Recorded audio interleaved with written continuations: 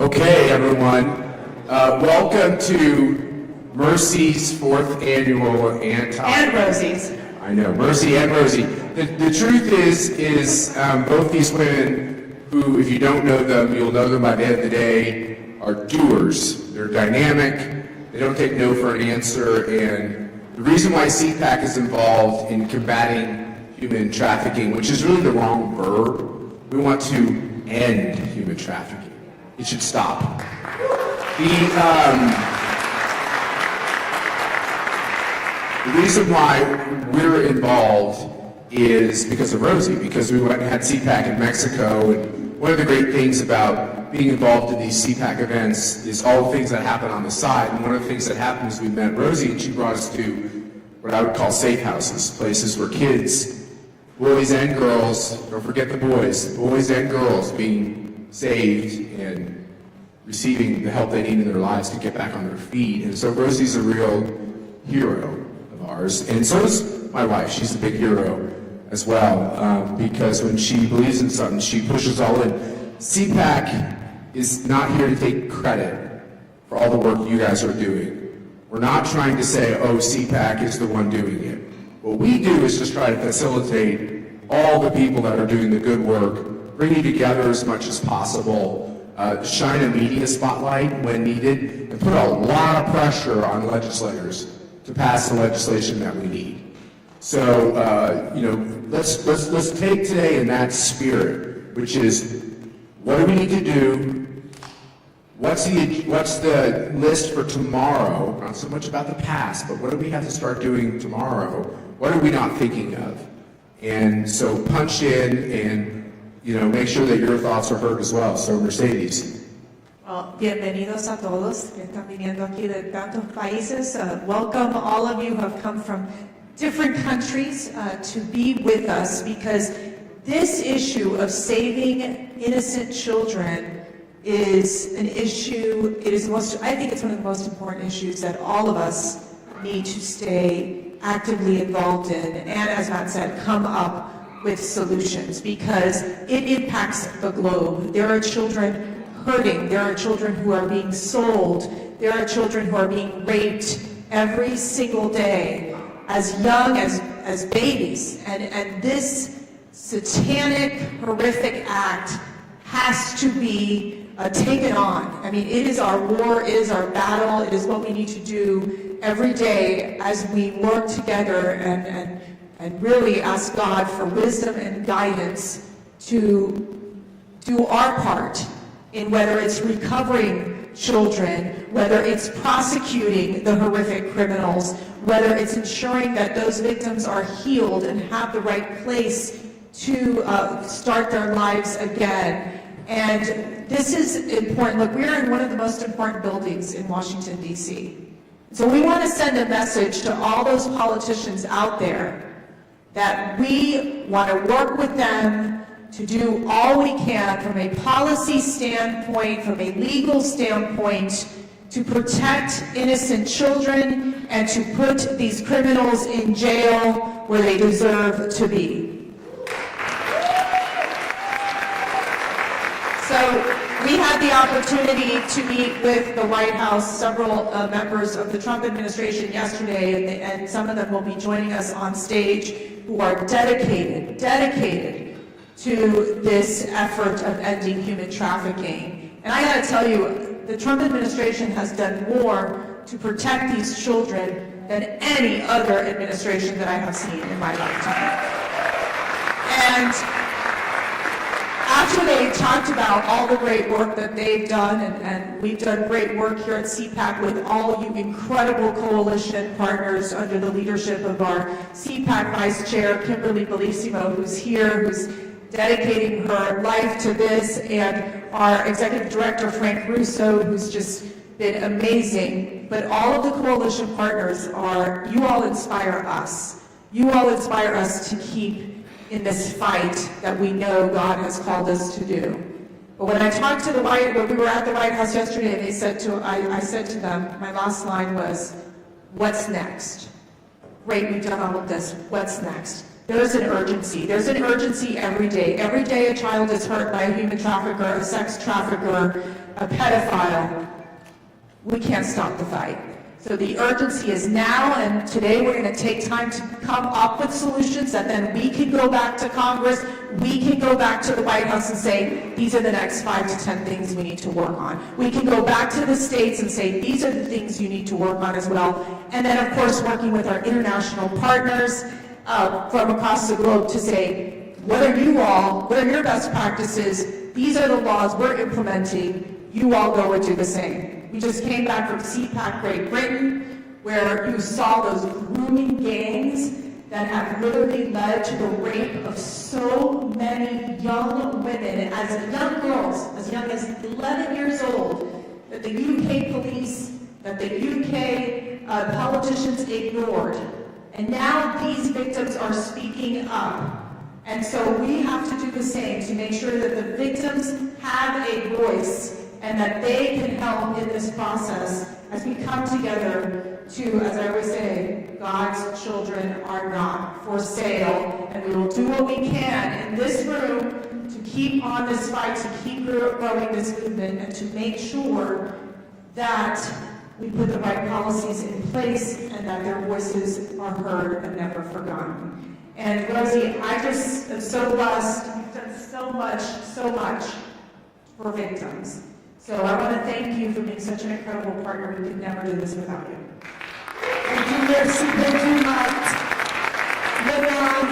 When a victim arrives to a shelter, she feels like her life is in pieces. She's broken.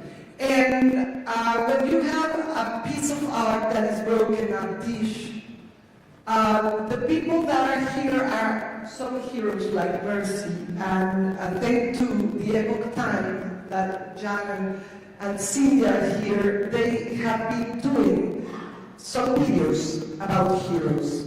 So we have called this International Summit Heroes Wanted, because you are heroes, and Mercy is going to have a video that you can watch on July 30. Because the people that is broken need people that are heroes. There are children waiting for us to be a hero. And our friends that are Jewish community, and Benny is here, is one of our heroes. Benny is starting a new organization that is called Tikkun the World. Because to prepare the world is needed. And when you have a dish that is broken and you use the technique that the Japanese has, they put gold instead of taking those pieces to the trash. The children that comes to a shelter has heroes here in this room that has been taking those pieces, and instead of saying you don't deserve anything, you are trash, like many people think about the girl that has been raped, she is a hero too when she allows the people to put the pieces together, to repair that life like Matt and Mercy believes in. And the goal is God. The goal is the strength that comes from God, and that dish can become a piece of art. This is a kintsugi technique from Japan that is beautiful, and Anna Tucker, that is here, is one of our heroes. First of all, let me tell you, these heroes like Julieta Fernandez that is here. Could you stand up? And also Senator Julieta, you have a place here. You arrived later, but you have a place in the front, of course. Senator Manuela Norte, Julieta are some of the heroes. Alma Torre is from Tijuana. She has an amazing shelter too. She's one of the heroes too. Nicole Fitzpatrick is another of our heroes. Where are you? They are going to have their videos July 30, and we are going to vote for them. We have to vote, of course, for Mercy, because we want her to become one of the heroes of heroes. Tomorrow also, Chris Smith is coming, is one of our heroes. That congressman has passed so many laws. And also, there is so many heroes. Could you stand if you make a video because you are one of the heroes? Sandy Vecinos from Guatemala, Sylvia, thank you. Of course, Cindy, Sean Perry is going to Mexico to train the girls in dancing, and that way it's a way to prepare them, because dancing, like Guadalupe Carrasco, Guadalupe, you have a place also in the front. She's a survivor. You have a place here, please. I'm sorry I didn't see you before. Guadalupe is one of the heroes that takes care of children, that takes care of also young ladies that already came out. So thank you, Mercy, to be a hero. Please go for Mercy. July 10 will start in Galerino Charity. Heroes Wanted. And become a hero. And there are children waiting for you. Are there heroes here? I didn't pay Rosie to say that. I know you don't need to vote for me. What do you get if you Yes, for win? the children. Rosie, Not so what do you get if you win this contest? Okay, there is a very important thing that you are going to win. First, one whole interview with Epoch Times, but the most amazing is that Universidad Santander, that we are starting a curriculum together with them. This is something we are going to do this year, that we are going to have a curriculum in September. Mercy is going to be one of the teachers. I don't remember this at all, but is that true? You're starting a university, we might want to have a meeting or something. Yes. Okay, well, we'll get going now, because but I will say, Rosie, you're our inspiration, as so many of you all are in this room. We couldn't do this without you. We're very humbled by this. I will say, we talk about Jan, but Jan just wrote a book about organ harvesting, talking about, again, people who are their bodies being murdered, killed to get these organs. I mean, we have to make sure that we understand the importance of human dignity and protecting human lives. And, that's what God calls us to do. And so we want to bring up Pastor Alex, your friend. Alex Trevino, I met him because he introduced us to several traffickers in jail. He preached to them. Some of them converted to Jesus. And some of the traffickers in Mexico now preaches the gospel thanks to Alex Trevino. Well, thanks to God. Good morning, everybody. My name is Pastor Alex Trevino from Texas, and I want to lead you all in prayer. Heavenly Father, we want to give you thanks for this gorgeous day that you give us the opportunity to worship you, to get to know these testimonies, that you set us free from tragedy to triumph, from curse to a blessing. I know you have a purpose for everybody and everyone that is in this place. I ask you in a very special place, to bless every life, to restore, to heal, to set free. And Jesus, I want you to please establish your reign, your kingdom in every life. Thank you, Heavenly Father. I ask you to bless every politician, every government official, give them guidance so we could fight this battle, and your kingdom will reign, and your kingdom will advance, and all the kingdom of the darkness will be defeated.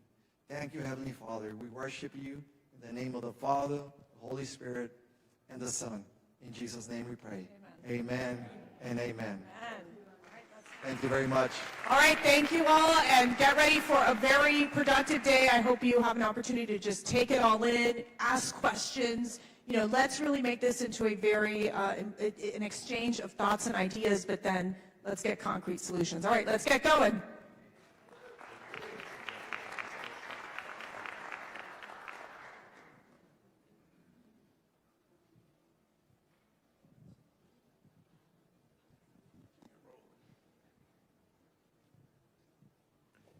Please join us in welcoming Senator Cindy Hyde-Smith of Mississippi.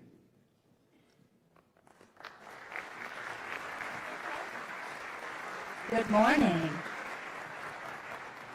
A good little walk coming here.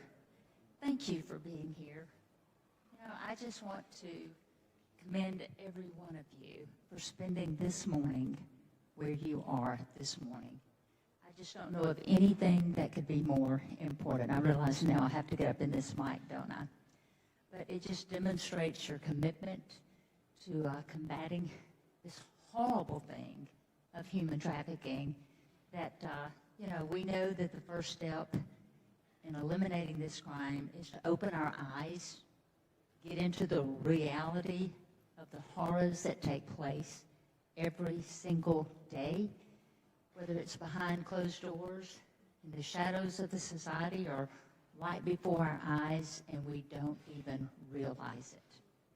So I certainly appreciate your participation today, and it shows that you care deeply about this issue, and I truly thank you for that. You will hear from a wide range of people dedicated to the cause and meet several people working every day to fight human trafficking. I could not be prouder of my state of Mississippi for the things that they've done, the commitment that the Attorney General Lynn Fitch has put into this, and the difference it's made in our state. Because in the South, we just think everybody's good, everybody loves everybody, and, bad things don't happen, when in reality, bad things do happen. But she has gone beyond of making the awareness there for all law enforcement in Mississippi, and I just cannot thank her enough for that, because every one of us has a task, a role to play in combating this, and as the United States Senator, my role is to develop and advance legislation that helps address this international criminal enterprise. And that is exactly what it is. It is international. It is not limited to any one location. But there are important bills up for consideration. But today I want to highlight the Trafficking Survivors Relief Act, which I was proud to lead alongside Senator Gillibrand from New York. And this legislation was years in the making, and thanks to the tireless advocacy of survivors, organizations across the country, brave people that came forward to help us develop this bill. It's so important, it really is. But I'm committing to ensuring that the survivors who need this law are able to benefit from it. I want to give you the details of the bill that we are working on, and I was honored to see Congress pass it last year and have it signed into law by President Trump this January. The Trafficking Survivors Relief Act, it creates the first ever federal pathway for criminalized survivors of human trafficking to clear their federal criminal records. They are so often, survivors are prosecuted for actions that stem directly from their trafficking experiences, their handlers, including having a criminal record or even arrest record without a conviction. And these situations can make it very hard for them to get a job, to secure housing, to even advance their education, or even to volunteer in their own communities because of the circumstances that they endured. But this law establishes an affirmation defense for survivors facing charges that arose directly from their trafficking victimization. And it provides meaningful relief for survivors who have already been convicted by allowing eligible individuals to seek to vacate, expunge, or mitigate a sentence. And these obviously are crimes that they were coerced into committing, they were forced into committing against their will, that they did not want to do, but because their handlers made them do it, they're the ones that suffer the consequences of the conviction. And it also provides meaningful relief for survivors who have been convicted by allowing eligible individuals that are seeking these expungements. But to receive that relief, an individual must demonstrate that the offense was committed as a direct result from being trafficked and establish that they were a victim of human trafficking at the time the offense occurred. But the law is carefully tailored. We were very careful in trying to put this together for only nonviolent offenses directly resulting from trafficking. That's the only crimes that are eligible for this and the offenses involving a child as a victim are explicitly excluded from expungement eligibility. But when you do work with a survivor, some of the bravest people, because they had to break through that. You know, we have some facilities in Mississippi where we take the victims, and these are really nice places that we have so many groups have put so much time and effort to provide. Of when we do capture that victim, to take them to a place that's clean, it's nice, it's accommodating for their needs, and they still try to escape to get back to their handlers. So you have to break through all of that, as you well know. But they should not continue to be punished for their mistreatment, and we have to ensure that they have the information, the legal resources, and the support that they need to access the relief now available to them. I was so proud to be part of this. You know, I'm like you, have talked to many victims and their stories and their experiences, and it was just so on my heart to make sure we could provide a second chance for them. But now that this landmark legislation is law, I'm turning my attention to other critical priorities that include reauthorization and modernization of the National Human Trafficking Hotline and advancing the remaining provisions of the Trafficking Victims Protection Reauthorization Act. So it's an honor to play a small role in this, but my efforts are just so minimal compared to your efforts. I could not draft this legislation. I could not put the time, the information, and the actual facts into this legislation if it were not for you. You know, we all know how horrible these incidences are, and it's not easy to get up every day and say, we're going to deal with this today. But thank you for being that person willing to get up every day saying, we are going to deal with this today. We are going to do what we can do. We're going to make it better for those that are captured or coming through as survivors. We want to make the best for them because their road has been hard enough. And I want to make a better life for them through legislation, the federal legislation that I can be a part of, but to make everyone aware and conscious of what is going on under their nose in our really nice societies is so important. You know, we go day to day, we can go throughout our routines and not have to think about this. But God has put it on your heart to think about this and to actually put feet to your prayers to do something about it. So I am honored to stand before you today to be a part of that. And I want you to know that I will continue to work to do what I can as a U.S. Senator to address this horrible issue that we will work tirelessly and never give up on. Thank you.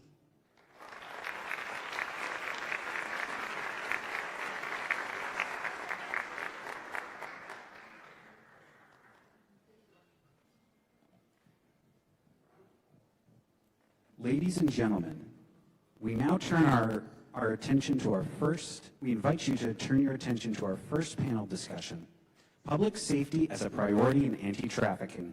Moderating the conversation is Frank Russo, Cpac Senior Advisor. Please welcome our distinguished panelists.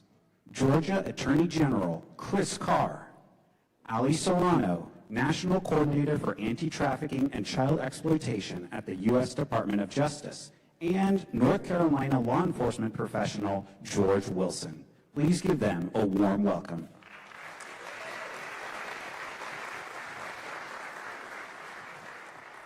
Good morning, everyone.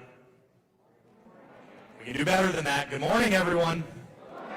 I want to make sure everyone's awake because this is a significant battle we're in today to end modern-day slavery. We are going to be happy warriors, and you're going to hear from three of the biggest warriors in this fight. But I want to make sure we're all alive and awake to do so. So first, thank you for being here. Thank you for the commitment of your time to be a part of what Cpac and our partners at Plato are doing. It's an honor to work with each and every one of you, and it's an honor that you're here with us today. I'm really excited for you to hear from this distinguished panel. And I'm going to start first with my good friend, and maybe a little bit biased because I live in the great state of Georgia, Attorney General Chris Carr.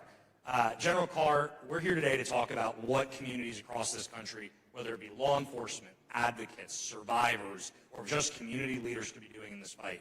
But I want to take this back first. The state of Georgia has one of the most unique anti-human trafficking prosecution units. I suspect it wasn't easy to put it together. Can you talk a little bit about your experience in this space and how that human trafficking prosecution unit came together? Yeah, Frank, thank you. Thank you all for coming today, and thanks to Matt and Cpac for doing this. This is critically important. Obviously, this issue is one that is in the water table, fortunately, but it wasn't always that way. And for those of you that have been in the fight for over a decade, you know it.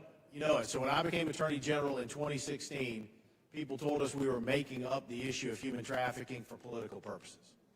And so we got a guy named Brian Kemp that got elected governor in 2018 who made the issue an issue. The First Lady did as well. The legislature got behind us because what we saw is we needed to have a statewide approach to human trafficking. We needed to help our DAs. We needed to partner with our federal partners.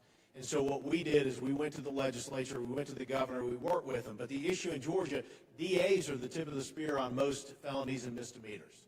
They don't really like it when you take authority away from them. So we said, fine, no problem.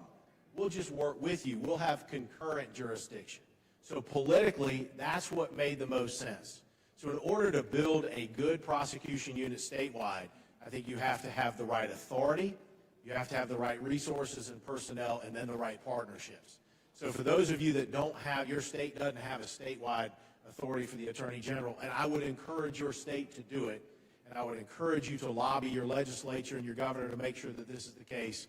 One, make sure, work with whoever it is, have concurrent jurisdiction. Two, the resources and the technology. It is a false promise to give an AG's office the authority, but not give them the resources and the personnel.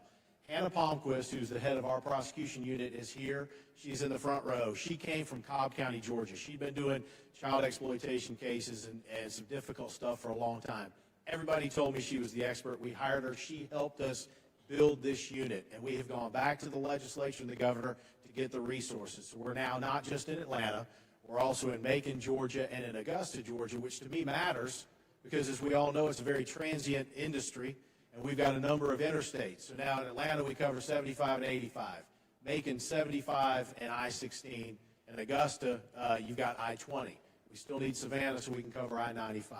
And then the final thing is you've got to be willing to partner because everybody has limited resources. And if you don't care who gets the resources and you recognize that adults are buying children for sex 5, 10, 15 times per day, that we are breaking a human being, why in the world would we not partner together? And you have to have great private sector partners. Dave McCleary is here. He's with Rotary. We know Rotary around the world works on this issue. But to have the restoration, education that we need to wrap around those services and then go after those that are buying and selling our kids, that's the way you need to do it. Thank you, Christian. I could not agree more. We know the cartels, the criminal traffickers, they partner. They don't see politics. They just see opportunity, and we've got to make sure that we beat them at their own game. And I think this administration, President Trump's administration, thank you. There's a much more worthy applause line, which is that President Trump has prioritized this issue. And I have to say that the career prosecutor, career expert in this space sitting across from me is proof of that. Because just a few weeks ago, with President Trump, Acting Attorney General Todd Blanche appointed Ali Serrano as the national coordinator to fight human trafficking across this country. Ali, it's an honor to have you here. Thank you. Thank you. But we also know this isn't a two-week job for you. You've been doing it your whole career. So can you tell folks a little bit about what this new role entails, but also how you came to it through your experience as a career prosecutor and a career advocate for survivors across the country? Sure. So the national coordinator is not a new position. It's statutorily enacted. The child exploitation coordinator was enacted, I believe, in 2010, and the human trafficking coordinator was enacted in 2016. And what Acting Attorney General Blanche decided to do is that those positions were within the DOJ, and he brought the position back to the Office of the Deputy Attorney General because I believe that he felt that it was so important because it's such an important issue that the coordinator needs to be in a leadership position so we have oversight and accessibility to all of the DOJ components, which includes FBI, the Bureau of Prisons, the U.S. Attorney's offices, et cetera. And so what I'm doing in this role is to try to identify all the different components within DOJ to see what they are doing in this space. For example, I met with the Office of Tribal Justice the other day just to see what's going on the Indian reservations, because trafficking and child abuse is a problem on the Indian reservations. I'm meeting with FBI on Friday. So my point is that I'm trying to identify the different components of what they're doing to bring the best of DOJ together so we can coordinate, because as I think we can all agree that it really takes a village. And so my village is going to be the Department of Justice, and hopefully be able to reach out to other government components to see how we can all work together. Thank you, Allie. And you've hit on something as well. Both of you actually have a theme, is that we also have to work with our frontline officers. There are those individuals, whether it be in hospitality, the healthcare industry, but also the law enforcement industry, that experience these survivors for the first time and also come in contact with those criminal traffickers on the front end. George, you've lived that. You continue to live that in North Carolina. I'd love to hear more about what state and local law enforcement need from our great federal and statewide partners to be successful, and maybe a little bit about what you've experienced in these challenges to actually make a difference in this space. Yeah, thanks for having me. We as local law enforcement, we're building the foundation that everyone else works off of. So we have to start working good cases, working with our local partners so they have a firm foundation then to go on. Because if we don't work good cases and our officers don't have good training and they don't know what to look for, a lot of it's not going to matter if I hand up a case that's not prosecutable or I hand up cases that are not solid. So we have to start training our local law enforcement officers to know what to look for and how to work these cases so that we start making quality cases that can then work their way up. And an example I would give you on that would be when I was a school resource officer, I had done some training with some of my staff at my school. And I remember some of the staff looking at me like, why are we sitting here going through this? And not even 2 months later, I had a teacher come to me and she said, hey, there's a student downstairs that's been in 11 schools in like a year and a half, 2 years. She's not native in her native tongue or in English. You were telling us that some of this might be a warning sign. So then what we started doing was, okay, let's pull those school records. Let's see why this student's been at 11 different schools in such a short amount of time. And to make a long story short, what we were able to do is we had figured out that her dad, every time law enforcement started asking questions, he would up and move. Well, the good part was we didn't care if he moved. We started calling our partners. No matter where he went, we were on his tail. And we were able to finally work a case and rescue that child with social services, our local nonprofits. We all teamed up together, and we were able to rescue. He had been selling her to clean houses and lingerie and was moving her all over the state and all over the country. And now that little girl got put into foster care. She's thriving, and she's a young adult today. And it's a success story that when you use law enforcement and your local tools, like your teachers, your nurses, your school counselors, and your nonprofits all together, that we truly make a difference in the lives of children every day. Thank you, George, and thank you for your years of service. I think everybody up here has dedicated a good part of their career to actually making a difference, and I promise you it does not pay what private practice pays, but it does make a difference. General Carr, I want to come back to you. You talked a little bit about what the foundations were. Can we talk more a little bit about what the success is? Because your unit has just been one of the national leaders and actually showing what successful prosecutions look like, but also what does that mean for the community? What does that mean for the DAs? Is it embolden them to continue this work, or does it create challenges? No, it has. I think, we started the unit in 2019. So as everybody remembers, that was the year before COVID. So we just started in July of 19. We put the unit together. Hannah's trying to hire folks. Then COVID hits, which kind of limited our ability to get to court. But what it forced us to do was to go create partnerships. And I want to say we've got 3 U.S. attorneys now in Georgia that actually want to prosecute criminals. Much different from the last 4 years, so I'm so very grateful. But also it got she had the ability to go out and partner with the feds, partner with other state agencies, our Georgia Bureau of Investigation, our chiefs of police, our sheriffs, whatever it may be. That also allowed us to earn trust. Because I do think, again, we're in politics, everybody's got their silo and everybody's afraid somebody's going to take something from somebody. But again, when we're talking about children, so over the course of the last, 6 or 7 years, we have rescued and assisted over 225 victims. And I will say it's 225 lives that will forever be changed. We have prosecuted nearly 100 people. We've got others that are under indictment. Unfortunately, it's an issue that keeps going on and on and on. But the more eyes that we have through training, through trust, through resources, the better outcomes we are going to have, which goes back to those foundational issues that I said. But, again, I think the next phase also would be AGs and being able to work collectively regionally as well, not just within our states. Obviously, the human traffickers don't care what the city or the county line are. Sometimes they don't care what the state line is. So I think that's the next phase we need to do, too. And can I steal one of my favorite lines from your unit? Maybe I'll ask the question, what is your success rate on prosecutions? Nearly 100%. So that's a round of applause for Hannah and the team.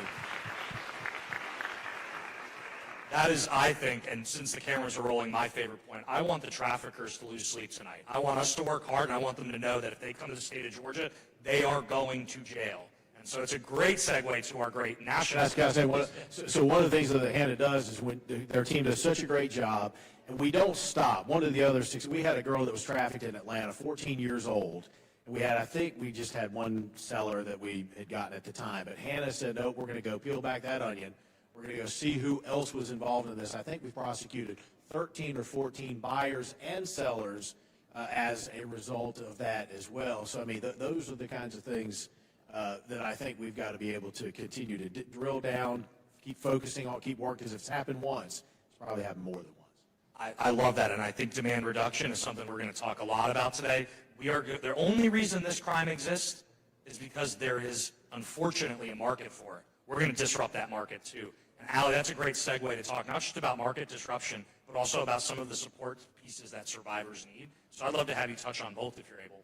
Well, I could talk all day on that. So human trafficking is like any other business. There's a supply and a demand. And so you can go after the suppliers all day long, the traffickers, and we should be doing that. But we also have this other side, it's the sex buyers, to go after them as well, because that is part of the market disruption. And so I'm a firm believer in that. Under the first Trump administration, I helped write the demand reduction policy that DOJ put forward. As a national coordinator now, I'm going to continue pushing that prosecutors and investigators not only need to go after the traffickers, but also the buyers. As far as victim services and support, this is not a situation where a case is prosecuted and then the victim lives happily ever after. As we all know, a lot of these victims are, I hate to use this word, but broken. And that is when we identify them, and I don't necessarily like the word rescue, but when we recover them in the investigation, they need services far after the case is over. And so that's where our partnership with our NGOs and other organizations help. To that end, it is incumbent on DOJ and local prosecutors to seek restitution. Under federal law, restitution is mandatory in human trafficking cases, and we need to be very vigilant and aggressive in identifying any available restitution assets that the trafficker may have. Personally, I have criminally forfeited hotels, cars. I even took a dude's teeth, his grill. Yes, because it was worth about $5,000. So yes, I criminally forfeited the teeth because then we could sell that and give that towards restitution for the victims. And so one of the calls to action, I don't know if this is where you're going, but I hope, is that we need lawyers and other individuals to help trafficking survivors be represented in the criminal justice system. Oftentimes, I have victims come to me and say, Allie, you're my lawyer. It's like, no, I'm not your lawyer. I represent the United States of America, and I can't refer them directly to an attorney who can help because I have ethical boundaries that I cannot do that. The best I can do is refer them to the state bar. Now, most trafficking victims don't have driver's licenses. They can't fill out job applications. So for me to tell them that they can go to the state bar, I might as well tell them to go read something in Latin. They're not gonna do it. So it's putting the people, the lawyers that are out there to do this pro bono work, because there are a bunch of them out there that want to do it, and connecting them with the survivors, with the victims, so that they can put together a restitution request that I can submit to the judge. Now, whether it gets paid or not is another story, because some of these traffickers may or may not have funds, but that is something that I hope to help work on and get these state bar websites to do something pretty easy and put a list of providers out there, and also educate our NGOs to make sure that if they do have somebody in their care, they have a Rolodex. I know I'm dating myself with Rolodex, but a contact list full of lawyers who are willing to help. Thank you, Ali. All right, George, you're going to wrap us up. Give this audience one thing. I love, it's my favorite question because it's open-ended, so it's really hard. Give the audience one thing that they should be doing in their community to focus and support law enforcement's efforts. How can we be better partners to the law enforcement community? I think one of the most important things is officers can't work cases they don't understand, okay? So we need to train our officers. We need organizations who specialize in this to go in and help our officers learn what they're looking at. I'll never forget the first time I worked a case with digital currency. I had no clue what I was looking at, but I knew I cared about working my cases, and I wanted to make a great case for the prosecutors that could help this victim. So it forced me to go learn what digital currency was. I'll never forget the first time I worked a case using Facebook. It was a group of detectives looking over a computer screen going, why would someone want to put their picture in a square and some information about themselves? But, and that's dating me too, but, we have to change with the times. And part of that is we need the people who specialize in this to come in, because officers have so much on their plates. They're answering calls. They're doing mental health checks. They're doing business checks. There's so much that we ask our officers to do that they can't be good at everything. But what we do need is the people who specialize in it to come to us and say, hey, this is what we do every day. Let us help you understand what you're looking at. And once we start understanding what we're looking at, then we make better cases that give them a better opportunity to move forward. And again, it just all goes back to let's form solid cases. And that starts with education, not only of the community, but with our local law enforcement officers also. Well, thank you all for being here. Thank you for what you do on a daily basis. Thank all of you for being here. Your presence today sends a message to the trafficking community that we are done putting up with it. Thank you for being here. Thank you for being in this fight. We look forward to an exciting afternoon.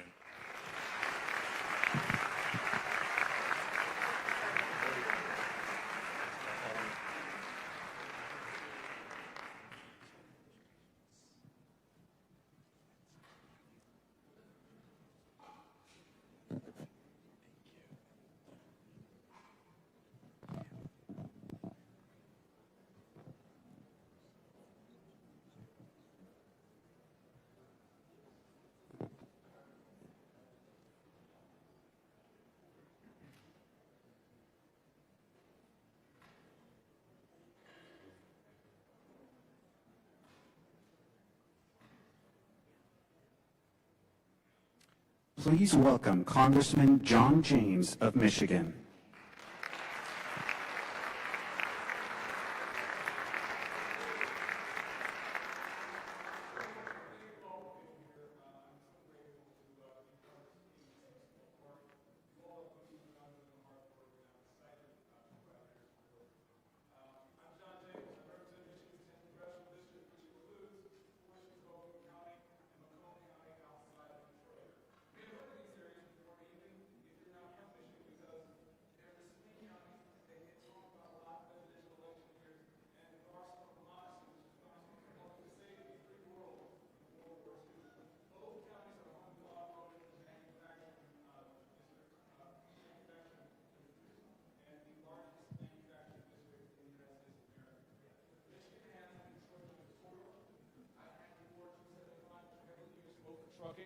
And we also have a lot of agricultural jobs in our state.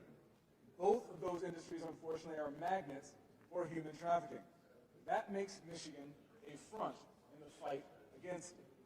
And there's no greater fight to fight for than to protect human lives. Just by coincidence, the U.S. House of Representatives is supposed to vote on the 2027 National Defense Authorization today.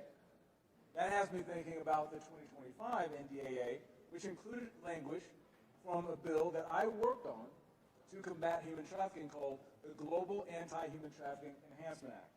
The 2025 NDAA expanded the authority of the State Department's diplomatic security services to investigate and disrupt transnational human trafficking. It specifically gave the State Department the ability to target offenses involving foreign nationals and operations occurring partly outside the U.S. It's a small but needed victory.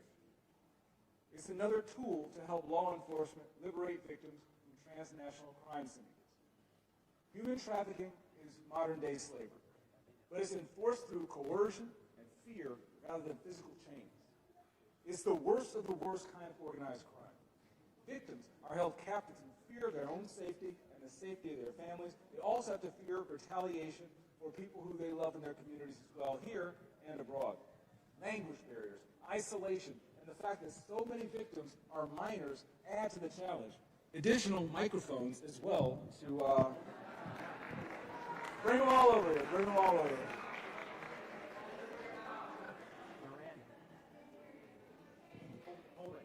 You can't hear. It's better?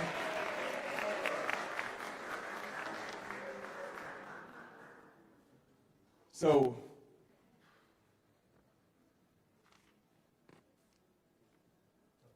let's start from the top, shall we? Good morning.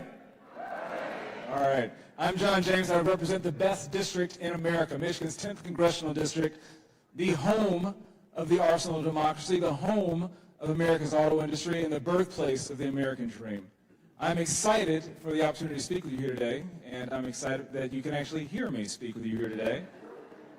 And even if you haven't heard of the district, and I'm sure that you've benefited from the defense materials that we've been able to supply, to the automobiles that we've been able to help supply, but also we have a great hope and we have a great vision for the future, and we've always led from the front. But of course, with Michigan having the Detroit-Windsor corridor, I-94 and 275, which are heavily used for trucking, we also have a lot of agricultural jobs in our state for both industries. Unfortunately, these are magnets for human trafficking. That makes Michigan a front in the fight against it. And there's no greater fight to protect human lives than pushing back on human trafficking. Just by coincidence, the U.S. House of Representatives is supposed to vote on 2027 National Defense Authorization, NDAA, today. That has me thinking about 2025 NDAA, which included my bill language in the Global Anti-Human Trafficking Enhancement Act.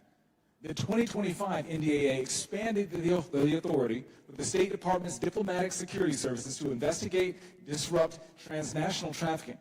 It specifically gave the State Department the ability to target offenses involving foreign nationals and operations occurring partly outside the United States. I was inspired to work on this bill not just by what we see happening abroad. You see TikTok videos and videos on the internet. I saw one of young children in blue burlap sacks that were being bought and sold on the border of Zambia. And understanding that my heart breaks, Jesus' heart breaks, because his children are not for sale. And we have an obligation to do everything that we can. My heart breaks for American children who are stuck at home, and my wife working in areas that prevent human trafficking and the sex slave trade back in the state of Michigan. These are the things that I committed myself to working on when I got to Washington, D.C., and I'm excited that we were able to get that victory in the 2025 NDAA. It's just another tool to help law enforcement liberate victims from transnational crime syndicates.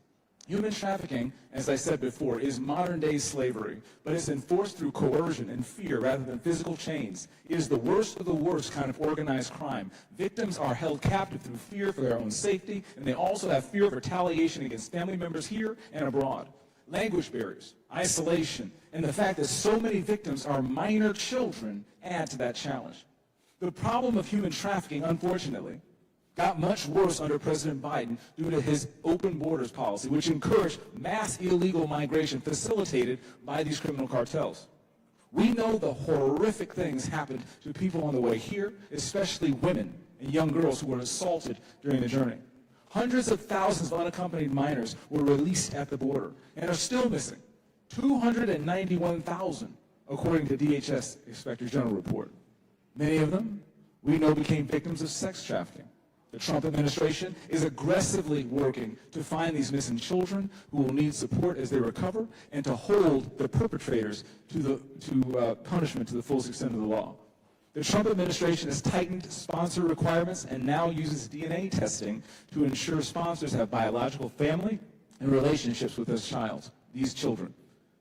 These are tools to prevent children from falling victim in the first place. I want to close with a story from my time in Iraq. On one particular occasion, we were flying a mission, and I received a call over the net to switch over to a ground commander.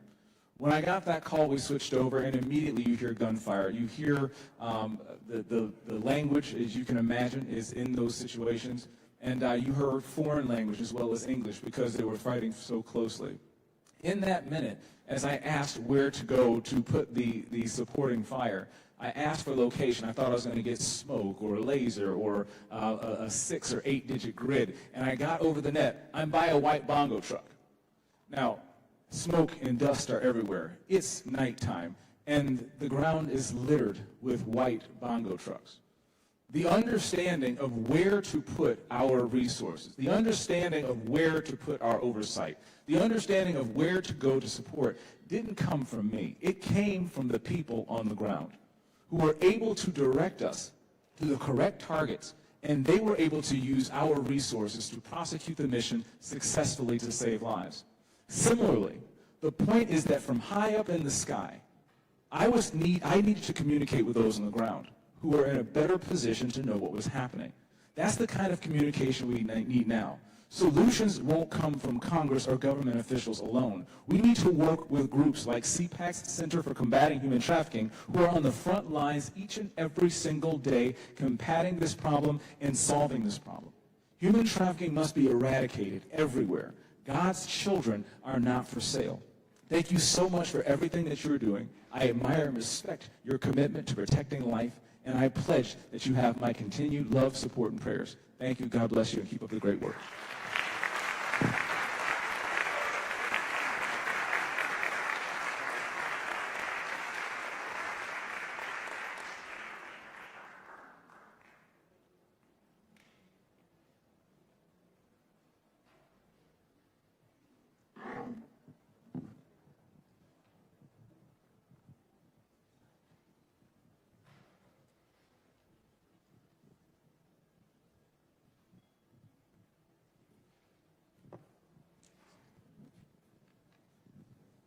Please welcome Congressman Burgess Owens of Utah.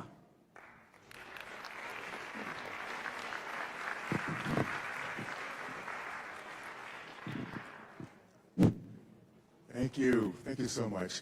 I have some prepared notes, but I just want to start off by giving you a heartfelt thank you. I think the greatest thing that our country has that no other country can understand is something called empathy. There's no country that has empathy like we do.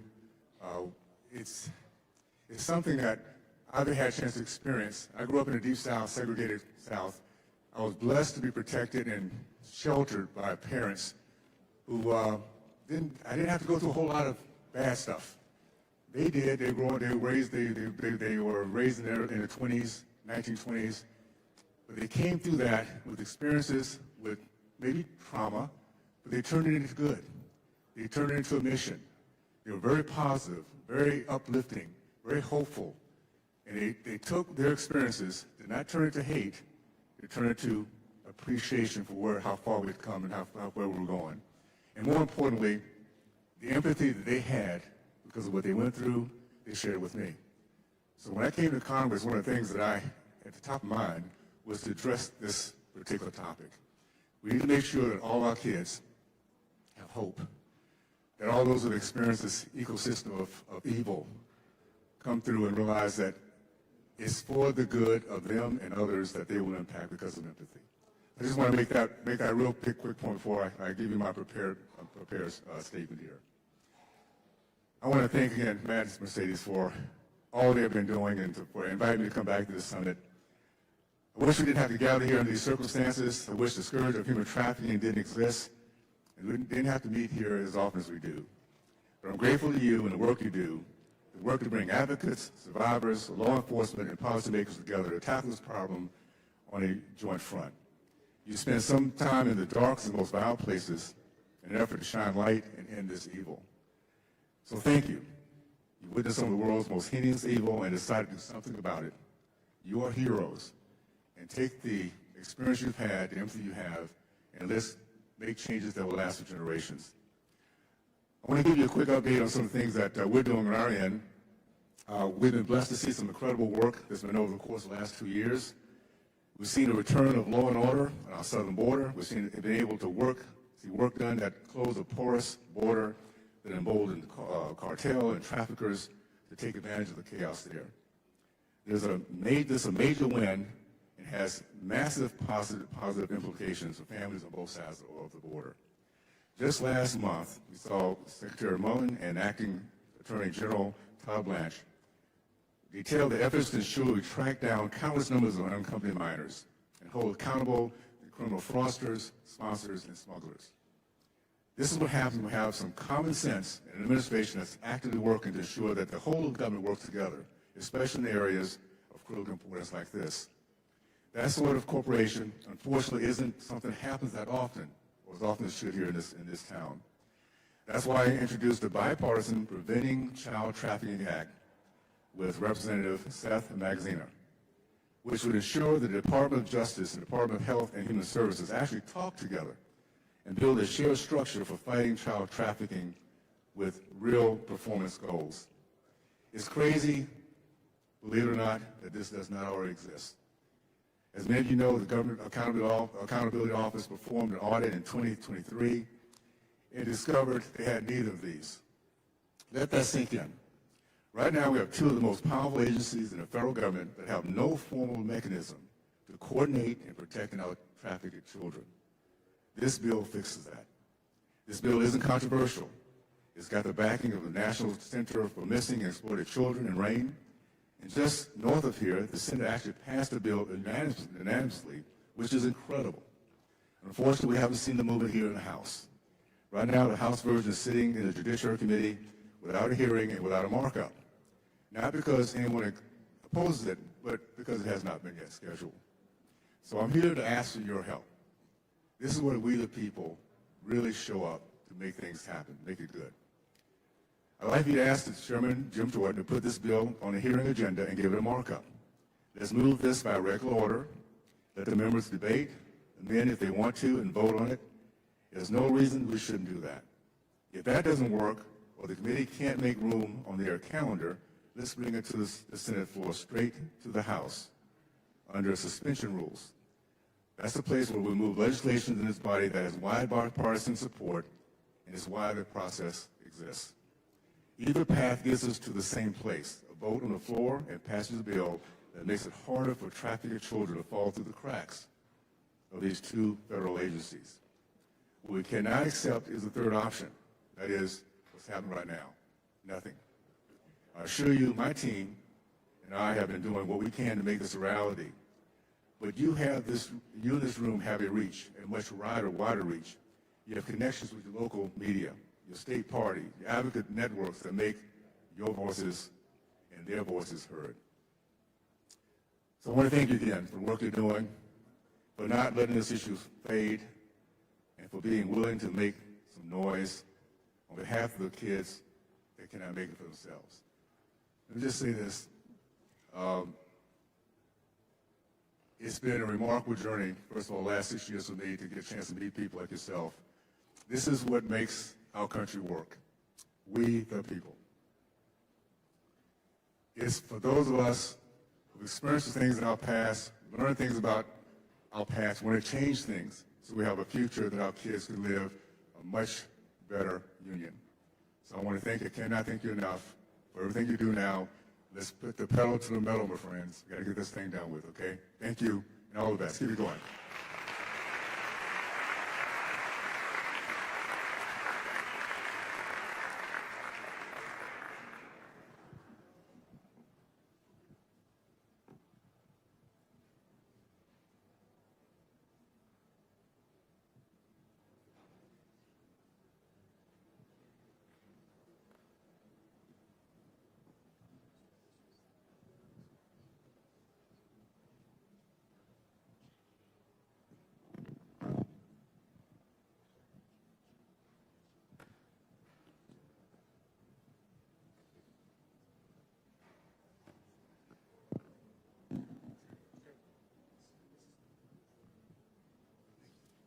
Our next panel is Law Enforcement and HHS Partner on Protecting Children.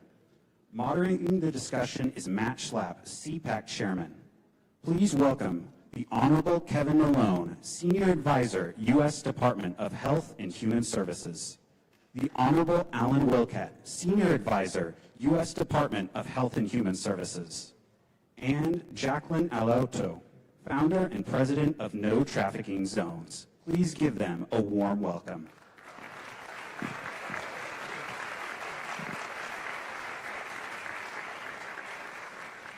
Okay, we were at the White House yesterday meeting with administration officials, of which you two are part of them.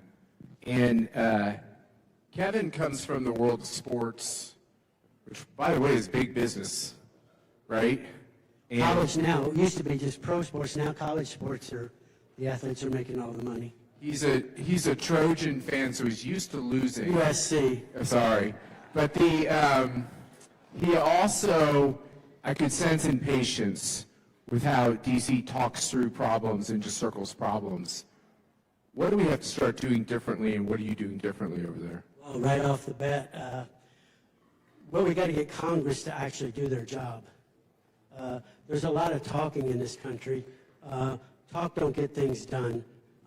Our kids are facing a national crisis, not only with human trafficking, but now there's a nexus with tech-facilitated abuses, online safety. Our kids aren't safe.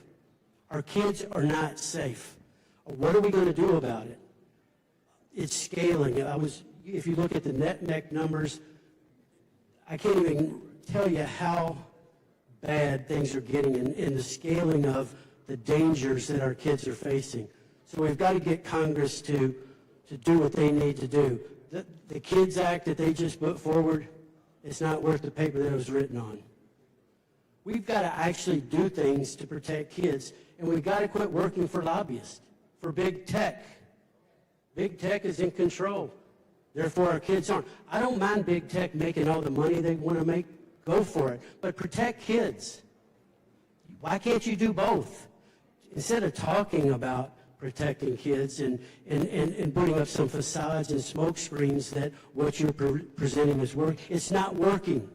The sextortion out there, young men, a lot of young athletes in high school, young male athletes, are committing suicide because they're being sextorted all over the country.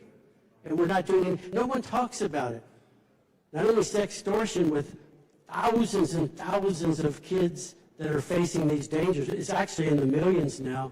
Our kids are being targeted through online gaming devices, different platforms. Guys, we've got to rise up and do something about it. Politics aren't more important than kids.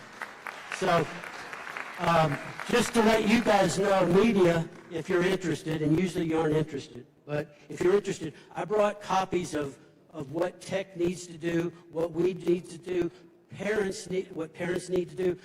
I've got a friend down in Texas.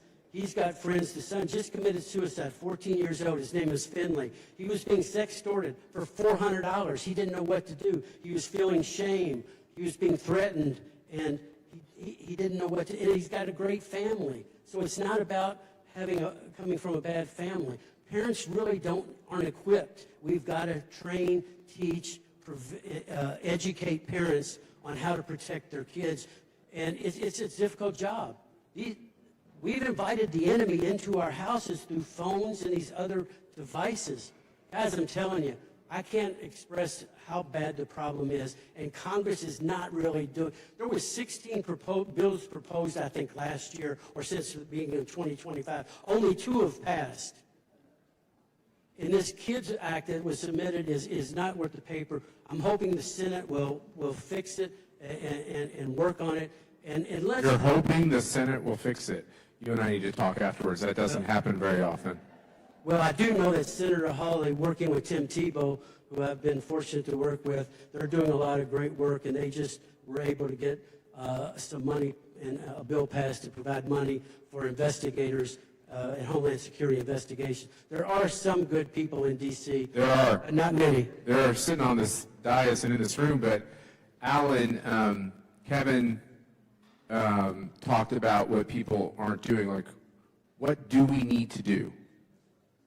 So a couple of things. First of all, it's great to be here, so thank you for the invitation to be here. And I do want to recognize our interns that are here today. Thank you for being here.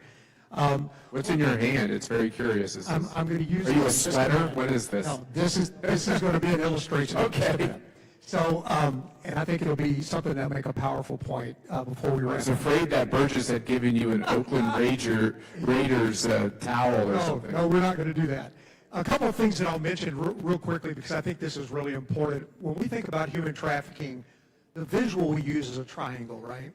The triangle talks about the three actors that it takes to make up human trafficking. On one side, you have the survivor, the victim. On the other side, you have the trafficker. And on the bottom of that pyramid, you have the buyer. And one of the things that we sometimes fail to do is to talk about strategies that will attack all three sides of that triangle. What we have to recognize, and Kevin was just talking about that, is that the trafficker is becoming less human and is becoming more digital. We're seeing a lot of buying now that are bypassing the human pimp, and they're using online platforms. Can I want to interrupt you for a second there. Don't give them that out. If it's a digital pimp, somebody owns and operates the digital platform. Yes, and what we're seeing is that gets elevated up to NCOs and TCOs, your transnational criminal organizations, your national criminal organizations are controlling that digital pimp. And so we have to look at strategies, technologies, legislation that attacks that digital trafficker and those who are controlling the digital trafficker. And then we have to look at the buyer. How are we going to start reducing demand?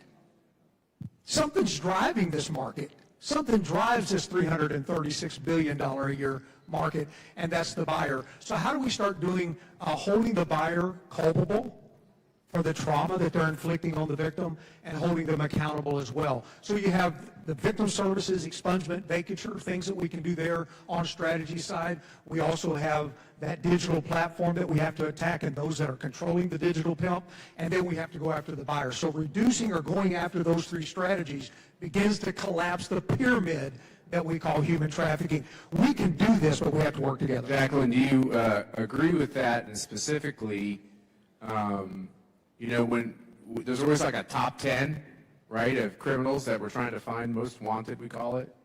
Why don't we have like a dirty dozen or something in the tech community that are allowing this stuff to happen and giving mowing answers to Congress when they're called up and such? I mean, do we need to step in and be much more aggressive here?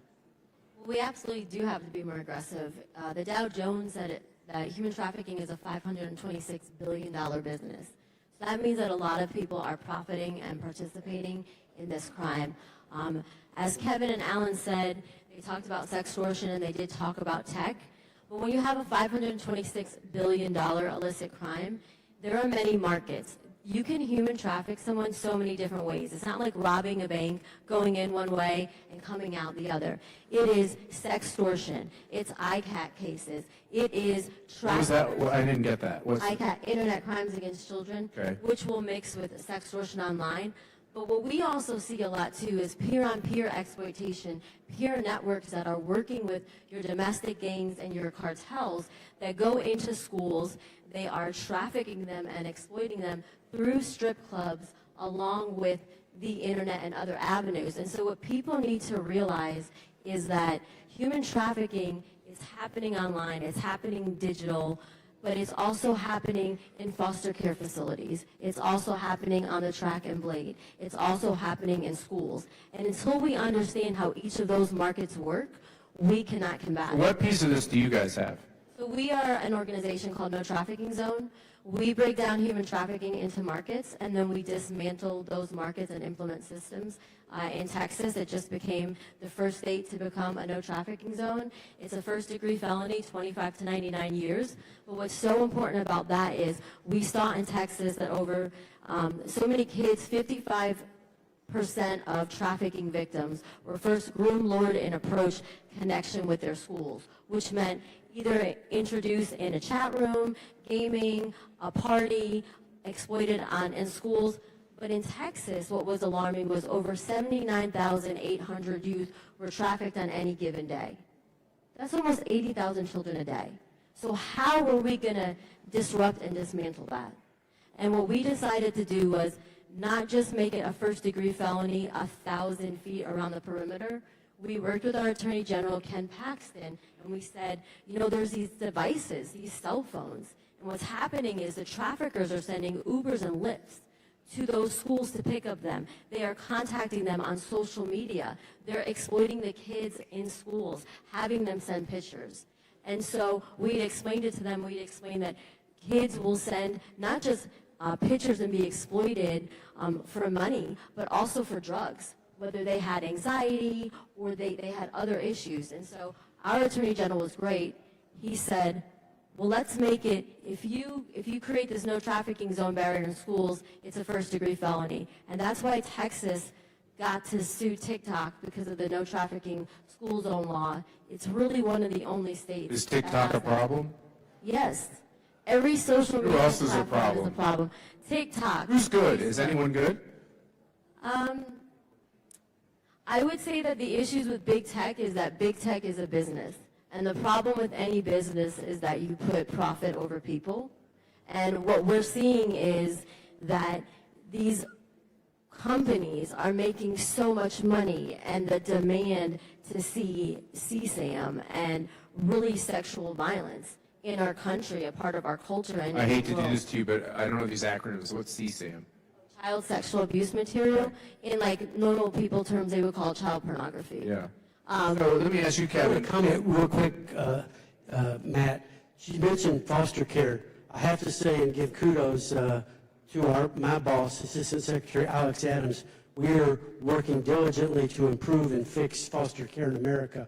He has an initiative called A Home for Every Child. Right now we have more kids waiting, more kids than homes that are available. So we're trying. He's working across the country trying to improve that. So foster care, we know, depending on what research and data you use, 50 to 60% of American kids that are being sex or labor trafficked have a touch point with foster care. So we fix foster care, we reduce the supply of young people that can be trafficked. So I thank my boss that's doing this. And also, Alan, we worked on a project in Mississippi called Project Hope. We went in and we looked and analyzed. We worked with the HHS OIG, went into Mississippi and found 14 kids that were missing from care, that were missing from foster care, that were either high at risk to be trafficked or were being trafficked. So there's work being done, especially in the foster care over at Administration for Children and Families. So, Kevin, we appreciate this shameless plug for your bosses, but we actually do know they're doing really good work. But I'm just looking for job security. I know you are. You got 2 years. Just take it easy. You got grown kids? I have 2 grown kids in there. Would you let them have a cell phone today? At what age? If you were starting over, what age would you let your kid have a cell phone? Well, that's going to be a big battle, but I would say 16. Would you let them have any apps on the phone, or would it be just like a flip phone?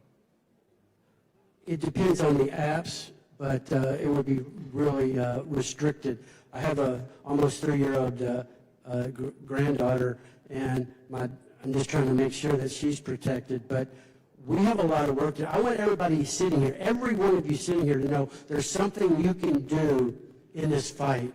Don't be afraid of get in the fight and make something happen and to protect our kids. I mean, you know, I really appreciate the opportunity to be here, Matt, but I can't really express properly the danger. Our kids are in a national crisis. I mean, it is out of control, people. We got our heads stuck in the sand.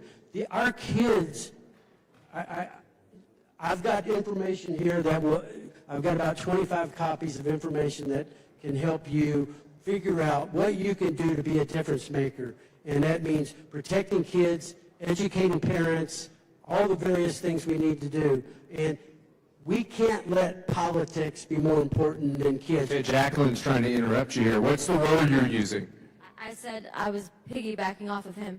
So human trafficking is a low-risk, high-reward crime, meaning traffickers make billions of dollars and then they get a slap on the wrist. They're not getting arrested for these things. It's hard to get convictions. So if you're going to make billions of dollars or $400,000 a year off of a kid, whether you're extorting them online or it is in schools and in person, and then you're going to get a slap on the wrist, you're going to continue to do that crime. But if you create no trafficking zones or all these other laws and implement systems where it is a high risk, you will dismantle the crime. Who fights you when you try to get this, the prosecutions or the laws changed to allow prosecutions? Who's the enemy? Everyone. I mean, really almost everyone. What do you mean? Because I'll give you an example. We created a model with Owen DCP and Sarah Carter, who's a drug czar, and thank She's God. not an enemy. She's a good guy. She's a great person. The reason why is there was human traffickers working in connection with these schools. It's a transnational network. For over 2 decades, they were trafficking girls all across America to strip clubs in Vegas. Some of these girls were ending up dead, missing, or when they were recovered, it was so hard to get them back to being healed. We could not get a human trafficking conviction, not federally and not statewide. So we went to the DEA in Haida, which is a high-intensity drug trafficking area. They are a task force under Congress. They typically do drug trafficking and money laundering cases. But if you do human trafficking, then you know that it all intersects. Drug trafficking, human trafficking, and financial crimes. When they buy and sell your children, they then make that dirty money clean. So we were desperate and we went to the DEA in Haida and said, we need drug convictions. If we can't get human trafficking convictions, we need drug convictions. They're working in 7 states. And so the DEA was shocked that we were bringing them young adults that they thought were drug traffickers that were human trafficking victims. They couldn't believe it. And then they couldn't believe that when we were working with them as justice advocates, because that's one of the things that no How many years ago was this? 4. Okay. But what I'd like to say is it takes 4 or 5 years to build cases. Yeah, I get it, but here's my question is that, you know, our nonprofits will work together. We'll say, name a state. I'm from Kansas. Let's just name Kansas. Oh, they have a gap in their laws. We have to get this changed. Who on God's earth fights us? Who would say, no, no, no, we have plenty of laws to combat human trafficking? Is it companies? Is it apathy? What's the answer, Kevin? Alan has the answer? So if you don't start naming some names, I'm going to kick you off this panel. Which okay. So I mean very politely, but you know. So I'm 30-year law enforcement. So you're the right guy. Okay, speak. So I retired out of the Tampa area in Florida after 30 years of law enforcement, decades fighting this fight on the street. I've carried the kids out in my arms. I've seen the trauma. I've seen the empty souls. And when you see that, something begins to ignite inside of you. And one of the things, and let me just mention Florida. So why? Because it's evil. It's evil. And it's repugnant. There's it's natural law. It is human nature to recoil when you see an innocent person being exploited. So I'm going to answer your question directly from Florida, my experience. In Florida, most people don't recognize this, but in Florida right now, if you go and pick up an alligator egg and you carry it across the road, it's a felony. If you pick up an eagle's feather that's been naturally shed and you carry it into your house, you can get charged with a federal crime and a $5,000 fine. But you can buy a human being today in Florida, and if you get caught, it's a misdemeanor.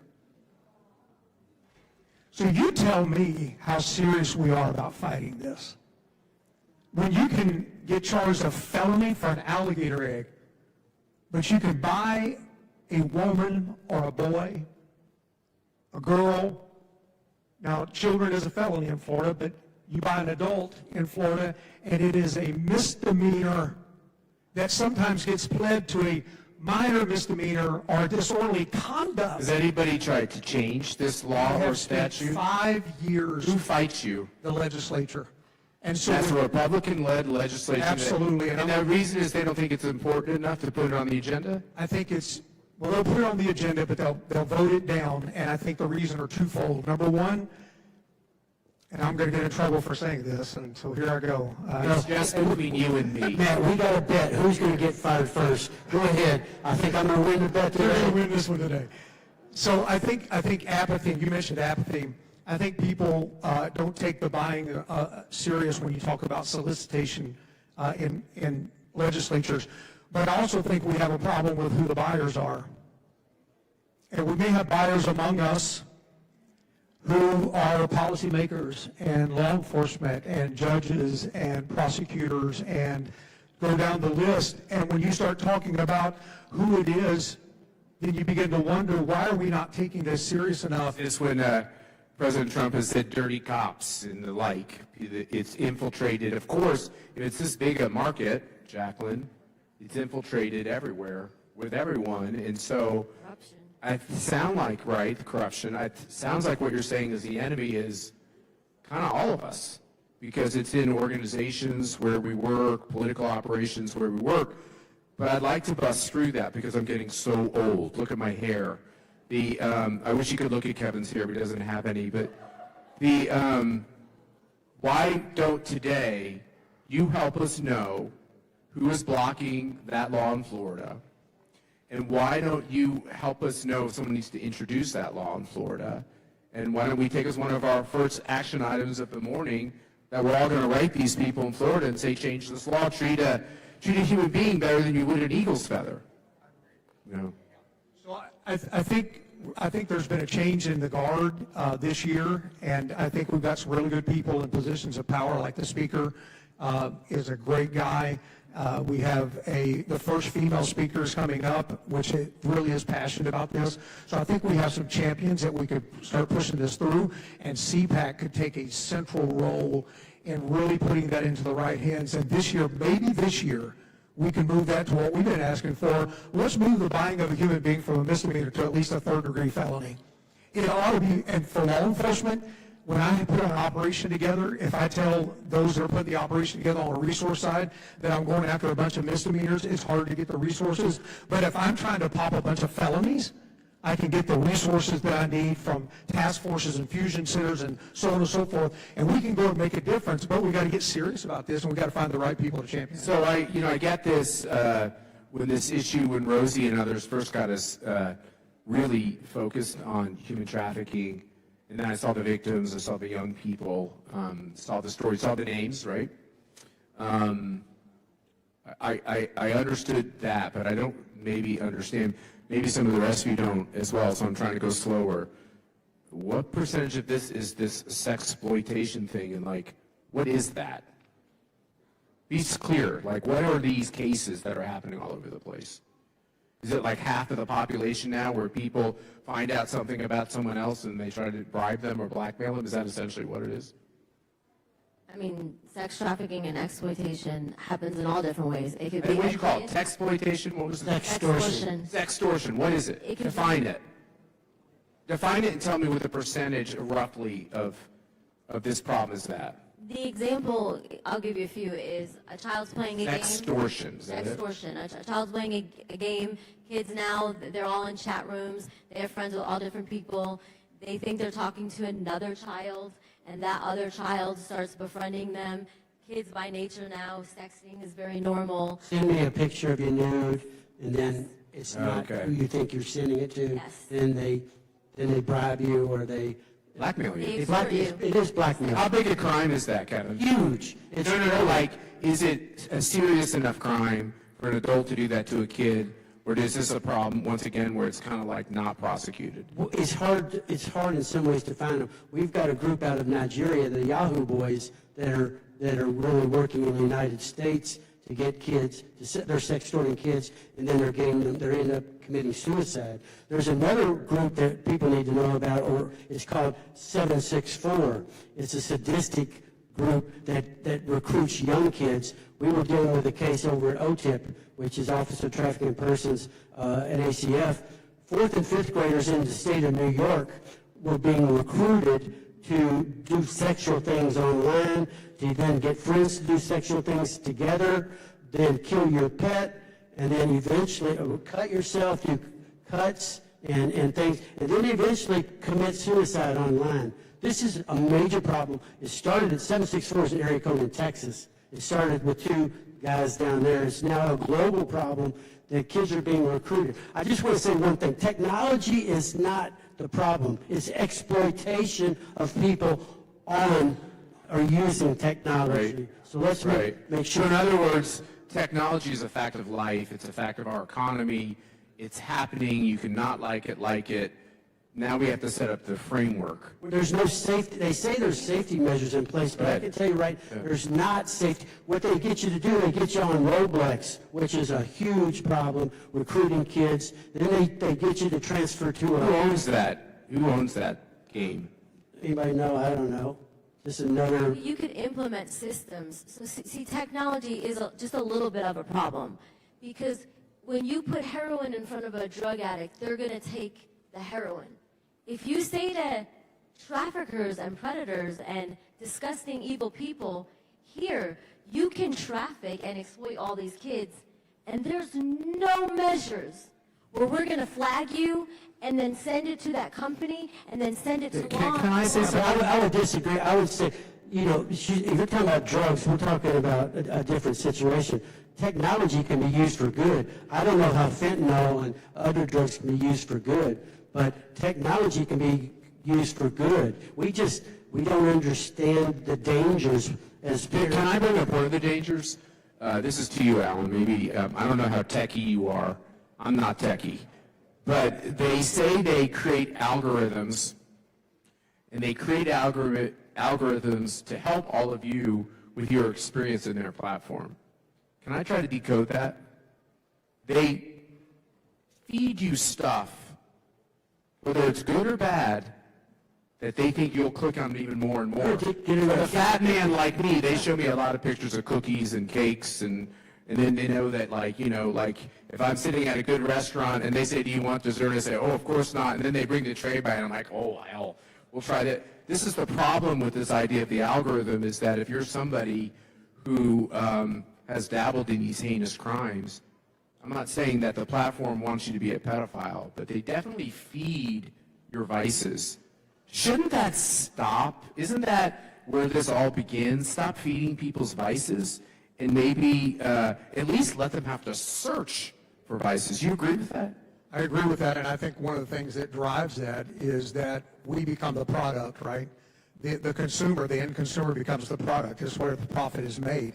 And so what's happened is the incentive is, on the technology side, is to get more people to view that. So they develop these algorithms to drive more traffic there to make more profit.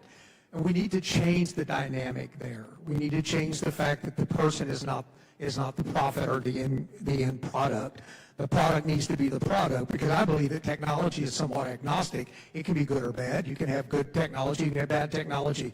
But when you increase or you implement the algorithm that feeds into bad behaviors, then all of a sudden you begin to click into a product, and that product becomes the individual, and when that individual already has a propensity. So I have 5 kids, and I won't say which kid, but they were on that game you were talking about.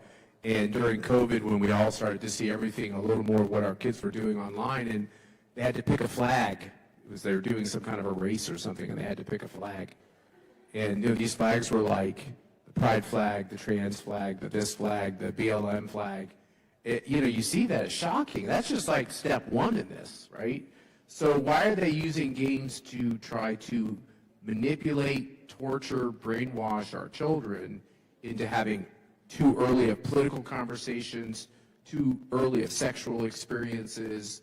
We all believe in freedom, but there's guidelines to every freedom. Well, how come we don't have them?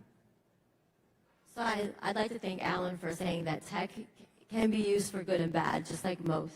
That's very important. When we're talking about the bad parts, when you have technology or a nation and people have ill intentions, blurring the boundaries and lines is what's happening. When you let children think that they can be anything or be anyone in a very negative way, and you're not teaching kids boundaries, like what's safe and what's not safe, it's a lot easier to exploit them. The more you confuse children, the more you blur lines, and the more there are no boundaries, is the more you're going to exploit people. So I'm going to say something which you probably don't agree with, but I was brought up, Kimberly will understand this, we're contemporaries in life. I was brought up, I'm not commenting on you, Terry, but I'm pretty sure Kimberly and I are contemporaries, but I was brought up at a time when we were so, don't proselytize in public places. Christianity, yes, it's important to our history, but like we got to get it out of anything that's government. And so what happened in the schools, and I went to public schools till 6th grade, they took the Our Father and all these things out. They eventually took out the pledge. It kind of took out everything. And then what we didn't realize, we're so naive, we're like, oh, so in America, you know, we just want to like not have an established church, so we'll back off on these things. They just came roaring in with all these other kind of false, pagan, satanic, whatever you want to call it, ideas. You cannot teach lines and boundaries without the idea that there's right and wrong, there's good and bad. It's impossible if you have a society where you've said truth is relative and you can have it in your church, but you can't bring it outside your church, we're doomed. Well, Do you disagree? No, I didn't mean to put you on the spot. No, but I do agree. I think the other issue is that what people need to understand is when you come to this country, you have to follow our laws. And if your religion is satanic or having sex with children or child marriages, you need to know when you come to America, it's against the law and you're going to go to jail. Can we pass a law that says it is not a proper categorization of diversity to say you're a minor attracted person, or if you are, you're honest, and you're honest in saying you are, because there are people who are, that doesn't qualify you in some kind of, for anything positive, If right? you're a minor attracted person, you're a pedophile. That's not a sexual orientation that should be legal. You have a sickness, you're mentally sick, and you should be nowhere near children, and we should never normalize that behavior. We shouldn't even, the reason why MAP, minor attracted people, was invented was so pedophiles and trafficking networks and transnational networks and cartels could normalize the exploitation of children. But this is not just kids, right? This is good word. Thank you for. But this is not just kids, right? That we're talking about human trafficking in all kinds of ways. You mentioned a good actor, a white hat, and a villain, a black hat, in your previous comments. I can't remember what they were. One was a group of guys that are trying to. So I'm going to re-ask you the question. You're looking at me like I'm nuts. Name a good guy, a good actor in this area that we're unaware of. Could be a corporation, could be a politician, could be a nonprofit, and name a bad guy. Just one and one. Unfortunately, I need to think for a minute about that, because all I can think about is France passed a law that kids can't have access to social media till they're 12. Come on now, if France can do it, the United States can't do it? Are you saying France is a good guy? You guys saw this. France passed a law that children, until they're at the age, I believe it's 12, can't have social media. Now, if France, come on, France is going to protect kids, we mean the United States, the leader in every area in the world, can't protect kids? I don't know. So, what do you? I mean, I don't know what to say, but we're falling. I think we've fallen captive to the dollar. We've got too many people making money, as was said, making money off of kids being exploited. So we have France is a good guy. Well, I didn't go that far. Alan, I'm not saying. Can you name a good guy? It's provocative. Alan, can you name a good guy? I'm not trying. I don't care. Good guy or a bad guy? Well, I think that there are a lot of tech companies out there that are trying to do good work. I think there are some. Can you name one that's done something good? I'll name one that it's not an endorsement of them, but I think it's a really good. They do good work, and that's Bark. Bark does good work. What's Bark? Bark is an app that parents can put on their kids' phones that help with some surveillance to make sure that they understand what apps, text messages, pictures, and things are coming in on their phone. So Bark, a father like me could have it on my phone. It would monitor Absolutely. my kids' devices in case someone's bringing them to a bad place. And know exactly what they're downloading, what they're texting, who they're calling. You know who owns Bark? I don't know who owns them. I have no idea, but they do some really good work. And so that's a good, and it's one of others as well. Add it to your list, Kevin, of things parents should be doing. It's a small, short list. Oh, what parents could be doing? Yes. Yeah. Name a bad guy. Oh, Lord. You already said Florida. I'm sorry. Who else? I would look at some of the gaming apps and gaming systems. Is there one in particular? I think they exploit all of them. I think that they look. We're also scared of corporate lawyers, I think, and I don't blame anyone. Well, I think if you name one, it probably lets the other ones. I think when you look at games that are geared toward children, there should be enhanced. I think devices. Don't you think anything geared at children? There's plenty of great people who do wonderful work with children.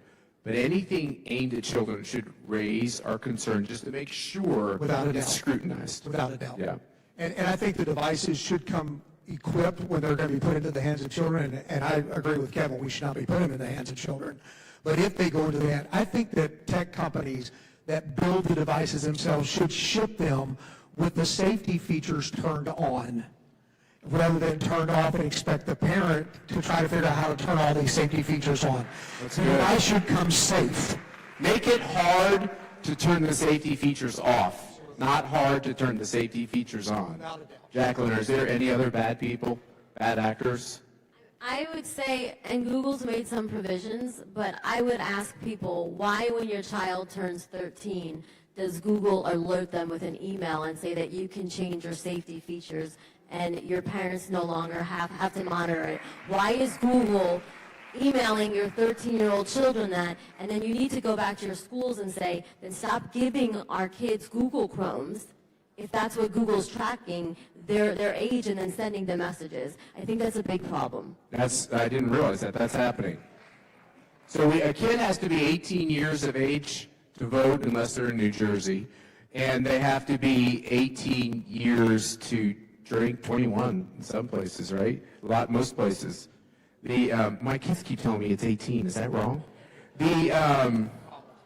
But what you're saying is that on more serious matters, 12 and 13. And those are really the most vulnerable ages now, is 12, 13, 11. That's when there's... So you think Google is a bad actor in that regard? Who's a good actor? I would say, Alan, I have to take your answer too. I really like Bark because not only... Is Bark publicly traded? Because they might get a bump after this. I don't know. Yeah. Also, what Bark does is it'll flag it. So predators and traffickers, they start talking to kids differently when they're grooming them and asking them, how old are you? Oh, you sound so mature. All of those words then get flagged. So you could be sitting next to your kid watching TV and your kid's being groomed and you don't even know it.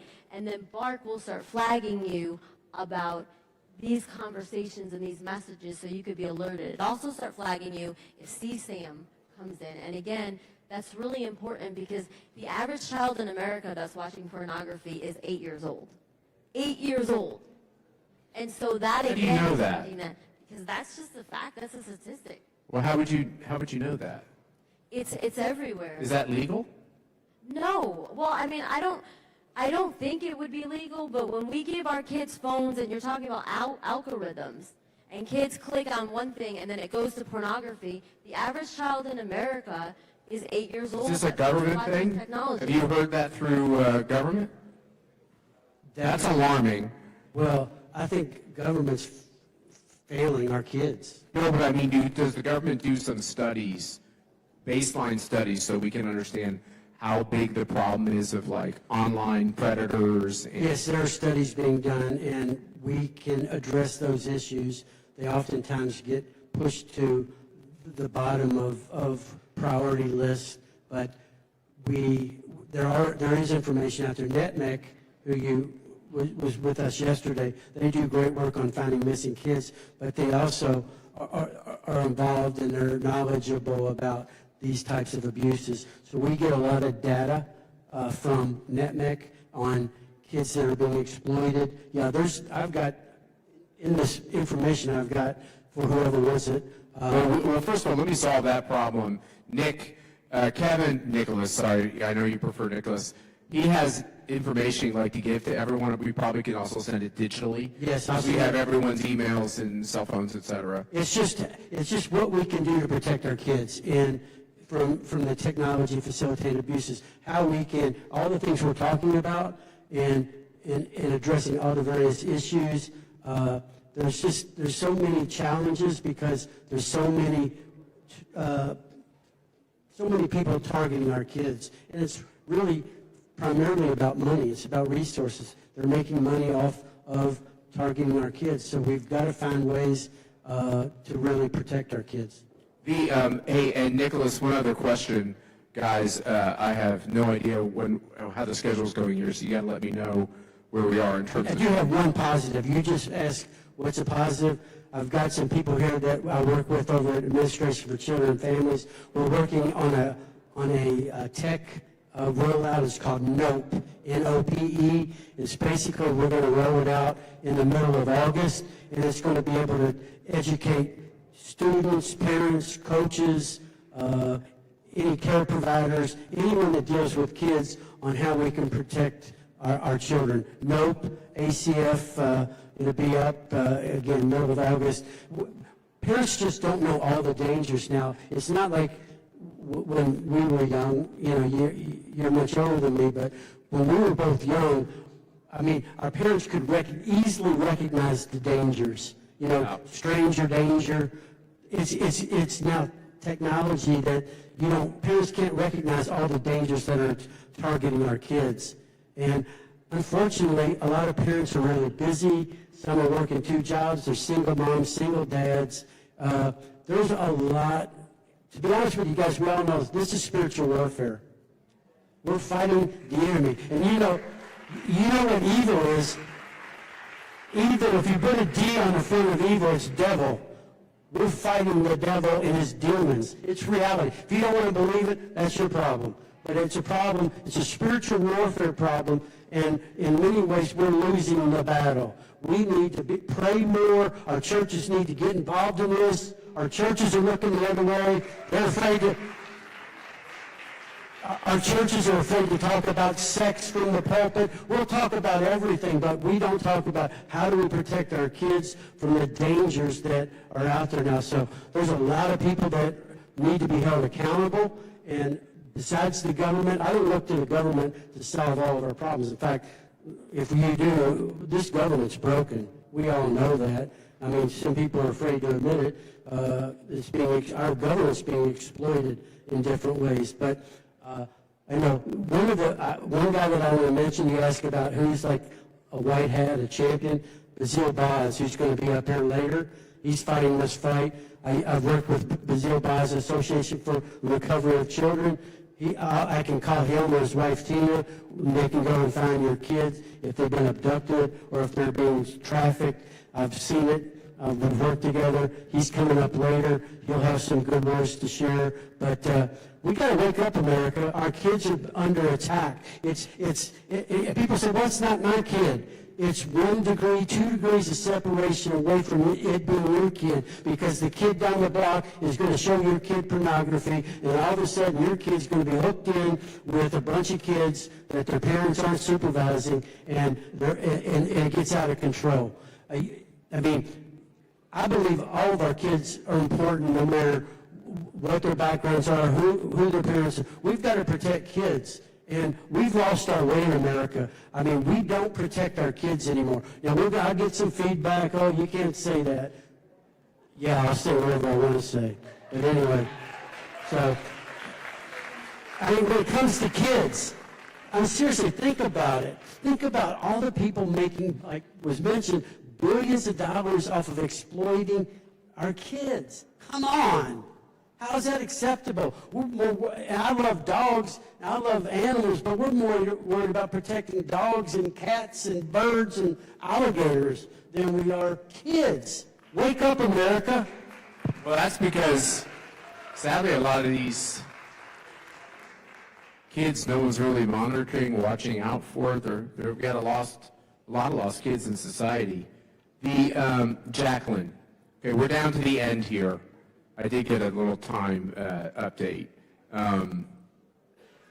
2 things. This is non-political, even though CPAC does a lot of political things. I encourage, on CJR, we have a ton of Democrats we work with. I think there should be a ton of Democrats here today, so you guys will all help us make sure this is a totally bipartisan, nonpartisan topic. It really is. And really, when it comes right down to it, any good and decent people wouldn't want any of this to happen. Some people have their head in the sand. Some people, it's uncomfortable. Okay, so put that aside. And a lot of people are making money off of it. That part, I'm not putting them in the good category. I'm putting them in the bad. They got a lot of lobbyists and they got a lot of lawyers. They're powerful. And by the way, even pirating movies and all that, I mean, you know, there's a whole illicit, illegal game that gets played in this town, in this country. What do you expect of CPAC in the next 12 months? What do you expect of your own nonprofit in the next 12 months? And what do you expect these guys to get done next 12 months? What has to get better? What has to get worse? Well, I expect the United States to become a no trafficking zone, first of all. So Texas, you get this law passed in Texas. When Alan talked about that, how alarming that it's not a first-degree felony to commodify someone. Human trafficking is slavery of our time. So we need 49 more states to do this. Correct. And we need to honestly really understand what corruption is. And when you're asking about big tech, why aren't we monitoring the money that they're putting into the senators and congressmen's seats that are refusing to pass these laws to protect our children? At this point, it should all be bipartisan. When you talked about God and spiritual warfare, you know, evil doesn't say I'm a Republican or a Democrat. Like, this is corruption. And this So is evil. will you help us draft a letter, you know, this week to the company you mentioned, asking them why they have as a company policy emailing 13-year-olds about how essentially to keep their parents from monitoring them and their activity over that platform? Yes, and we have. We should witnesses send that of to the this. CEO and to the whole board and say, this is what you're doing. A board member might not even be aware, and make it stop. I will do whatever you ask me to do that's going to prevent and combat human trafficking and exploitation and the suffering of people. Great, great. You guys, well, that's a harsh thing. You've gone from like, I don't know what's going on, to stop. Give me just like a little bit longer, okay? How about semi-stop? I'm coming close to stopping. I'm easing the brakes. You two guys, you have these, I don't want to say out of retirement, that sounds harsh, but like, you're pulled back into the fight. Trump wins. You're over there with Secretary Kennedy, who I'm a big fan of, and you're involved in this really evil fight. I'm sure a lot of weeks you say, okay, I've done what I can do. The bureaucracy is mind-numbing and terrible. You don't have to even go through it. I get it. I'll give you each a year. A year. Push yourselves. What can you get done in a year? What more can you get done in a year? I am hoping and praying and humbly asking President Trump to pass some executive orders to combat these evils. One, I've presented 2 executive orders to the White House, to the DPC, that will address human trafficking. President Trump in his first term did so much great work, passed 9 bills, provided resources. He is a champion in this fight. And he's fighting a lot of different battles right now, but I humbly ask the president to pass an executive order to fight human trafficking and an executive order to fight tech-facilitated abuses. He is What was that term you used? Abuses, and there's a nexus between the 2 of them. If we can get that done, I think we can really get a lot done over the next couple of years. All right, Alan, wrap us up. Well, a year from now, we invite you to come back here, and the jury's out on whether we are. Kind of depends on this answer. What can you get done? Well, I'll go ahead and solve that real quickly. This answer is not going to get me back.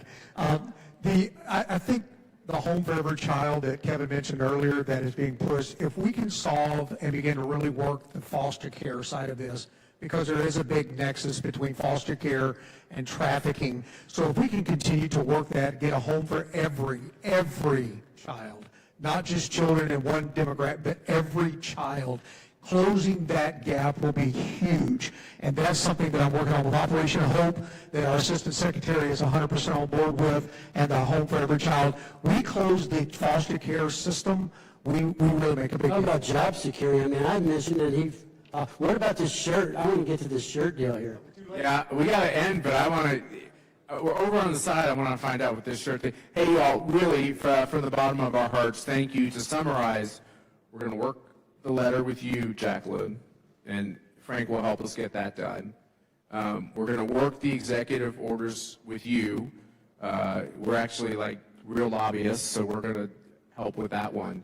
Can't solve the foster child question, but I think there are ways in which we can really highlight some of the solutions to it. So thank you all. The churches need to step up. The churches need to step up. Yeah. I mean, I don't know what Bible they're reading, but the Bible I read means we're supposed to take care of orphans and vulnerable kids. Oh, yeah. Come on, churches, step up to the plate. There's more churches. Kevin's going to be giving a sermon in the back corner of the room. I've got some notes for you. That's right. God bless you guys.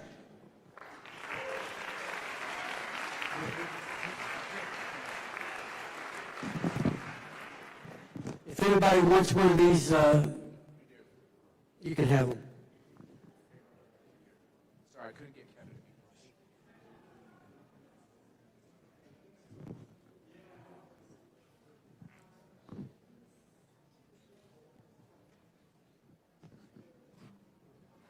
Please welcome Congressman Riley Moore of West Virginia.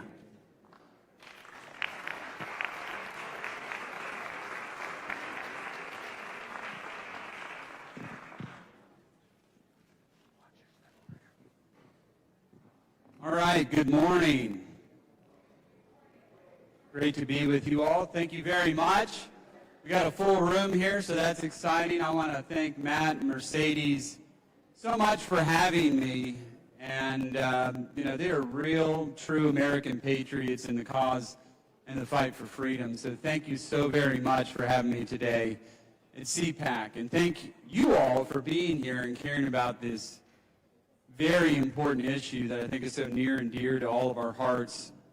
As you heard in the announcement, I'm Congressman Riley Moore. I represent the 2nd Congressional District of the great state of West Virginia, and it's an honor to join you in the fight to end human trafficking. It is all of you who are working against this great evil every single day that really deserves praise. So thank you, each and every one of you, for being here. The fight against human trafficking has come a long way in just 3 years. When you all gathered for Cpac's first annual summit against human trafficking, our country was in a total crisis. And our very own government had facilitated, in my view, one of the greatest human trafficking explosions in modern history. So in 2023 alone, 2.5 million people were encountered with no parents, no guardians, and no one to take care of them. Once they arrived, President Biden's Office of Refugee Resettlement utterly failed them. Wanting to avoid the optics of holding these unaccompanied children in government facilities, the Democrats decided to release these children to whoever showed up to claim them. There was no validation, no DNA testing, no verification, and nearly no measures taken to prevent this horrific abuse or stop these innocent children from being trafficked. It was nothing short of a travesty. Now, as HHS Secretary Robert Kennedy Jr., who now runs the agency responsible for refugee resettlement, explained recently, in one case, a single man claimed to be the parent of 42 children during this time. In another instance, 60 children were sent to a single address. Now, when investigators went to the site of that address, it was nothing more than a steel shipping container in a parking lot. There are countless examples of this. Over the course of his 4 years in office, Secretary Kennedy said the Biden administration lost track of more than 375,000 unaccompanied children. The Trump administration has since tracked down roughly 137,000 of these children, but almost 240,000 of them remain unaccounted for. Some of these children were sold. They now live in the worst possible conditions you can imagine. The open border chaos led our southern border to become the deadliest land crossing on earth. It led to thousands of women and children to experience sexual violence and abuse at the hands of traffickers, cartels, and coyotes. And ultimately, it led to a modern-day slave trade that lined the pockets of Latin American drug cartels, American NGOs, while leaving these vulnerable children to be ferried about in shipping containers and sold to the highest bidder. That's not to mention the strain that this crisis also put on American communities. Today, I want everyone here in this room and around Washington to understand that our border policies and human trafficking, they're deeply connected. An open border incentivizes millions of people to come to America while surrendering control of our sovereignty to some of the most dangerous criminal groups on the earth. It inflicts chaos and creates the ideal conditions for human trafficking. A secure and orderly border does the opposite. It destroys the cartel's business models, discourages potential immigrants from putting themselves or their families into the hands of smugglers, and restores control to the American people. So when we advocate for a secure border and a controlled and orderly immigration system, we should do so with confidence, because restoring order is the just solution. In the past, conservatives have conceded too much ground in this debate. We approached border security as a regrettable trade-off, a harsh measure that hurts immigrants but needed to be done to support the American people. The truth is that a secure border and a controlled immigration system is good for everyone. Thank you. More importantly, it serves the American people, but it also is better for those people who would put themselves in harm's way to make it across our border. Indeed, these policies that protect American workers and maintain order in our streets are the very same policies that will stop the trafficking and abuse of hundreds of thousands of human beings at our border. There is no trade-off in between the humane thing and the lawful thing. We think that there is many times here in Washington, but I want to repeat that. There is no trade-off between the humane thing and the lawful thing. They work together. And the next step for the movement to end human trafficking is for all of us to say so unapologetically.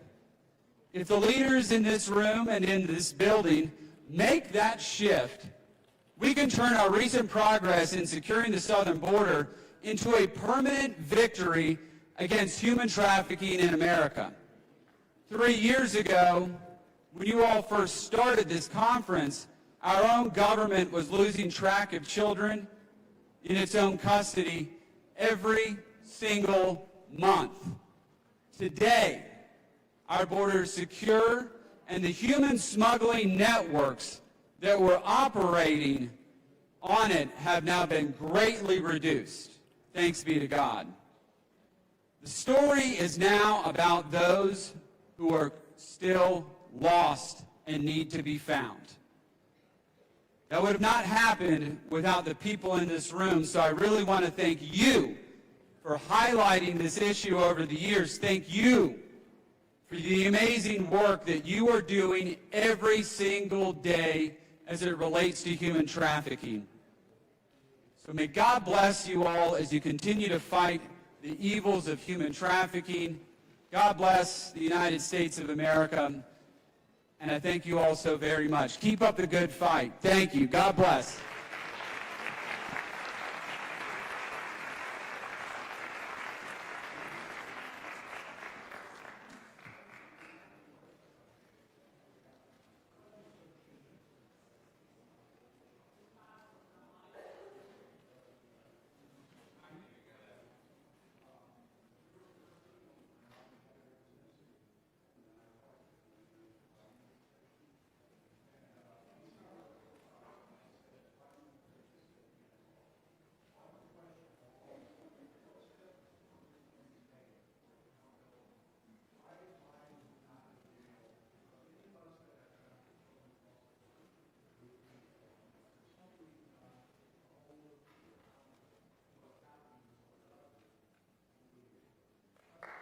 It's a great question.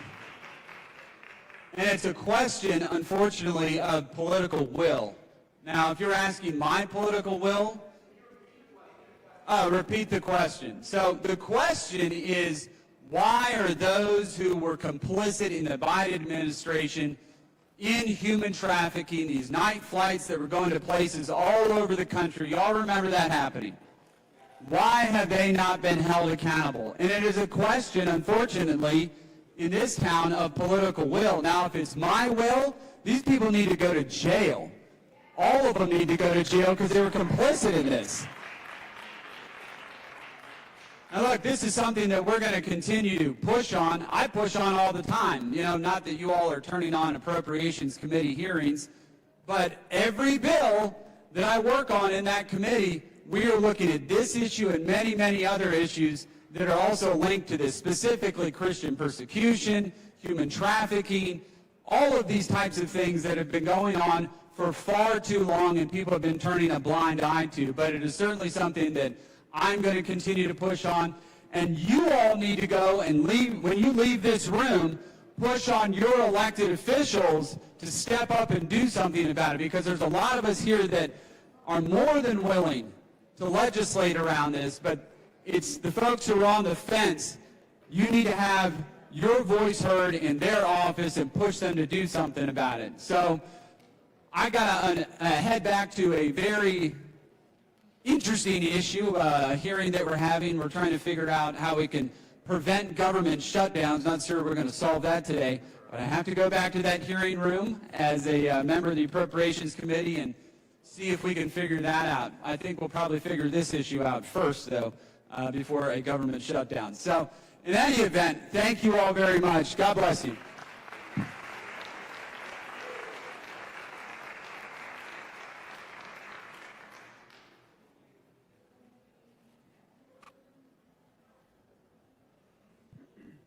Please welcome CPAC Chairman Matt Schlapp and Missouri Attorney General Catherine Hanaway.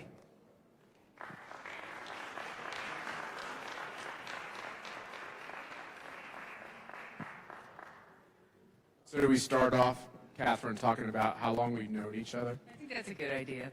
How long have we known each other? What would you all like to know about Matt Schlapp when he was single? Next question. I do have a daughter in the room, so maybe you ought to sit her down. You know what? He was the sweetest guy then, just like he is now. I can truly say, and I've worked in and out of public service for 30 years, Matt Schlapp is the nicest person that I've ever encountered in public service, and he really cares. That's and he sweet. brings so much heart to all of his Thank you. missions. It's true. And now, don't be offended. I wouldn't say you're the sweetest person. No, I don't know who would. My children certainly. By the way, when you're a prosecutor, you're paid not to be sweet. That's right. But I will say you're the hardest working, most committed person that I've really seen in politics. And you're from Missouri, which is not an easy state. And the other thing that I admire about you is you're really a survivor. You've had all these big jobs. She ran the Bush campaign in 2000 in Missouri. Then you get picked to be the U.S. Attorney for the eastern side of the state, right? Is that how they do it in Missouri? Yep. And which is a tough job in like the second half of the Bush administration. You were the Speaker of the House in Missouri. First Republican in 48 years. Yeah, probably the first woman, I don't know. Still the only woman. Only woman. Kind of sad. And I know you, and I know that you're conservative, you're a person of principles, you're a person of faith, and now you're here today, and we've been brought together again because of this horrible evil. Why do you care about it? You know, I think some of my first exposure did come when I was U.S. Attorney, which was from 04 to 09. And at that point, child exploitation, at least as it was being prosecuted federally, was mostly ICAC materials. It was a lot of online solicitation, pornography, and we actually prosecuted from St. Louis, little old St. Louis, more of those cases than any other district except Los Angeles, and in real numbers, not as a percentage. And I did then make it my mission to go out and try to educate young women and civic groups about who was looking for them online, because it was sort of new at the time. And I tried, you know, my mantra was sort of that people shouldn't be connected through social media to anyone they wouldn't recognize if they walked up to them. That seems like a pretty naive notion now. And I will tell you about just one case. Well, actually, I'm going to tell you about two quick cases that just really made me committed to this for life. One was a man in a very small town in Missouri, and that's the other thing that, you know, we have to raise awareness about. This is one of those crimes that can happen anywhere. Like, if you ask me to identify where a murder or a drug deal was most likely to happen tonight in D.C., I could get you pretty close to where it's going to happen. If you asked me where human trafficking was likely to happen, or sexual exploitation, it could be anywhere, and the predator could look like anybody.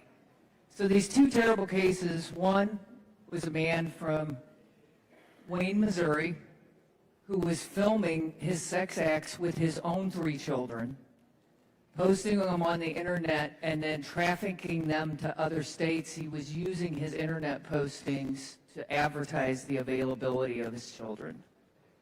Now, these are his natural children. These are his natural-born children, and the youngest was 2.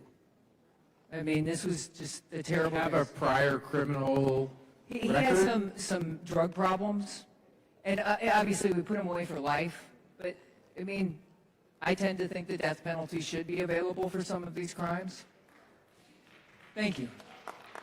And then the other case, some of you may have read about. It was. Can I ask you one more question on that, because that's like hard. It's hard to process. That's hard to process. Is that a very unique thing, or is this happening? It is pretty uncommon. Sadly, too often when it is a blood relation, it's mom making her kids available to someone who has a position of power relative to her. So there's somebody that's stealing drugs she wants, they're being abusive towards her, or she wants to have a relationship with her, and then she's making her kids available to this. You've had these government jobs. Is there anyone tracking the kids in these situations? Do 50% of them get to a better place, or do they just have their lives destroyed forever? No, I know we have some survivors here, so please I understand that there are a lot of people that come out of this okay. And they all are bigger experts than I am on this, but I will say the kids are more resilient than you think, but we've got to be there with them kind of for life, because you don't know what's going to come back up when. The other case that I have followed the kids a little bit more specifically, and some of you may have heard about it, at the time it was called the Missouri Miracle. This man had taken a 12-year-old boy, and the boy was missing for 4 years, and then he took another boy. And he was there were more witnesses, and the FBI did a phenomenal job of investigating it, and we found both boys who he had held as prisoners. And he was going to murder the first boy because he had aged out of sort of this guy's desires, and that's why he went and got a second boy. It was great work by one particular FBI agent who just knew she had him and was absolutely relentless about following him. And then when she finally got to interview him, she broke him and he led her to the 2 boys. But those boys I have followed, and your 50% guess, pretty on target. One of them is doing very well, and sadly, it's the boy who was missing for 4 years, and the boy who was gone a little less time is really struggling. It's totally understandable. My mind is racing on so many questions I want to ask you. I asked the last panel I was on here with folks that are in the Trump administration, who you have all this, you can't believe this can be happening. That's the first hurdle you have to get through. And then you realize it's happening. And then you can't believe it's happening in this pervasive fashion. And then you have to get over that hurdle. And then a lot of people get to this point where who are the ringleaders? Who are the ringleaders, Catherine? Like, it seems so anonymous. It's like, oh, these bad people are doing these bad things. There's got to be some people out there who are making the profits and everything else. Yeah, they don't have an association. Yeah, they're trying to hide. They're trying to hide. And they hide well.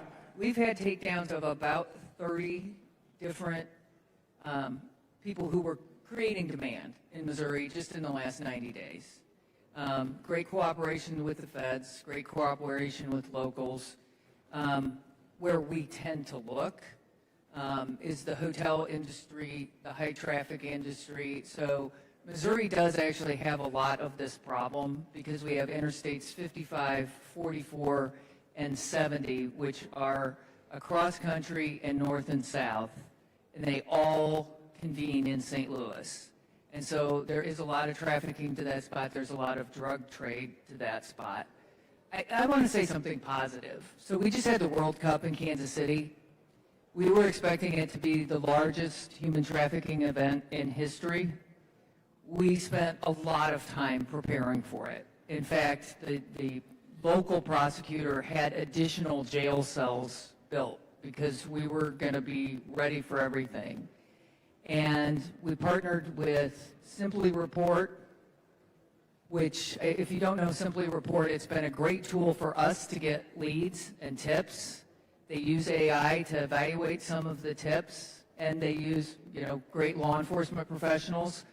And then we worked with It's a Penalty, which is a global organization. These nonprofits or both NGOs. Okay. And It's a Penalty got all these FIFA players who were extremely well known to do public service announcements all over Kansas City. And then we did a ton of training. And I think as a direct result, we did not see the spike, at least in Kansas City, that we had anticipated. I think we prevented a lot of people from being victimized.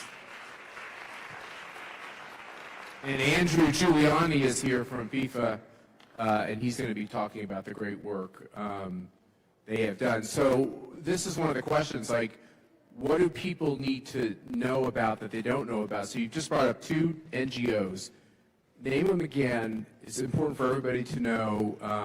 There are really brave people doing good work. So the first one is Simply Report, which is an app, which I encourage people to use everywhere because they can, people are afraid to report. And, they're afraid it's going to come back to them. What Simply Report is doing is giving people a place where they can make the report and it gets analyzed and, triaged and to the right people quickly. And it's great. And then the other one is It's a Penalty, and it is really focused on football, soccer, globally. And I will say the other great thing they did when they came to Kansas City was they brought in Airbnb, they brought in IHG, the hotel chain, which is, everything from Holiday Inn to the Intercontinental. They have all those brands.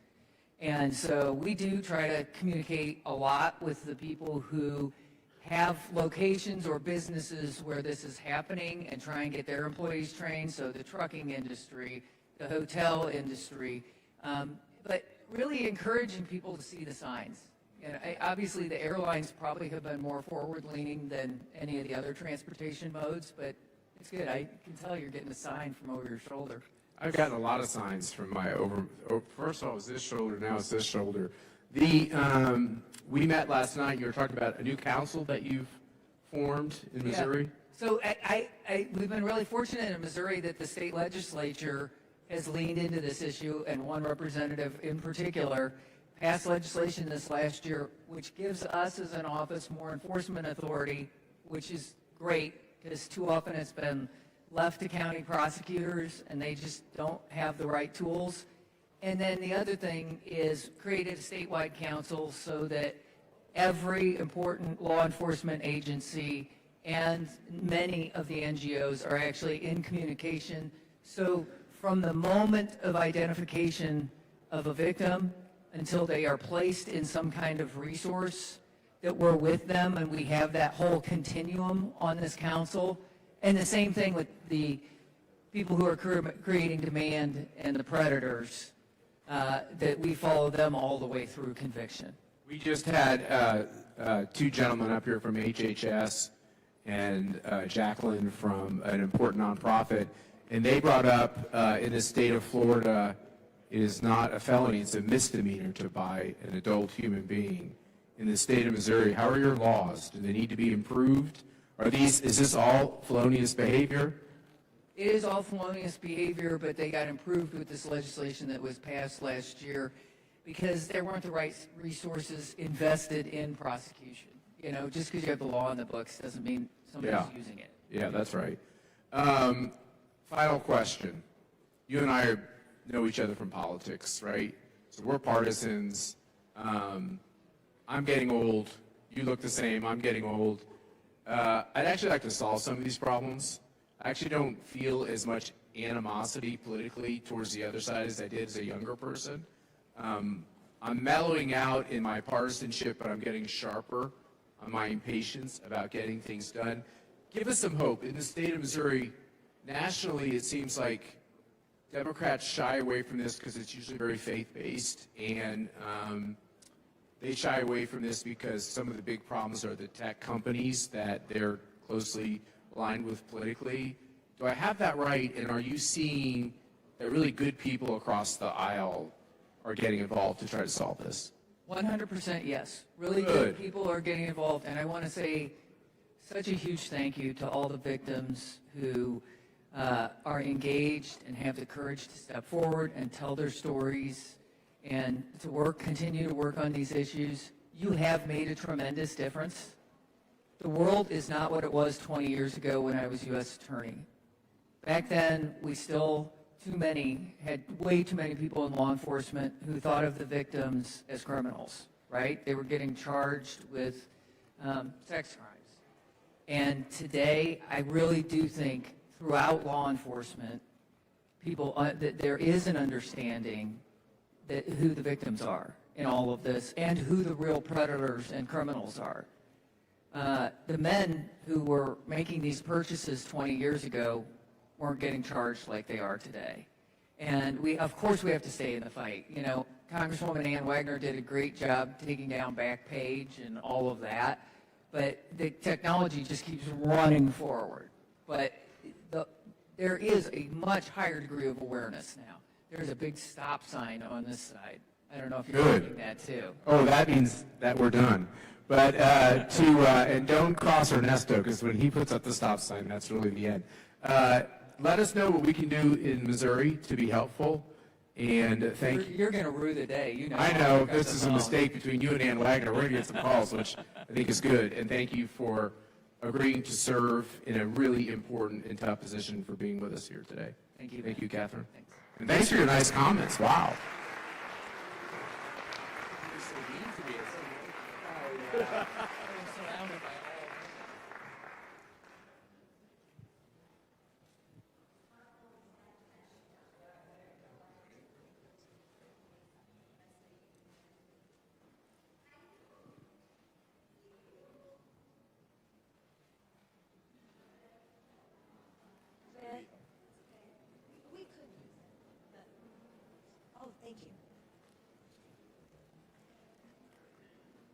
Please welcome Chairwoman Lisa McLean of Michigan. Hey, hello.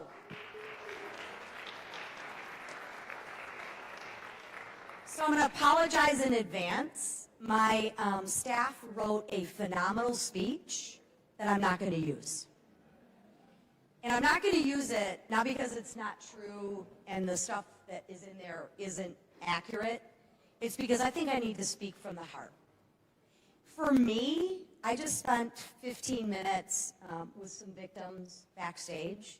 So if there are any victims out here, first and foremost, I want to say thank you for your courage to come and tell your story again and again and again. Sadly, you should not be the ones to have to tell your story. You need people like me and the other members up here to actually stand up and advocate for you. Because you want to know why that is? That's our job. That is our job. So let me start with a little bit of me and my story. Is why I'm involved in this is embarrassing. But I think the first step in recovery is to know your faults.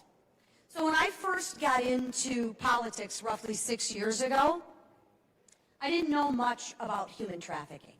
In fact, I knew very little, and what I did know was pretty pathetic.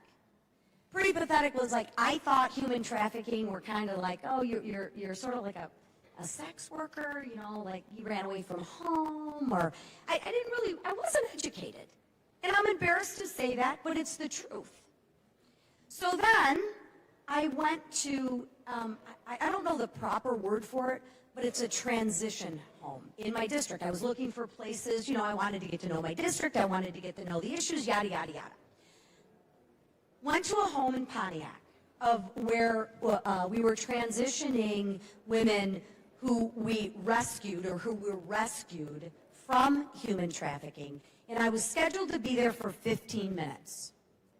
2 hours later, I couldn't leave.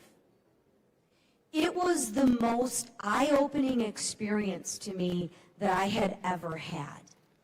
And there was a range of emotions, from anger to frustration to embarrassment on my part, on how can this be going? Like, I live in a little town called Romeo, Michigan, right? No one's ever heard of it. This can't be happening in my city. Well, let me share with you, as you know, it's happening everywhere. But it's everyone's little secret. No one really wants to talk about it. Well, I'm here to share with you. I'm here to talk about it. And I talk about it quite often because it needs to be talked about. And we need to educate people on both ends of the spectrum. And what I mean is, we need to have resources, we need to have awareness, and we need to have accountability. And right now, we're barely touching the surface on any of those, right? We can get up here and talk about, yes, the Biden border crisis is horrible and it exacerbated this problem. It did. It absolutely did. But the problem, I think, is deeper than that. The problem, I think, is us. We sit there and we stay silent. We don't want to watch. We don't want to look. We don't want to be aware of the signs. We do this. We do this. And I'm sharing with you, as a society, as a people, as a human being, we need to open our eyes, and it starts with people like me. And the reason we don't open our eyes, I'm going to tell you why we don't open our eyes, is one, it's hard to see. But two, we don't want to see who's doing it. We don't want to see who the consumer of the product, so to speak, is. And we don't want to talk about it because it's either big tech that give us what? And I don't want to hurt their feelings. Really? We don't want to hurt big tech's feelings? Are you kidding me? Right? Well, it's privacy laws. You can scrap the privacy laws. What they're doing is illegal. It's illegal. So scrap the privacy laws. If you're doing something illegal, shame on you, and you are part of the problem. But we don't want to say anything because, right, like, they help us. Well, that's got to stop. And I'm here to tell you it's got to stop. Number one. Number two, take a look at who's, you know, we are the victims. The people who do human trafficking and consume human trafficking, they need to be held to the highest level standard of accountability. We just heard here, it was a misdemeanor in some states, a misdemeanor. Can someone connect those dots for me? I can't connect the dots. I can't connect the dots. But you know what's going to change it? What's going to change it is people like me advocating and calling out the truth. So what I need from you is I need you to take a moment and say thank you to you for being here. Because you had a choice in where you could be today, but you chose to be here on the Hill. And for that, I thank you, and you should thank yourself and your neighbor. So thank you, number one. Number two, I'm giving you carte blanche to hold all of your lawmakers accountable. Because it is our job to advocate for you. And if we don't advocate for you, who's going to? Now, it's really easy to advocate for the non-emotional things, like money for CBP and border funding. And we can talk about that because that's a really partisan issue, and I can stand up here and talk about, oh, we need money for CBP, we need money for ICE. Yes, we do, of course. But this isn't a partisan issue, gang. If you get the cameras out of the way, if you talk across the aisle, and I don't care what side of the aisle you're on, I am hard-pressed to really find anybody that is going to debate me that human trafficking is a misdemeanor, that we don't need resources for human trafficking. No one will say that. Yet no one has picked up the ball and ran with it. Well, I'm here to tell you I want to pick up the ball and run with it, and that's why I'm doing what I'm doing, is because I think it's critical. But I think we need a couple things. We need resources, yes, absolutely, no question. But you know what we need more than anything? We need to not stay silent. Because in my house, what I always told my kids is silence is agreement. We cannot stand silent. And I liken it to the more voices we have, the more people singing from the same hymnal, it won't go away. But we have got to continue to press on. And you don't need to be the voice. We need to be the voice. For the victims who are here, you've already experienced the tragedy. You don't need to relive it every other month. We need to help you do that. So for me, that's what I want to help you do. But what I need from you is I need to know what you need. So for me, I think it's resources, right, for transition. How do we take somebody who has lived this unfortunate life, so to speak, how do we transition this person back into society to give you self-worth, to make you feel good again? I think that takes resources, right? I also think there needs to be penalties on both ends. Yes, for the big tech companies, but also for the users of it as well. And a misdemeanor makes me sick to my stomach. If it were me, I think this needs to be the highest level of crime, and you need to be locked up, thrown away, and the key needs to be thrown away. It's really simple for me. For those of you who don't know me, I don't have a big filter from my brain to my mouth, and this isn't a black or white issue. This is a black or white issue. This isn't a lot of gray area. This is, you know what you're doing is wrong and you need to be held accountable. And the problem is when there's no consequence to the action, it just incentivizes more bad behavior. I wish it weren't that way, but that's the world in which we live in. So for me, I want to say again, thank you for being here. Again, you could be anywhere and you chose to be here. 2, if you know of somebody who is in need of help, what I will share is, I know there's a ton of resources, but we have got to come together and continue to write letters to our congresspeople to say we need funding and we need accountability. Because until we get funding and until we get accountability, very little things are going to change. And I will share with you the one thing that works up here is the squeaky wheel gets the oil, and it's time for all of us to squeak up here. So with that, thank you for your time. I appreciate all of you, and we will work tirelessly until we get this fixed. Thank you.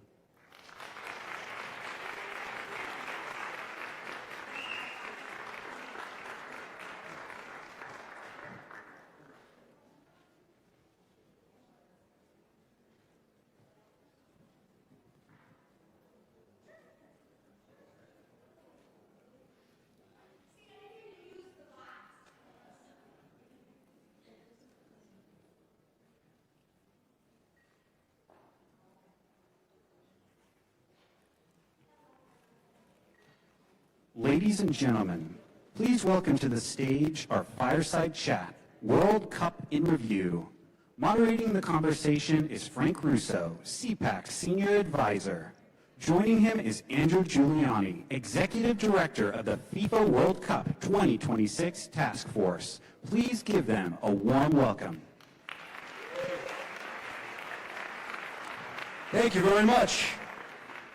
Man, it is nice to be back in, I don't know if it's actually nice to be back in Washington, D.C., to be perfectly honest, over here. I don't know if I can honestly say that, but it is nice to be back here at CPAC. Frank, with you, wonderful to see Matt and Mercy back. How about that World Cup, ladies and gentlemen? Wasn't that just unbelievable?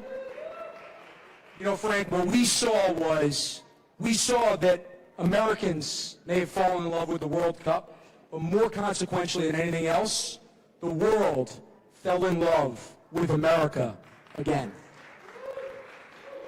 Andrew, thank you, first of all, for being here. It's not like you've had a busy last, 33 days of insanity, and I just cannot say enough. The other thing the world learned is that America is a safe country, it's a beautiful country, and it's the perfect country to come and visit because we make sure that safety is the #1 priority. And I can't say enough about what your task force did, but better yet, I'd rather you talk a little bit about those public safety priorities. How in the world did we keep people safe when over, 2 million fans came to the sporting events across this great country?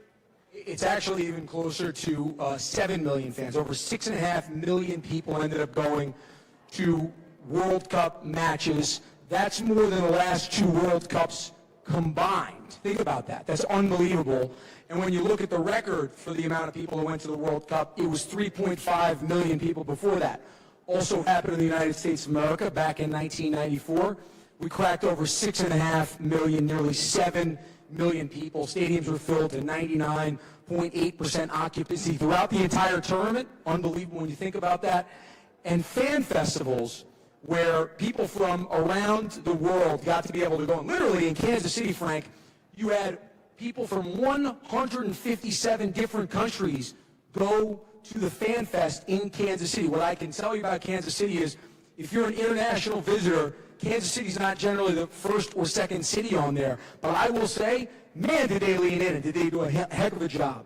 Really, really amazing to see. But look, so much of our work, Frank, was focused on the safety and security of this World Cup, making sure that we could secure all these events from the ground, from the air, which is, I'm very happy that we're able to go now because I have an Air Sovereignty Task Force meeting in about an hour here in the White House, but also making sure that we let our international friends come in while not going around our security procedures. And this was really, really key, and I had multiple discussions with the president on exactly how we were going to do this. And it went back actually to the first term. Went back during COVID when we were trying to get athletes in the country while things were going on. And we ended up creating kind of a novel visa system where we ended up on an action level, basically marrying the State Department Consular Affairs with the Department of Homeland Security and CBP. Look, that's all very boring. What I'll tell you is the top line numbers of this, right?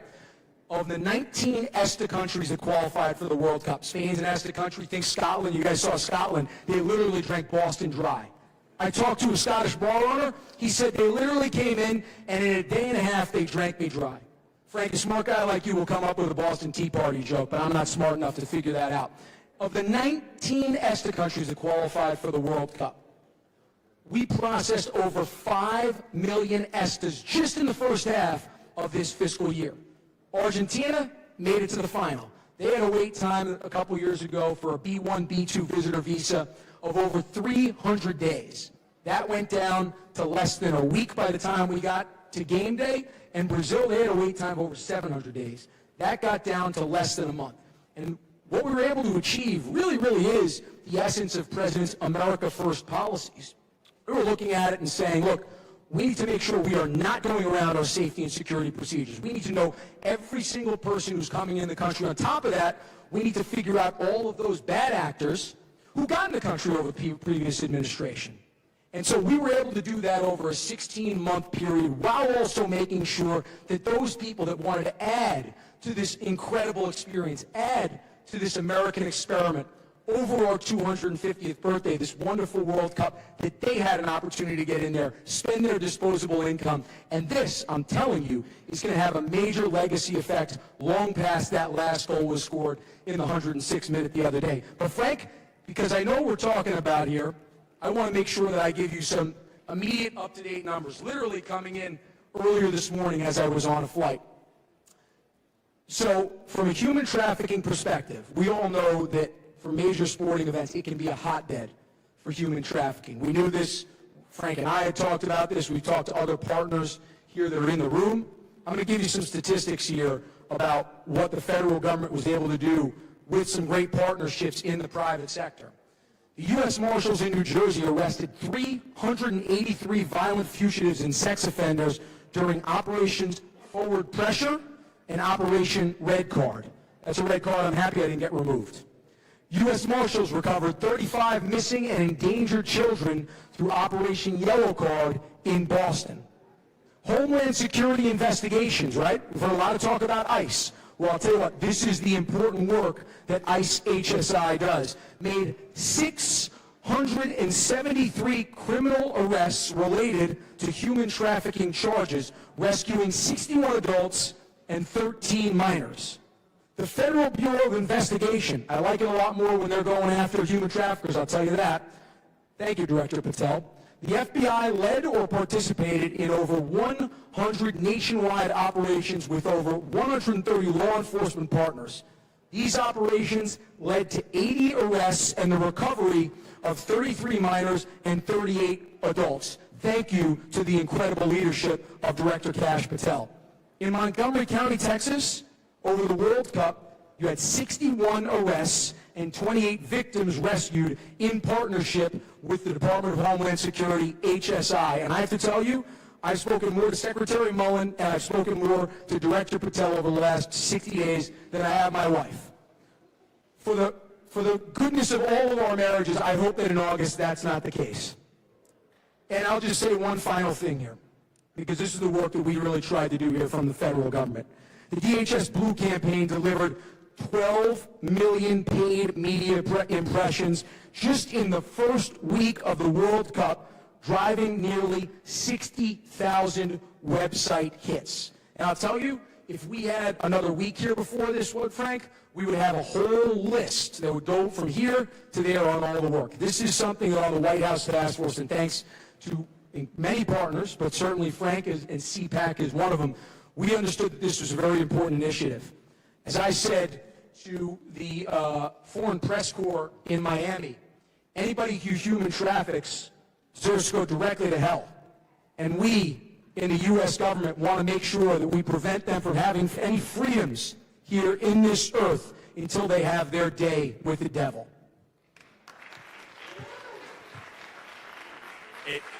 Andrew, I have to say, the partnership that so many times we hear about partnership, it's our favorite word, but to actually act and live it is something else. And to see what you did, I live in the state of Georgia, and we were at a host city in Atlanta, to see what federal, state, and local law enforcement did for our community so that my family could go to the game safe, made a difference across not just our state, but across those millions in our city as well, visitors from around the world. So the one thing I'm really hopeful that we can share with this audience is, what does it mean now that the World Cup's over? I think too many people view it as this is the end of our work.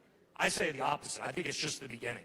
Those partnerships that we gathered over that tournament, certainly in my hometown, have made a significant impact in our ability to go after traffickers for the next 4 years. And it's also, and I'm stealing your term on this one, I apologize, the golden generation of sports, right? This is the golden age of sports in America.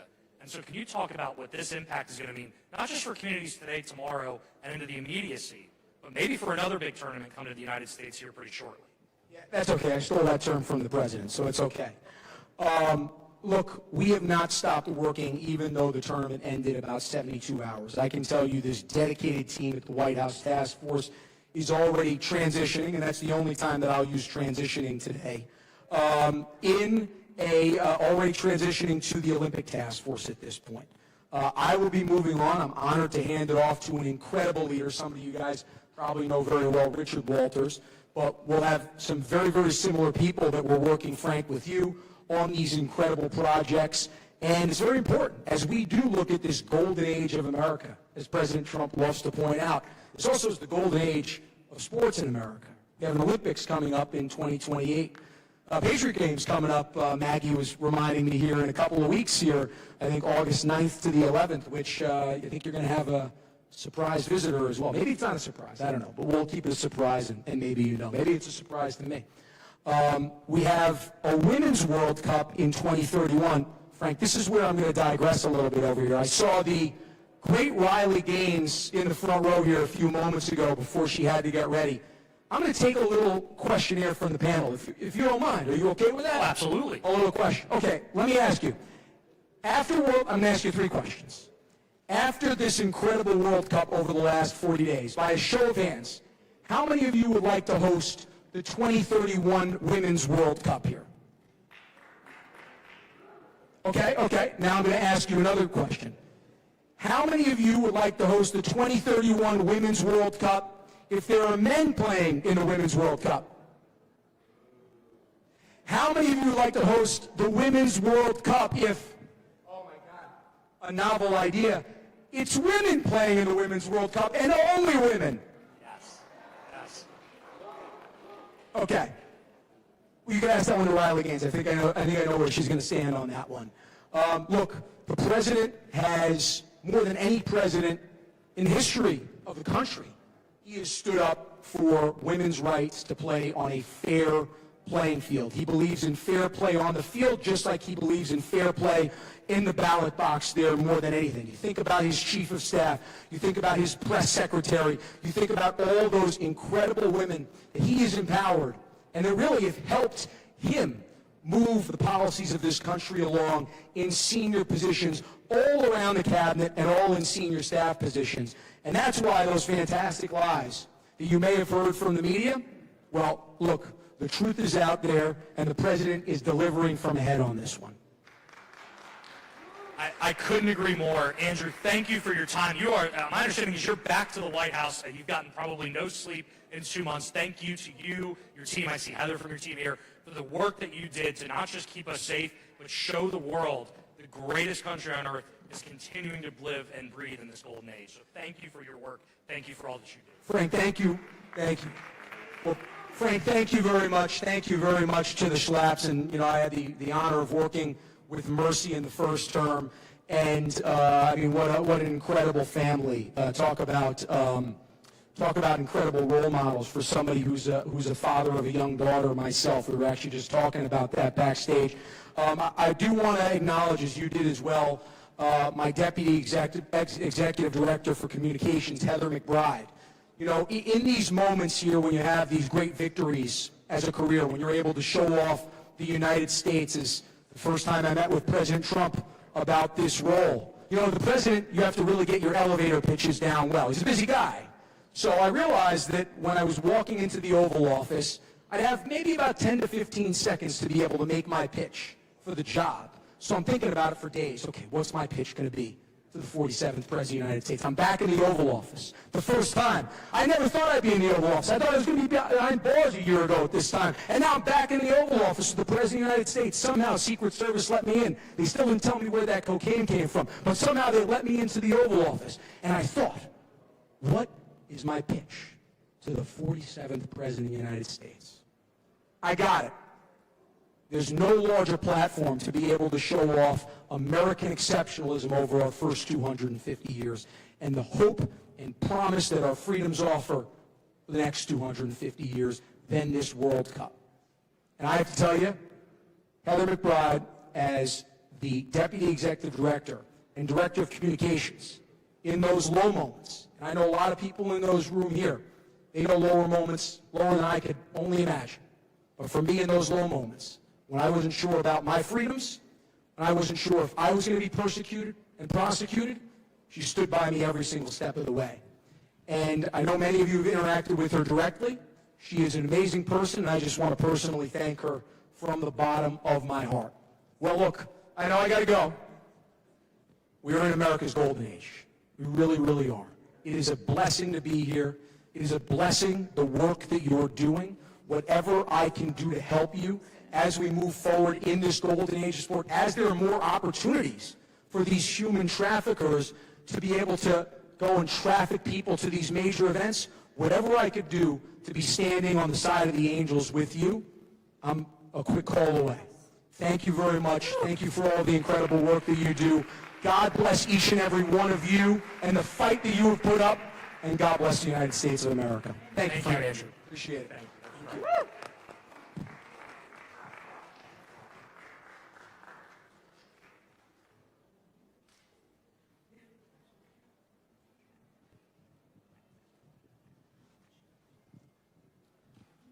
Ladies and gentlemen, please welcome our next panel, Trafficking Survivors Relief Act. Moderating the discussion is Mercedes Viana Schlapp, CPAC Senior Fellow. Joining her are Congressman Russell Fry of South Carolina, Holly Nadell, Survivor Leader with 3 Strands Global, and Tanya Gold, Senior Advisor on Demand Reduction at Hunt Alternatives. Please give them a warm welcome. All right. Well, you know, it's been wonderful. I hope you're really taking this all in and understanding the incredible work I think that the Trump administration is doing. But, you know, again, as we keep talking about what is the next step, what are the solutions? But I am really honored to moderate this panel because we talked about heroes earlier, and this is the panel of leaders and heroes right here. Congressman Russell Fry, who's been at the forefront, the fighter, the leader of passing and getting through the Trafficking Survivors Relief Act. And I want you all to learn about what this does, because this is something that we have a lot of our international partners here too, that could be something that could apply to your countries as well. So explain to us what this law does. So first of all, thank you, Mercedes. Thanks, CPAC. Thanks our partners, Holly. There's so many people. You know, the cool thing about legislating, just broadly before I get into the weeds of what the bill does, is that it isn't just a good idea. A good idea isn't good enough. You got to have a lot of people pushing at various different points, and you guys were instrumental. Holly, y'all were phenomenal. My staff, where's Noah? Noah was here. He was like a little honey badger at times. It really takes a lot of people to push a good policy, but this bill is so critical. Look, 47, maybe 48 states have something similar at the state level. We have it now at the federal level. So that if you're a survivor of human trafficking, oftentimes you are picked up for, say, a nonviolent offense like identity theft or prostitution, and you don't say anything, and you get convicted, and you live your life trying to get housing or apply for a credit card or get a loan from a bank, and this constantly comes back, and you are re-victimized every time that it does.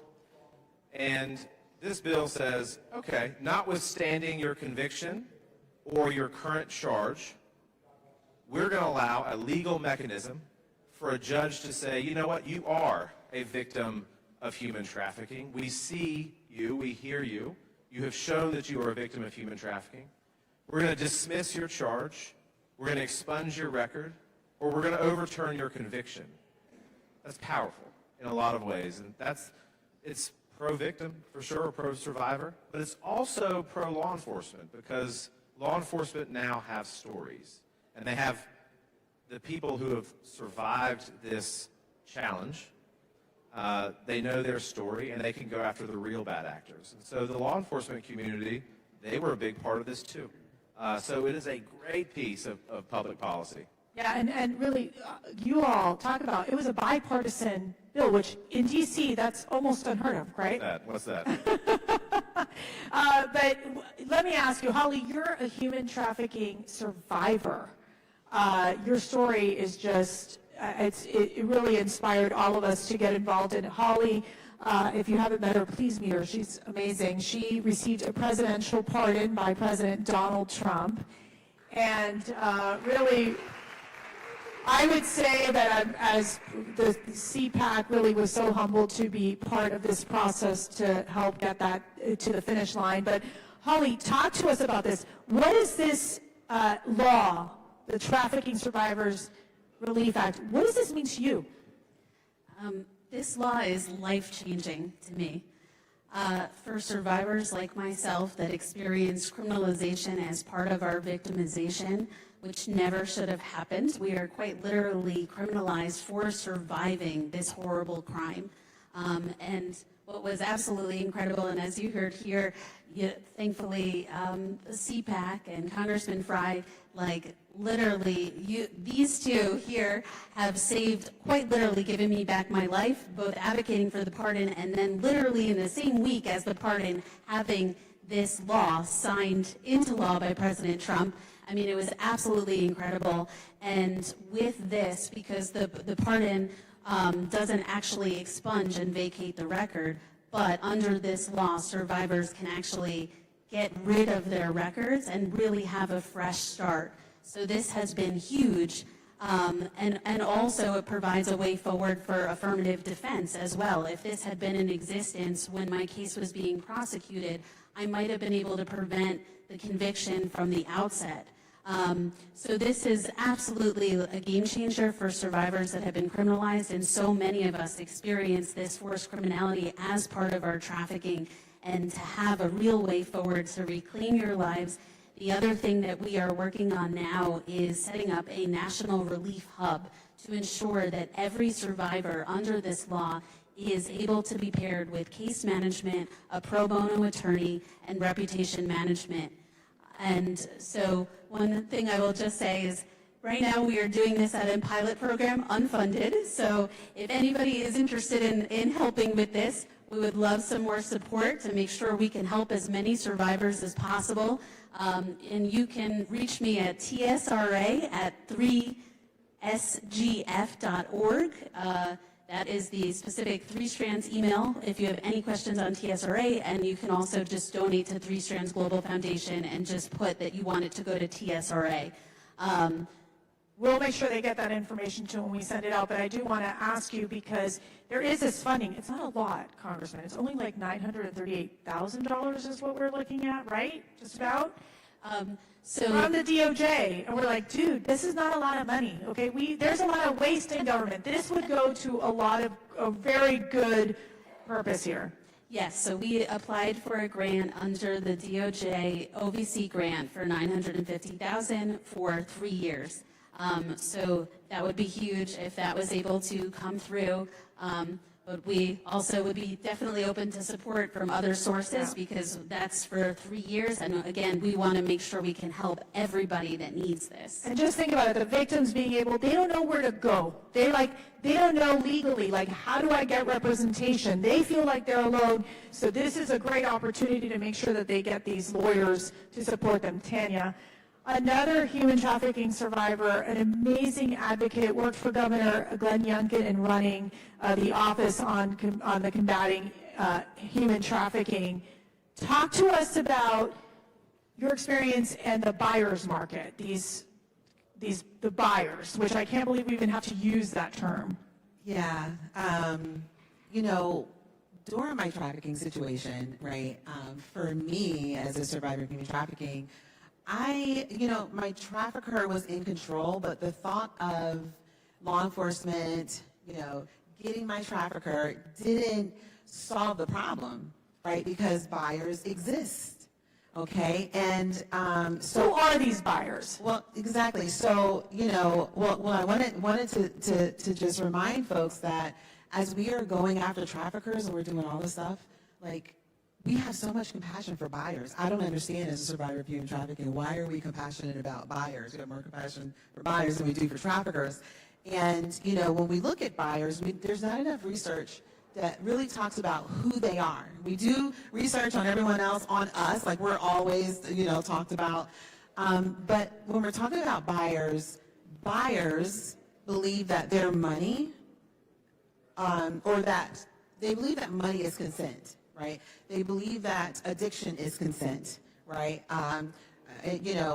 Desperation is consent. So for them, it's okay. And we do like an overreach on who buyers are. And so buyers are aggressive because we do that. We think buyers exist somewhere else. We don't think about buyers being within our families and, within our our community and our influencers. Because a lot of times it's someone who you know, right? It's someone who you know, or you're down and out, and then someone comes to you and says, I can help you and give you a help. Absolutely. We don't talk enough about, when we're talking about survivors and us sharing our stories, we're always asked about our experience and our trafficker. We're not really asked about, well, how did demand affect you, right? We're not talking about the pastors or law enforcement or, folks who we look to protect us are, a part of this industry. And we don't want to talk. The more we, refuse to talk about this, then the cycle will continue to go. Yeah. Congressman, okay, we passed this incredible law, but there's so much more to do. Because you still have these children who are being human trafficked. You have these young women. You have these young boys. What's next in the pipeline? Like, what should we be honing in on? What should we focus on next? Look, I think to Holly's point earlier, getting the word out is big on this relief valve, if you will, that people don't know that this exists. They don't know that this option exists. But this is a fight that's going to continue as long as there's demand, as long as there are traffickers out there willing to engage in this. From a law enforcement perspective, it's going to continue. So we have to morph as it morphs. We have to as the problem changes. From a funding perspective, from a legal perspective, things pop up. And so we were just talking backstage a little bit ago is as they're proceeding with survivors, maybe there's something that pops up that maybe we need to tweak to make it a little bit easier. We don't know that yet, but we will. And so there are a lot of good people on the Hill that are trying to do the right thing in this space. It's challenging. Look, this Congress, any Congress, I mean, we institutionalize ADHD, and we're on to the next thing pretty quick. We're like a squirrel trying to find the acorn, but we have to be vigilant about this, and I think it's important for organizations like Cpac, Mercedes, what you do, for survivors to come forward. What's going on? How can we be helpful? There's a lot of members that have great ideas that they're working, so we just have to keep pushing. And that's going to be an opportunity for us to then go back to them, and Congressman being, such a leader on this issue, to say, hey, we have these next bills that might make more sense. How can we help them get to the finish line? Not only doing that at the national level, but at the state level. Holly, I want to go to you. How are you getting the word out to victims that, wait a second, we can get you legal representation, we can help you, prepare so you're in a better position? Because what we've seen in a lot of times is like, there's not enough prosecutions happening against the human traffickers, right? Right, absolutely. As Jacqueline on the panel earlier talked about, this is a crime where it's high reward and low risk because it's very profitable for traffickers and very few cases get prosecuted. And it also, this nuance continues to exist because of this forced criminality where prosecutors really need to be educated both on the nuance of how this happens, but also on this bill. So we are trying to make sure that we can educate prosecutors on this. Ideally, we'd love to be able to get in front of federal judges to educate them as well, and to make sure that they're aware of it. And in terms of survivors, we are talking to NGO partners. We are talking to lawyers that have worked on this at the state level for criminal vacatur and expungement to make sure that they're aware that this exists and will refer cases to us. And we have a whole team in terms of checking for eligibility, making sure that they're a right fit. In some of the tougher cases, we will also pull in some political power, so we might be reaching out on some of these. We have them cornered. No, I'm kidding.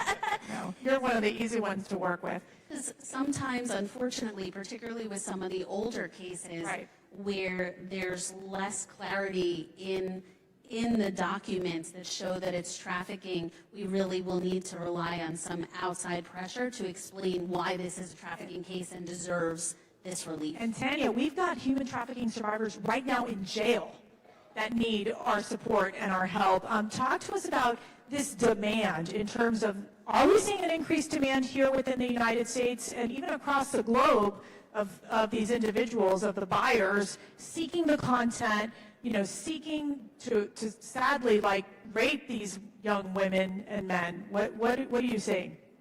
No, again, understanding buyers and understanding, what makes them buy or purchase. What makes them buy? Well, if you look at statistics, you'll see that high frequency buyers or habitual buyers, they've been doing this for a long time, and they were actually influenced to do this for the first time by their peers. They're influenced by their peers to do it.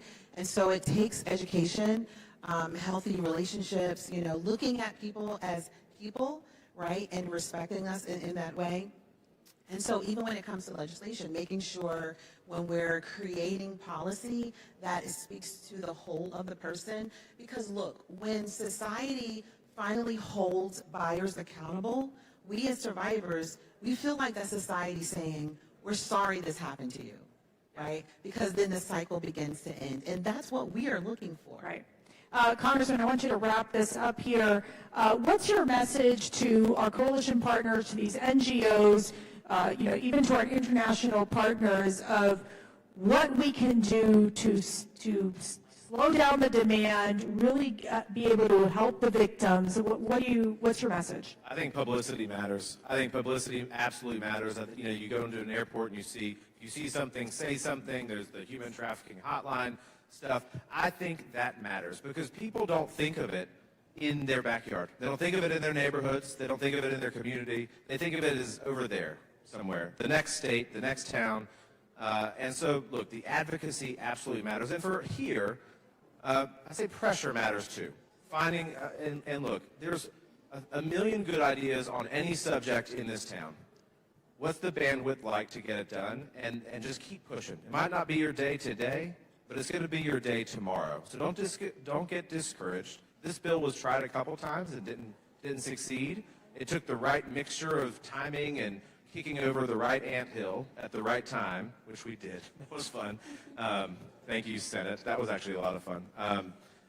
But it took just the right amount of pressure at the right time. So keep doing what you do. It matters. And for members of Congress, we're not, maybe they don't like to say this publicly, but we don't know everything. We don't know what you know. And so you sharing this experience with us really helps inform our decisions on how we treat really good public policy. This was a bipartisan effort, but it still took a lot of oomph to get it across the finish line. You all got it done. We're proud to be part of that effort, and we've got a lot more to do. So thank you all so much, Congressman Russell Fry, Holly, and Tanya. Thank you so much.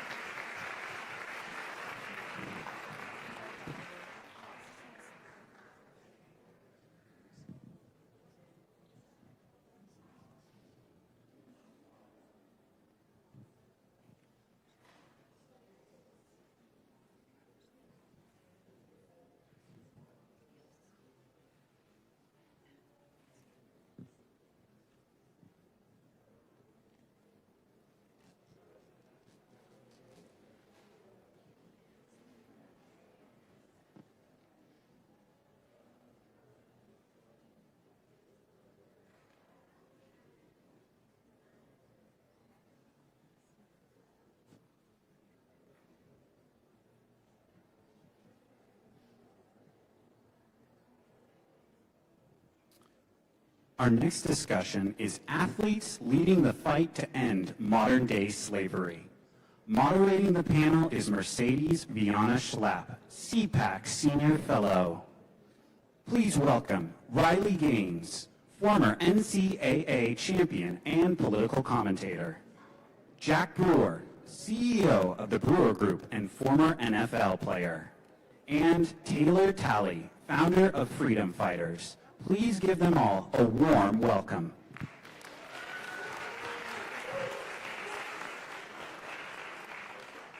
All right, you get me twice, but then you get this crowd. This is fantastic. I'm so honored to be with this incredible crew. I don't think pretty much none of you need any introductions in any way, so we're just going to jump right in. All right, Jack, since you're right next to me, I'm going to go to you first. Jack, faith-based organizations, part of this fight, not only from a prison ministry standpoint, but from an anti-human trafficking standpoint as well. What is their role? Is there enough out there to help the victims? My sense is no, based on what I've talked to with different folks. No, I mean, first off, thanks for having me, Mercy, and everyone at CPAC, and everyone for joining. This is such an important topic. In my playing career, I never thought it would even be an issue. Playing football, being on TV, going out, dreaming of playing in the Super Bowl. I would have never imagined that the Super Bowl is the #1 trafficked event in the world. You just didn't think that way growing up. And so I think athletes do have a unique calling to do something, to do more. I think one of the issues we have, Mercy, to go back to your question, is that sex trafficking, human trafficking, is so complex. It's changing. It's not what you think it is. Personally, I do a lot of work with fatherlessness and fatherhood. And so we have an agency and we work across the United States to empower the fatherless, right? Whether that's boys or girls growing up without a dad. You start looking at these numbers and you see that 85 to 90% of every teenage runaway, every teenage homeless child is fatherless. And so our foster care system is full of fatherless kids. We received, the last 3 weeks, we received 2 sex trafficked young ladies. One was trafficked from the age of 5 to 11. And so now you're trying to build these kids up and put father figures in their lives, put mentors and role models in their lives. And they're so broken that we're trying to figure out exactly how we can help treat them. Right. And so you're trying to literally, it's like throwing darts at a moving target because you don't know exactly how and what to do. Riley, I want to go to you because, first of all, Riley Gaines, talk about a hero. A hero in ensuring that biological males will not play in women and girls sports. Really. No, I mean, the work that God has placed in your heart, like your mission in life, I think is just so incredible. And as the mother of 5 daughters, you inspire all my girls and me. And really, what you've been able to accomplish has been remarkable. And I'm so glad you're here because you're a new mom, a baby girl, and, as an athlete, as someone who had to fight, right, to ensure that girls can be safe, I mean, this is all part of it. Oh, 110%. I'll tell you, Mercy, this is, I mean, as you alluded to, it's just never a position that I imagined myself in. And to Jack's point, never a position that I would have ever dreamt that we would be in culturally, politically, socially, where we have to define what a man is, what a girl, what a boy, female, male, defining sex itself. Of course, we just recently saw a big Supreme Court win on that regard, and so all of that is huge. But yeah, it's never what I wanted for myself to be here. Actually, Jack and I were talking back here. I was in dental school prior to all of this to be a dentist. So talk about a total 180. But you're right, it was initially that personal and negative, direct experience that I had that ultimately, I think initially gave me the platform that I now have. And in that initial experience, I recognized how women were being harmed, how children across the country are being harmed, and it was really then I saw the bigger picture. Of course, understanding it doesn't just happen in sports. I think maybe it's the most obvious, right, when you see a 6'4" man competing against a bunch of 5'5" women. It's obvious in that regard, visually, like you see it and you recognize it as wrong. You recognize women aren't being protected. I started to look at the bigger picture and see it's not just sports, it's across the board. Most people may know me as athlete or advocate, but I will tell you, combating human trafficking has become a huge passion of mine over the past few years, and something that I don't talk about much or publicly because I don't do what I do in that regard for any sort of praise or to post it on social media. It's to make real and lasting difference in the lives of oftentimes women, young women, on the prevention side, on the conviction side of these pedophiles, namely, and on the rehabilitation side. And so I serve as a board member on, it's called Covenant Rescue Group. It's a anti-human trafficking organization out of Alabama. And so it's super cool. I've been trained as a decoy, which for those of you who don't really, if you're not familiar, if you haven't seen like Colorado Ped Patrol or any of these videos that pop up on my TikTok all the time that I watch, it's like 10-minute parts, and I catch myself on like part 7, like every single day. I watch these videos. The decoy is the person who ultimately is in the hotel room or whatever the setting is that lures these pedophiles into a position. You're working with DAs, you're working with law enforcement to have enough to convict them and to put them behind bars, certainly where they belong. And so with this, I've seen some of the most horrific things you could possibly imagine, working alongside people like Tim Tebow as well. What an amazing man he is, and to talk about the impact that athletes really can have. So all that to say, it's become a huge passion of mine, and every single one of us, whether you have a large platform or not, I really do believe that we have a moral obligation as Christians, but as Americans, to get involved and to do what we can to protect the most vulnerable. So Taylor Talley, if y'all who went to the Freedom 250, they were, so the big Ferris wheel, that was all Taylor Talley. So we're very, we were trying to see if Trump would keep the Ferris wheel there. But Taylor, you have this program, the Freedom Fighters. It's a curriculum. You're talking about prevention being a key component of this. Talk to us about how this curriculum came together and how you got it started. Yeah, well, kind of like with Riley, my life took a 180 when getting into this movement. So I grew up on a traveling carnival, hence why the Ferris wheel was on the National Mall, but my family has one of the largest traveling amusement parks. And I think just because of growing up on the carnival, I saw all walks of life. I was exposed to different environments at a very young age, could read people in situations very early on. And then fast forward, I started doing Brazilian Jiu-Jitsu in college. And I'm a purple belt under Cabrinha, which that's what keeps me in Los Angeles. I'm not California-fied, so no judgment. But a couple years ago, my coach asked me, like, hey, will you start helping in the kids class? I said, yeah, no problem. And it was the best thing I did because I was like, wow, I really wish kids could be exposed to this, all kids, under-resourced community kids, kids in the foster home, the child welfare system, because it's not just the physical self-defense that we're teaching them. Yes, it's empowering to be able to choke out a man. It is, but with the arm bars and the leg locks. So you can choke Jack, is that what you're telling me? This could Maybe be today fun. because he has a shoulder injury. Oh, okay. Yeah, you could pretty much have your way with me today. But what is the most important part of that is we teach them what morality is, building them a moral compass, the situational awareness, the anti-grooming techniques, de-escalation, teaching them intuition, which I tell them inner body alarm. And so that's what they need to carry for life to just become better humans. Right. Jack, as an athlete, you all have such a influence in society, right? And no one ever really wanted to talk about human trafficking. I think it really wasn't until I would say the Sound of Freedom that it became more into the bloodstream here.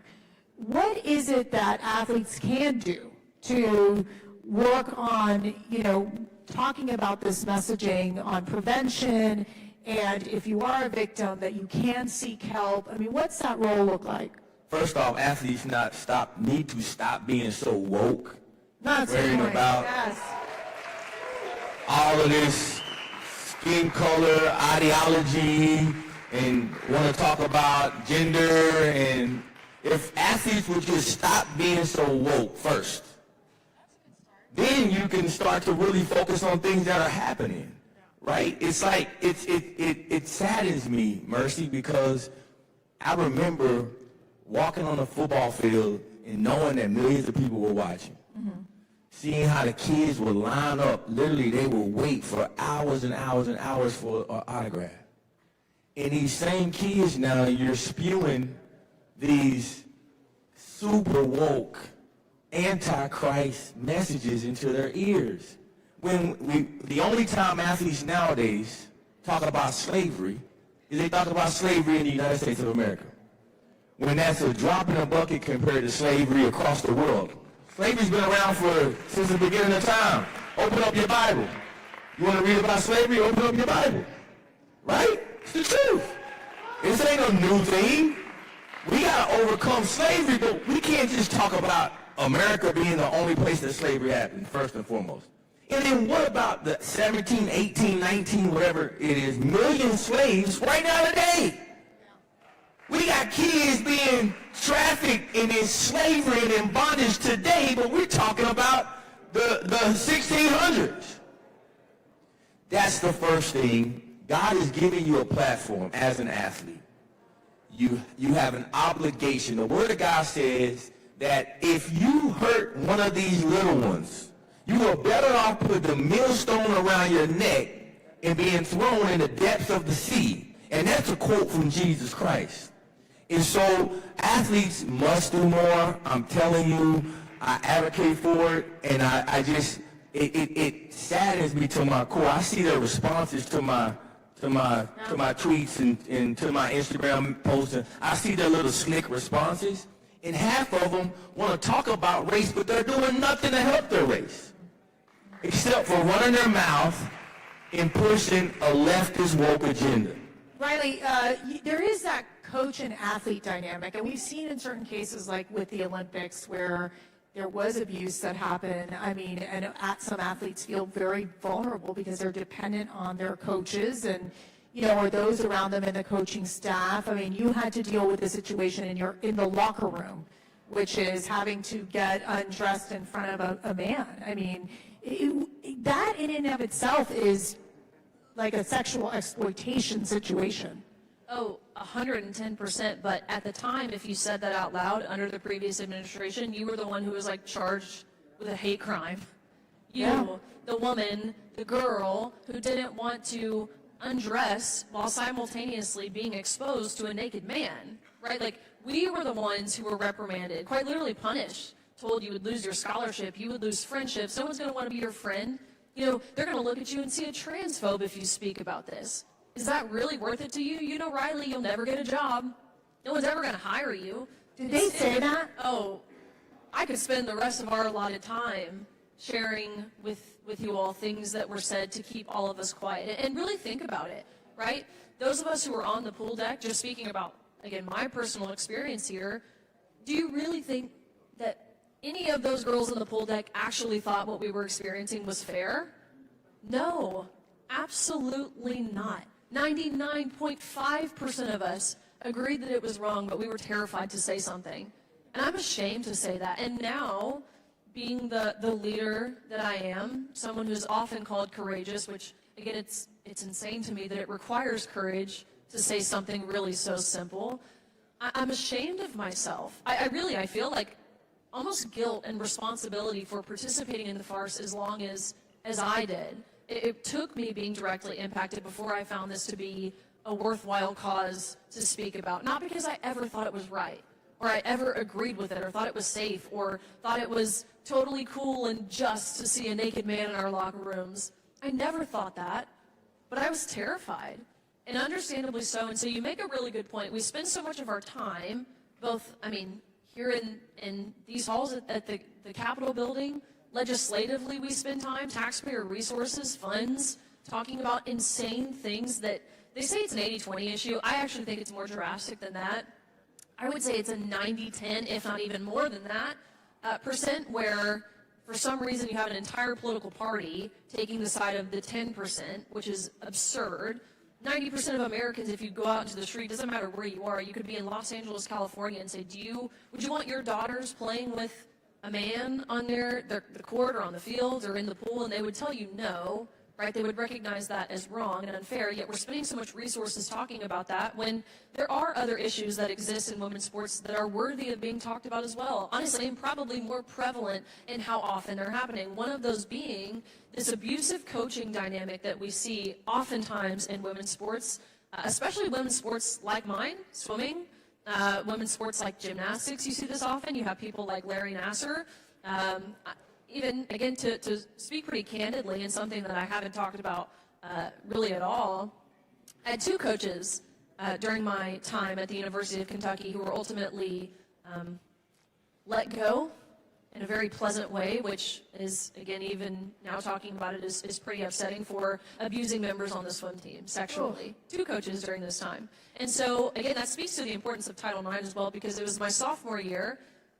I was one of those people who had received some of the harassment, and so I went to my Title IX office. Prior to any of the exposure that I've now had of really understanding the gravity and the importance of Title IX, I knew it would have prevented something like this, and so I went to our Title IX office.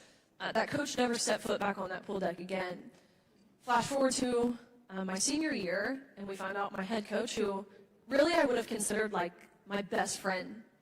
He never was any type of way with me, but a co-captain of the team, we found out after the fact, he had attempted to be and was successfully intimate with members of my team. That was like a total feeling of betrayal. And so these are all worthy conversations that we need to be having on the prevention side, again, teaching young girls how to recognize grooming from those in authority positions. But we spend so much resources talking about these insane things because the other side can't get their act together and recognize that men can't get pregnant, and that women don't need prostate exams, and that tampons don't belong in boys' bathrooms. I mean, these are insane things that we're wasting taxpayer dollars in talking about. But nonetheless, again, of course, while the fight is there, obviously those are worthwhile things, but it's insane that we have to combat them. And there's no such thing as chest feeding, for the record. Okay, Taylor, your advice, like, I think Riley brought up a great point on the grooming. What are the signs if someone's coming, to try to groom a young woman or man? Great question. So living in 2026, we're living in the digital world. I think I'm going to use that as an example because I actually have a chapter in the Freedom Fighters curriculum called The Digital Trap. I think it is so easy to prey on, not even just a child, any individual for that matter, through an iPad, an iPhone, the app Roblox, kids like to play, and they build a relationship with the child. So my 12-year-old niece is on Roblox, and she didn't even know what the word trafficking meant. Thank goodness we had that conversation. But there was an example of a 12-year-old from Sacramento. Her dad actually found me through Freedom Fighters, and she was talking to this friend for like 3 or 4 months on Roblox. And nothing inappropriate happened in the messages. But one day she had a fight with her mom. The guy, well, she thought it was a girl, the girlfriend said, hey, why don't we go to the beach? And so meet me at the so-and-so Target. And how did the guy know where she lived? How did the guy get her from point A to point B for a 30-minute walk? And she's, stealing beach supplies out of this Target. And thank goodness that her picture was shared online like 900 times where like another mom in Target saw her and reported it. But when they're going through the messages, they just formed a relationship with this child and like pride on her vulnerability. We're in an identity crisis. Everyone is, not just children. Right. It's up to us to kind of build the freedom fighters for the next generation. But the question is, how do we do that moving forward? But Jack, it goes back to the relationships. You mentioned about the fatherless society, but there's also regular people that are, middle class folks who are, mom and dad are there, but there is this problem where they are connected so online that becomes their relationships, and that's where they end up in trouble. It is, and there's one word that I promised before I left here I was going to make sure that I highlight. Which one? Sin. Sin. Sin. S-I-N. Oh, sin. I was like, ooh. S-I-N. Where are you going with that, Jack? Everything that everyone up here has talked about is sin. Yeah. And if we don't start teaching our children to be able to identify sin and identify righteousness, know the 10 Commandments, and amen, get them back in our schoolhouses, The most vulnerable kids, the fatherless kids, the children like you're talking about that gets mad at mom, and you have this man who's clearly a sinner living in sin and lust. He would have been targeted. Another thing, you need to get the Second Amendment all across the country, because if he's in Florida or somewhere, he's going to get shot doing something like that, deservingly so. But sin, we have to start seeing it again. We have to start, don't let our words become so new and modern and new age that we forget about the Word of God. Speak Scripture. The Word of God tells us that we overcome the evil one by the blood of the Lamb and the word of our testimony. We need the Word of God just like Jesus needed to overcome Satan. We cannot figure out these problems on our own. We're not smart enough to be able to do that. God created us to be vulnerable to Him. Our children are vulnerable to Him, but if they don't know Him, then what can they do? That's the reason why we see such a spike everywhere. So my encouragement to everyone, man, if you're fighting sex trafficking or human trafficking, you can't do it without this. Oh, yeah, amen. I want to just add something really quick to that. When we visited the Sisters of Mary in Chalco, Mexico, which is this incredible facility where these 50 nuns take care of about 4,000 girls who either have been abused, live in poverty, been human trafficked. When I met with the priest, he's actually American, who was there listening to these girls and really helping them. And he basically said, he goes, you have to understand, he's like, if you're in this fight, which you all are, you have to be praying every single day to be fortified against the devil. Like, you have to be. Because he will come after you, because this is the most satanic action that can happen in stripping the innocence of these children. And so, Riley, I want to ask you, is the trend changing? I mean, are we getting to the point that people are finally waking up saying, yeah, like, I got to be really alert to what's happening in my household about this human trafficking? Do you think that parents are waking up? Is there enough out there? Are we yelling loud enough to say, we got to protect these children and we got to help these victims? The trend is definitely changing, and I think in large part thanks to President Trump, to be totally honest with you. Yes. The way that he speaks, candidly, there is no beating around the bush, and of course those who operate under him as well, Tom Homan, Secretary Markwayne Mullin, these are people who speak in plain language the tragedies and the horrific nature of what is happening to children, to women, not just, of course, perpetrated by those who enter this country illegally, but it helps raise attention to it. And so President Trump and his officials who speak in the manner that they do, it gives all of us cover to say, you know what? Yeah, this actually is wrong. Bear in mind, we're still operating with a very unfair media, a very biased media apparatus that is not honest, that is not truthful, and that's where all of us come into play.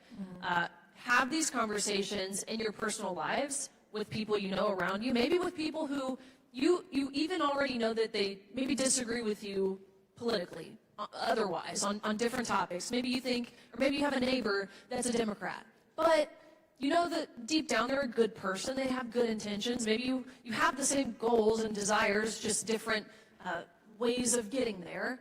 Have this conversation with them. Just say, hey, did you know that upwards of, I don't even know what the number is now, the reported numbers, it seems to go up every single day, but under the previous administration, 330,000 children went missing. Did you know that? Any good, decent person, regardless of their political affiliation, would say either, yes, I knew, no, I didn't know, but how can I do something about it? Have these conversations. You must, whether it's posting on your own social media, again, in your personal daily lives. That's how we really make change, and it's true, the cliche, and it sounds cliche, the saying of courage is contagious. It's really true. One person who's willing to have these conversations, who's willing to post something on social media, guess what? You might inspire 3 more people. And then respectively, those 3 people may inspire 3 people. And it's like this beautiful cascade effect. Yeah. That's how we make real and lasting impact. But again, we'd be remiss if we didn't say thank you to the president, to his administration for doing what they can. I saw even last week Tim Tebow was at the White House partnering to help combat some of this stuff, especially, you mentioned the digital age, what we're dealing with the power of AI. As parents, be mindful of what your children, what your kids are doing on their phones. Yes. Whether it's communications they're having with peers. It doesn't make you a helicopter parent. It makes you a parent who wants what's best for their child. And just to wrap up here, Taylor, give us your kind of 30-second, what's your message to our coalition partners here, obviously to so many of our international partners as well? I really want to hit on that our federal government doesn't know how to measure adequate prevention. I think that's where we need to start before we can pass another bill and talk about another, what we're going to do here. Like, what is adequate prevention? I think that's what we need to look at, and then also get more people not in D.C. I'm not a politician. I mean, I don't even call myself an expert. I'm just living it, right? So I think that's where we need to start, because the State Department defines the 3 Ps: prosecution, protection, and prevention. Why is prevention last? Why is it addressed last? Because it's invisible work. Yeah. And you know what? We need more. We don't need to focus on more rescues. We need to focus on fewer victims. That should be the goal. Jack.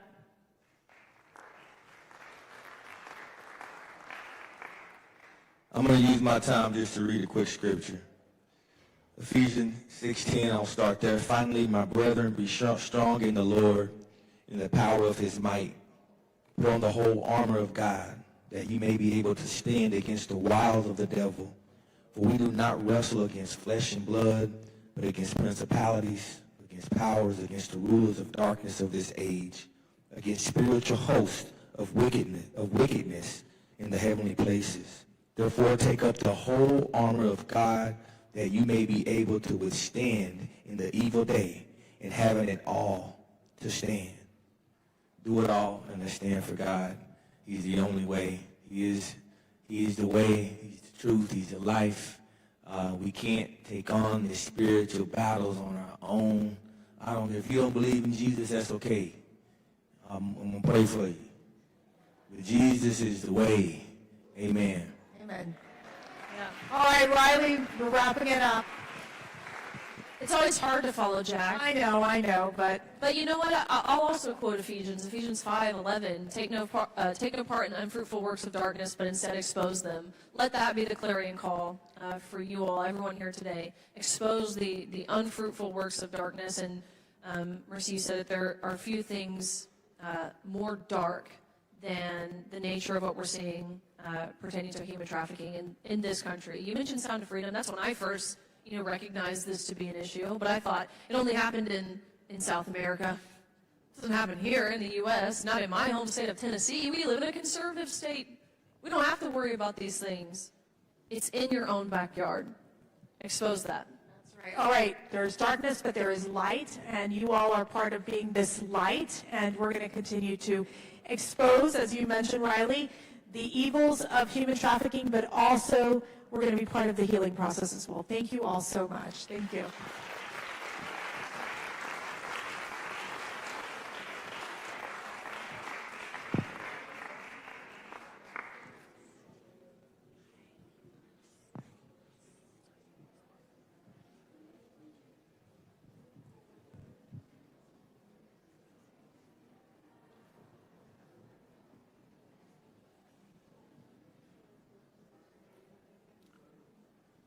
Ladies and gentlemen, please welcome our next panel, Faith and Fighting for Freedom.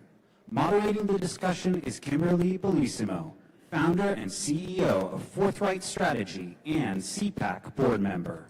Joining her are Basil Boz, founder of the Association for the Recovery of Children, Katie Gorka, chairwoman of the Fairfax GOP, and Bruce Duty, founder and president of Cross Country 3. Please welcome our panelists.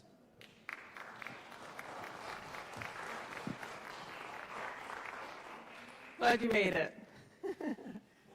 Good afternoon, everyone. I'm Kimberly Bellissimo. I am founder of Forthright Strategy and also a very proud and honored CPAC board member, and I am also a coalition partner. we're going to take this in a little different direction. I've actually ditched my note cards, which is not like me to do that, because I wanted to piggyback on something that Matt and the Attorney General, Hanaway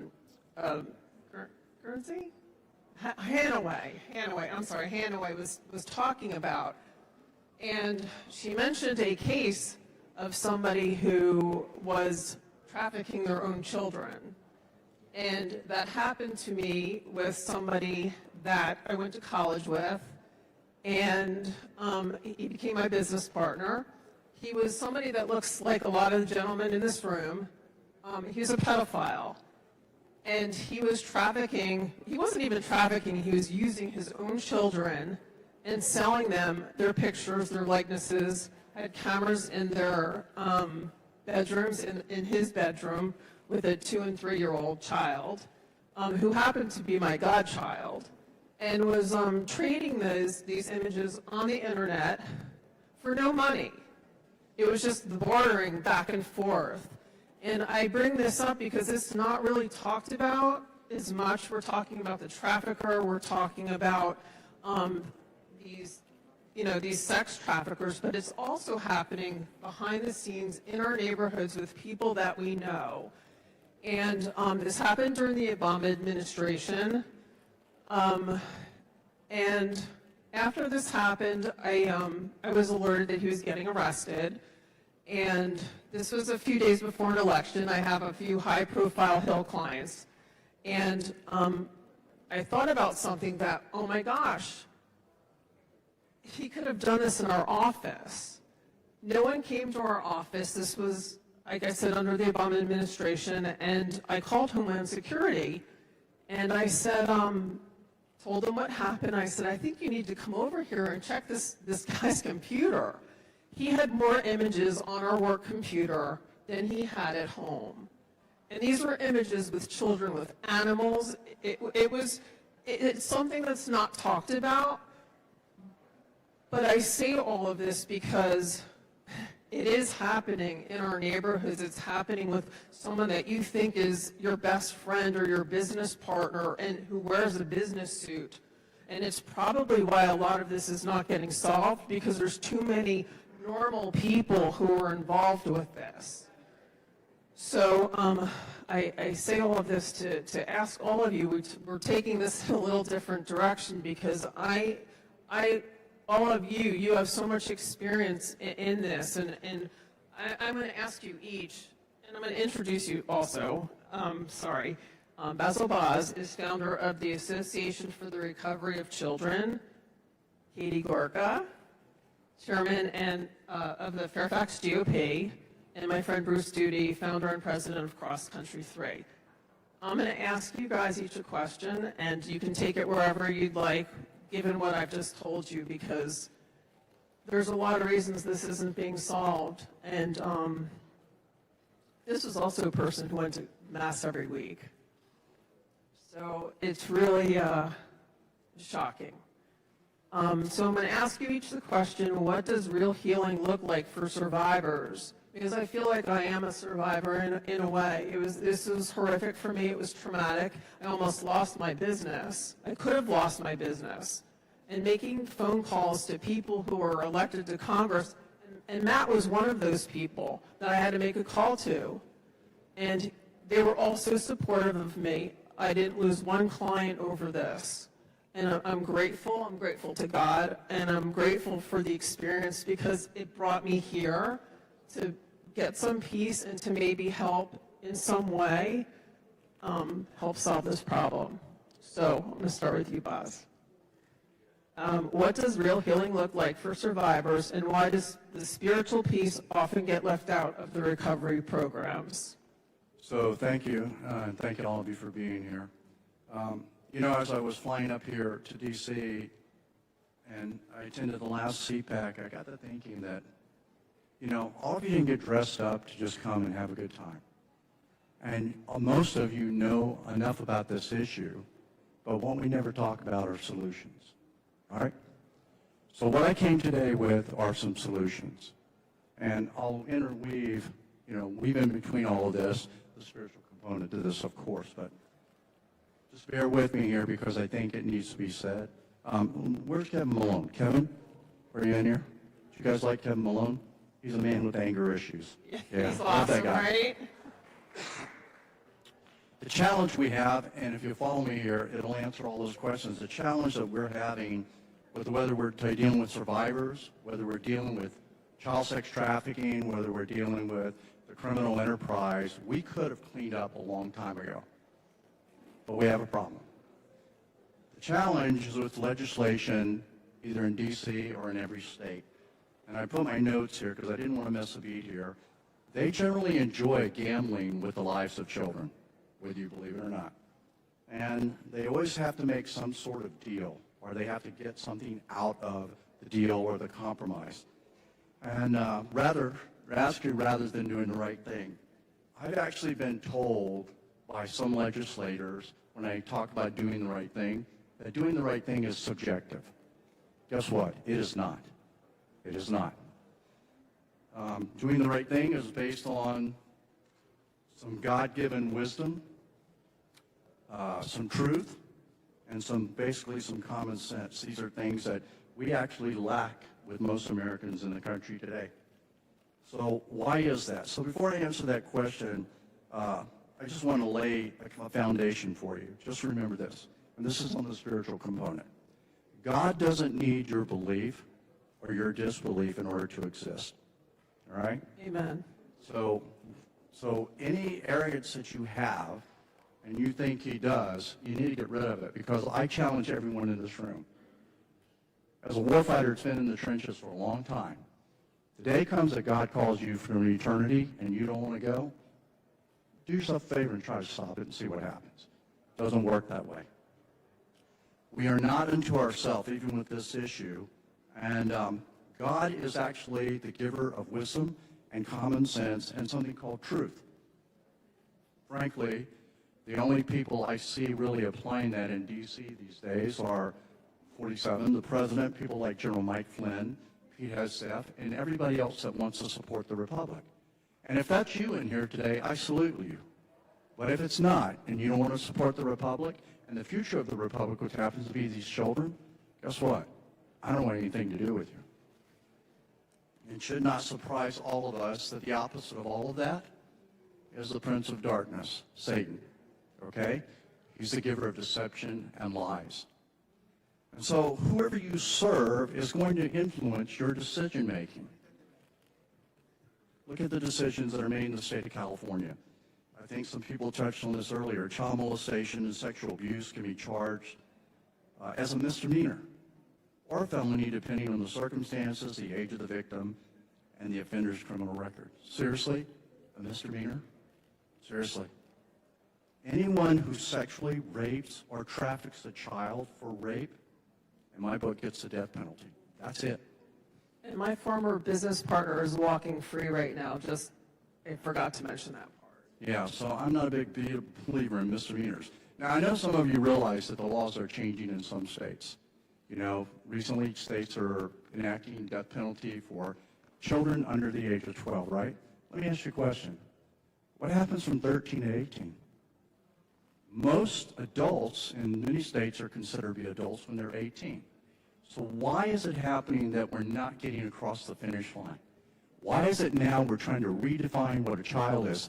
Actually, in concert with what the UN has been trying to do for ages. Keep lowering the age of consent, so children. So what that does, it leaves a supply for child porn and everybody else that wants to rape somebody from 13 to 18. Now, how many of you in here have children? Was your child, when he or she was 18, really ready to take on the world?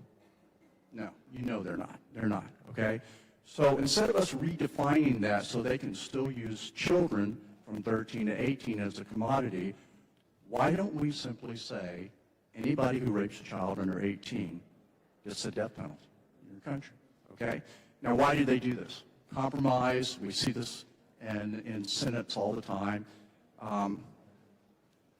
And sometimes people are covering for their friends, and they're protecting their friends. And I like to protect my friends too, until they cross the line. and you cross the line, you rape a child, guess what? You're not my friend anymore. So this is why that happens sometimes. It's kind of like, it'd be kind of like all of you in the room here getting a cow, putting it in the barn, getting the bucket, sticking it under the cow, but never milking the cow and walking out of the barn going, I milked the cow. Ladies and gentlemen, we got a lot of empty buckets out there. We do all this stuff in Washington. We pass all this legislation. But we got tons of empty buckets out there. The job's not being done. So you may have heard me say this before, on podcasts or TV or whatever. This is not a political issue. These are crimes against children, okay? They're crimes against children. And if you're a legislator, in my book, from a guy who's in the trenches daily, and you're not doing all you can to protect our children, guess what? You're the criminal. If you're a judge who doesn't give a hard penalty like the death penalty for somebody who rapes a child, guess what? You're the criminal. Now, I see some faces out there going, Boz, you're stepping on some tough territory here. You're calling out judges, and you're going to get in trouble. Guess what? I don't care. And most Americans should stop caring about being politically correct and care more about our children who are the future of the republic. You can't run around, excuse my French, but you cannot run around being a chicken ass with this issue, because children are dying every single day, whether it's porn, whether it's organ harvesting, whatever it may be. And these kids are the future of our republic. We are all sitting in here, got another 20, maybe 30 years, and we're gone. And we got to have people that are taking over. So it's about time that we cared more about the children instead of just talking about it. They sacrificed, and here's another thing too. If you're not into saving children, then for the love of the country, live your life to honor our founding fathers who died and are buried in those graves out there, who provided each of us with the freedom that most of these children don't have. We have it. We're in here. So honor them with the way you live your life. If you're a person in here, or you're law enforcement, or you're pastors, or doctors, or teachers, or parents, and you rape a child, or you traffic children for rape, you are the criminal. And sadly, if you're a citizen in this country, and you're in this room tonight, and you're not doing anything to help these children, guess what? You're the criminal too. So when you go home tonight, look in the mirror, you ask. You go, well, that's easy for you to say, Mr. Former CIA art guy. You got all this training and stuff. Okay, Spanky, let me tell you something. You and I have something in common. Every one of you has something in common with me. We both have 24 hours in a day. So the question is, what are you going to do with yours? What are you going to do with yours?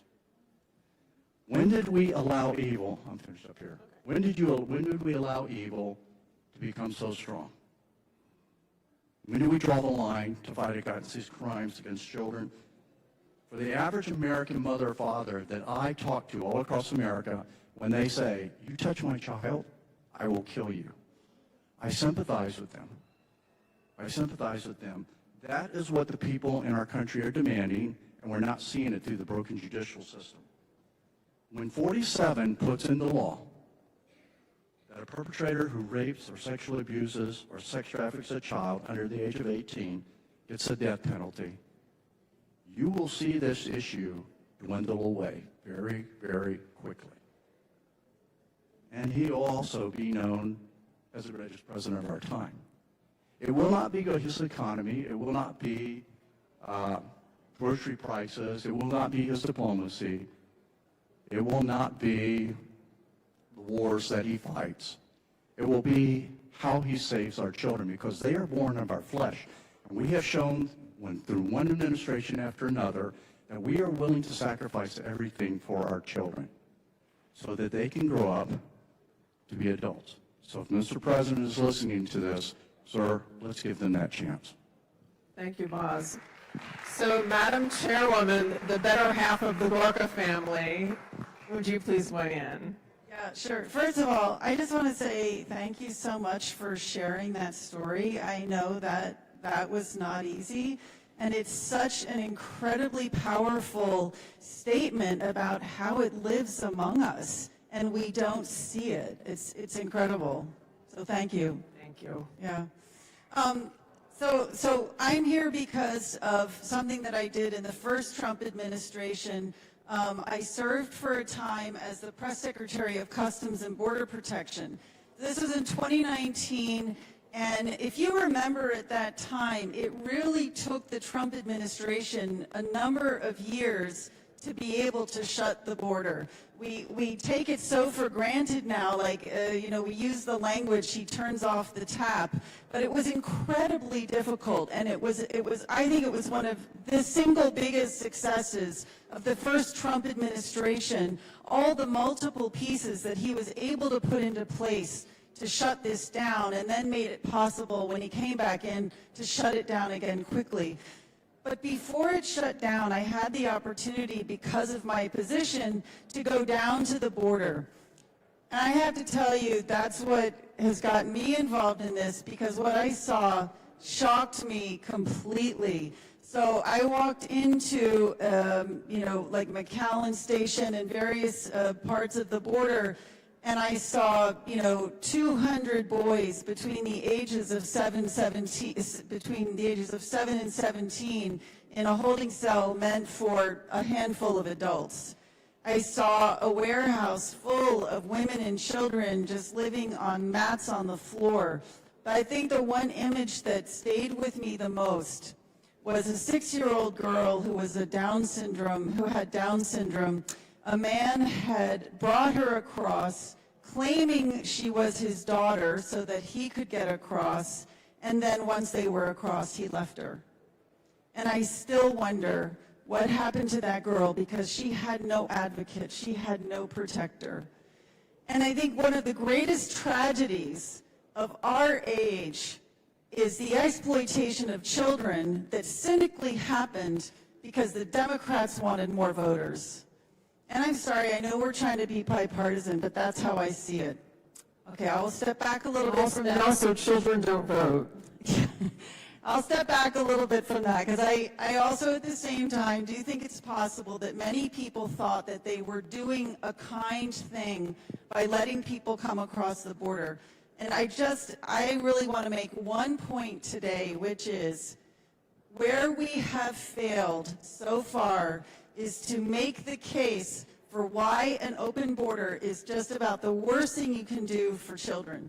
Because of the family separation policy, children were used by millions of adults to get across the border, and then the children were further used in trafficking.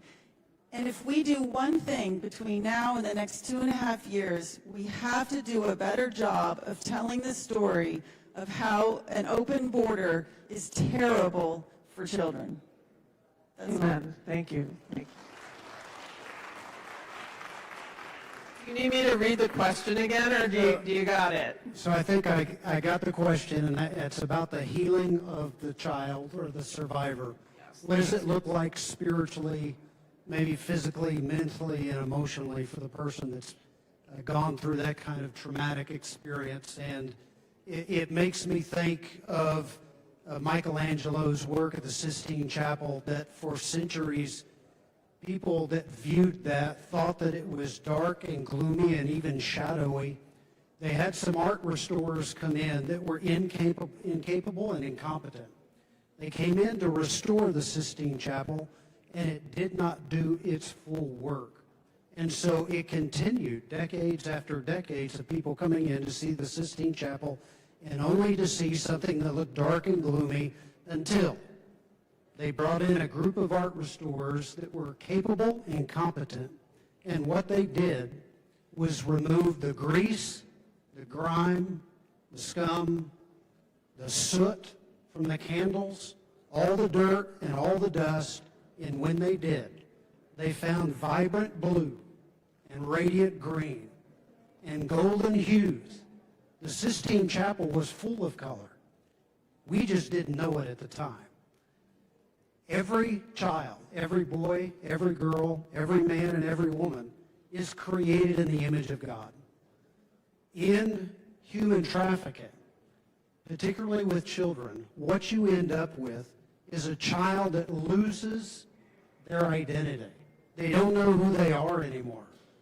Looks dark, gloomy, no hope, no horizon, no potential, and no promise. And so what we need at that point is capable and competent restorers. Restorers make sure that that child knows that they're created in the image of God. Yes, and there's a lot of people in this room that are restorers, right? A lot of them. And what you do in that work is to bring about the vibrant color that was there all along. We just didn't know it, or the child didn't know it. And the thing is, it's not the dust, the grime, the soot that is covering our children and our people. It is shame, guilt, it is the loss of dignity and the loss of hope, and it glooms over that child's identity. I think that healing looks like, Kimberly, it looks like a restoration of identity. That child is in an identity crisis, much like America has been in an identity crisis. We have been in that for quite some time. And that's why government doesn't know how to act, family doesn't know how to act, individuals don't know how to act, because you're in an identity crisis. You don't know who you are anymore. We need a restoration of identity. When that happens, healing takes place, and it takes competent and capable restorers to do just that. Beautiful answer. Thank you. You have anything to add to that? You're a bad butt. You used to work for the CIA. Yeah, you're exactly right. There is a component, there's been a missing component to the healing portion of most survivors. We've just now stumbled on this with Dr. Brian Thompson, but you know, when Jesus was walking the earth, you know, it's one thing to walk past a beggar and go, be healed, brother. It's another thing to feed them, correct? Or to clothe them or whatever. And over the course of years, we've given the blankets, we've given the spiritual component, we've taken in survivors, but here's something we never touched on, and that's the damage to their DNA. The trauma damages your DNA. So one of the things we're looking at now with Milagro and Dr. Brian Thompson is their technologies now to heal the DNA, which God made, the DNA, but we're repairing DNA because the problem we were running to, we were rescuing all these survivors, but about 80% of the survivors that went to aftercare, wraparound care for the next 10 or 15 years, if they lived that long, their body was dying. Their organs were shutting down. And you say, well, it's because they were drugged up. No, they were clean. But that DNA component had been damaged, and every day under the threat of death caused them to continue to die every single day. Most of the survivors that we've rescued, they're constantly in the hospital. So what are we missing here? So I have a question about DNA and pedophiles. Can pedophiles be rehabilitated? Yeah, with a 5.56. That was the answer I was hoping for. So one of the things that you have to think about with that, Kimberly, is that because God created us in His image, we have to remember that God is a just God and a merciful God at the same time. Romans chapter 13, 1 Peter chapter 5 both say that the government has a twofold role, and it's very simple: to protect that which is good and to punish that which is evil. That's God's role of government. Now, we can mix that up, and when we do, we mess that up. And so we have to understand that there has to be a judicial system that represents God's justice. But that doesn't mean that someone can't go to God for forgiveness. And so anyone and everyone should be encouraged or challenged to go to God for forgiveness. But that doesn't mean you're not going to pay for your crime. You have to pay for your crime. And America's government has to hold that true. And our churches have to step in and make sure that that voice is carried through the halls of our churches, that justice and mercy both work together. Our God is a just God, and he's a merciful God at the same time. And if we're created in his image, we ought to be the same. It's really that simple. My experience with this was this person had absolutely no remorse for what they did to their children, what they did to me, what they potentially did to people's livelihoods. And so I know that the devil does walk among us, and the devil is a very real thing, and I think that some people are just, they're taken by evil. And I worry that, is everyone redeemable? I don't know. Well, I agree with you, right. We had this discussion last night. God makes it very clear the difference between the wicked and the sinful. And most of the people that want to repent fall in the sinful category. And this is my experience after 33 years of dealing with a lot of predators, okay? So, you know, and we talked about this, and I said, I went before God often and said, why is my heart so hardened against those who rape children? When I find the 7-year-old girl chained to the closet floor with cigarette burns all over her body, not fed in days and yet raped 15 times a day, you know, and with so many STDs that she's lucky that she'll live to be 12. And so as a believer and a Christian and a man of God, I struggled with that for a while until I got in the scripture and realized that God talks about the wicked. And he says he hates the wicked and he'll destroy the wicked. Now, over my career of rescuing children, I definitely have danced with the devil and not poked him in the eye. And I have seen the worst of the worst because I'm in the trenches. So, yes, I pray for them as well, but I distinguish now between who's wicked and who's a sinner. And when we talk about those that I've run across and the wicked, this is why Jesus said, it's better than a millstone be put around their neck and thrown in the ocean and they drown and die. I think you know, that's how God feels about it. So I like to be able to feel the heart of God. This is why Satan attacks children, because he knows if he wants to hurt the heart of God, this is what he does. It's the most heinous crime in the universe. So, yes, I agree with you 100%. They have the opportunity, and God can change anything. I mean, he can open the Red Sea. But in our society now, you know, after I've prayed for them, if they don't turn, then guess what? They are the wicked. They spit in God's face. They'll rape another child, whatever it may be. And when do I draw the line and say, you know what? This is not a society you can be in. And guess what? I'm not going to pay taxes for you the next 50 years to stay in prison. I'm going to find a short rope from a tall tree, and that's where you're going to go. Because if it were my child, I'll tell you what, I would do everything I could to make sure that my children were never hurt again. You know, I don't second guess. Look, rattlesnakes in Texas, when I'm digging down there, there's no friendly ones, okay? They bite you, they're going to bite you again.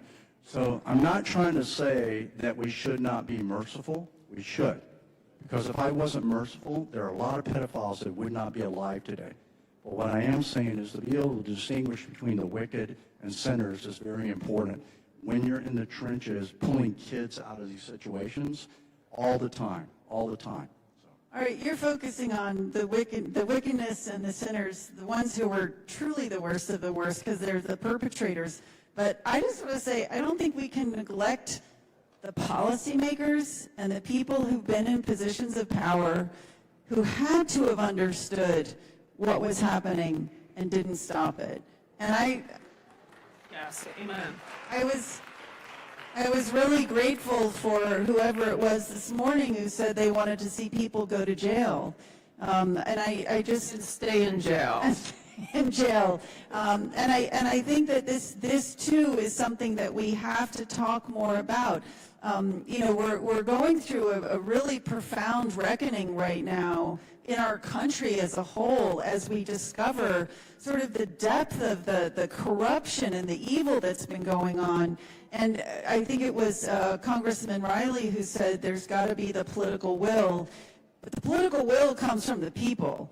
And I think we've got to make it clear we want this reckoning. We've got to get back on just footing in this country. I think, Kimberly, that the perpetrator that you mentioned there and every other one, when you mention that there's no remorse, I think that speaks to a large a much larger problem in America and around the world, particularly in the West, or at least because we know the West, we live the West. And that is this: we have a vanishing conscience, and as such, we have failed to recognize this God-given internal mechanism that every individual has to help us to understand the difference between right and wrong. It's just simply called a conscience. When we were younger growing up, we would hear about the conscience. You don't hear about that anymore, and that's because it's vanishing.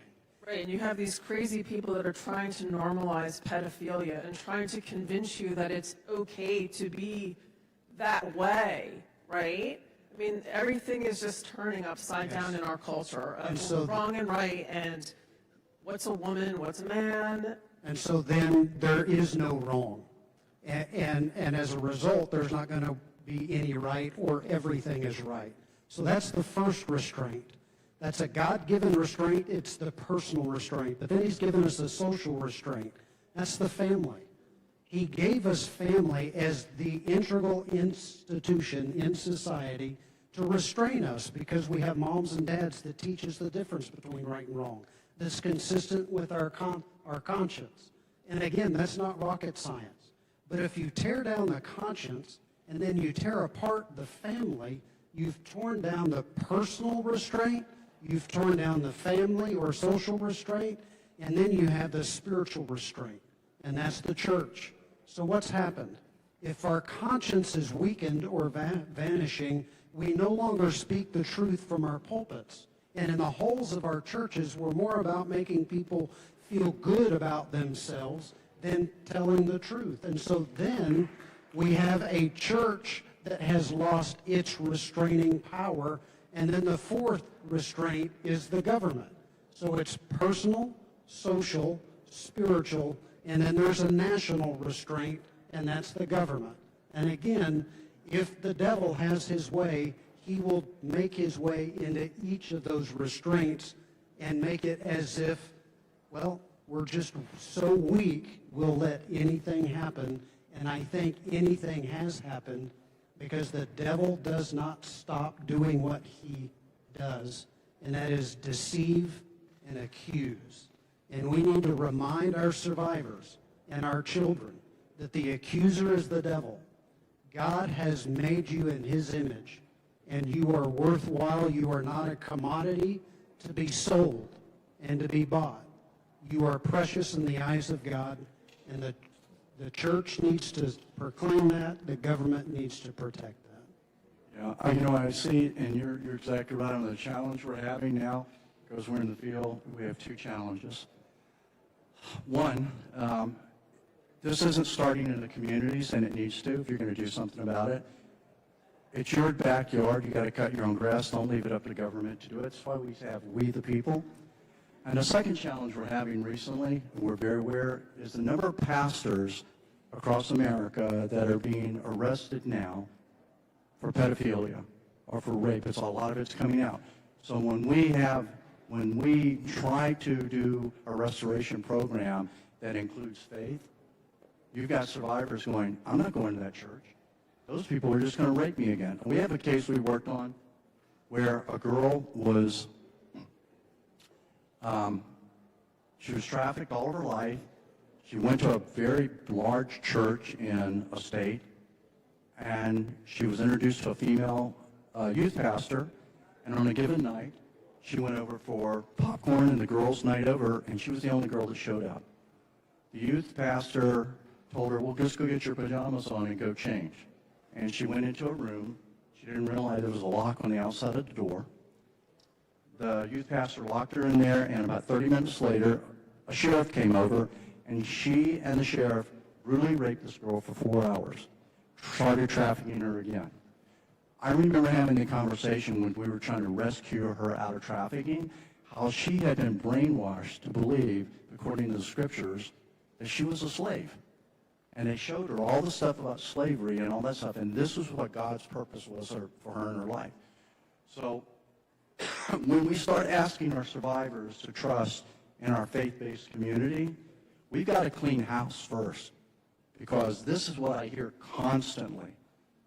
when we rescue a lot of people. Now, a lot of the kids, we don't hear from them. This is usually like a 15-year-old or 14-year-old, and they've already experienced rape within their church community. So this is something you have to pay attention to, you know, is like clean up your community, because if we're gonna introduce them to God, then we got to introduce them to a God that really loves them, and separate what God does, like you're talking about, from what man does. It's got to be a point. We just can't take them and just say, here you go, we're turning you over to this, because right now it's probably not going to work real well. Thank you, Buzz. We just have a couple minutes left. Katie, do you have a final thought? No, I love this statement, though. You've got to keep your own garden clean, and I think it really is on all of us to engage in our communities. I mean, it's, you know, I live in the Tysons area, which is a really challenging area for this. And again, I mean, it is difficult and challenging. I'm so taken by your story, just the idea that you can live alongside someone for not like those decades. Yeah, and have no idea. And so I think we all have to be just super vigilant to the signs, however small they might be. And I think the only way that happens is if we're gathering together in our communities, committing to it, and staying alert. Thank you. Final thoughts, sir? I believe that it's really important for us to understand that when God says that he's opposed to the proud and he gives grace to the humble, that if we want his blessings, and so my encouragement to any organization or individual that is combating human trafficking, or you're just trying to be the right person at the right place. You were born for such a time as this, like Esther. If you want to be that person, how important it is to be the humble man or woman that you can be right where you are, because God has your six. He gives grace to the humble. He's opposed to the proud. But if you remain humble and make sure that you're not following the crowd or following the trends or following what Augustine said was going to be our idols that would be our downfall one day, the seeking of profit, pleasure, and prestige. If we make sure that we humble ourselves and don't follow what everybody else is doing, God's got your six. He's got your back. He's going to take care of you. He's going to reward you. He's going to bless your work. And that humility goes a long ways with the Lord. Thank you. I also wanted to thank Frank Russo for being such an amazing partner, and Mercy, the queen of our coalition, and Matt, and Cpac.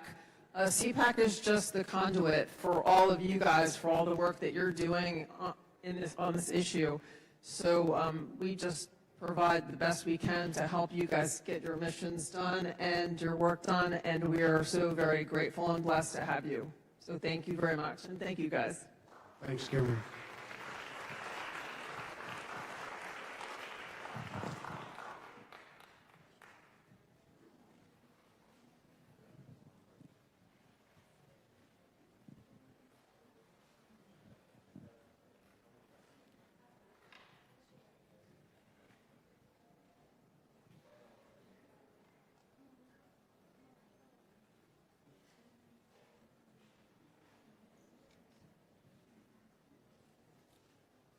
Please welcome Congressman Chris Smith of New Jersey.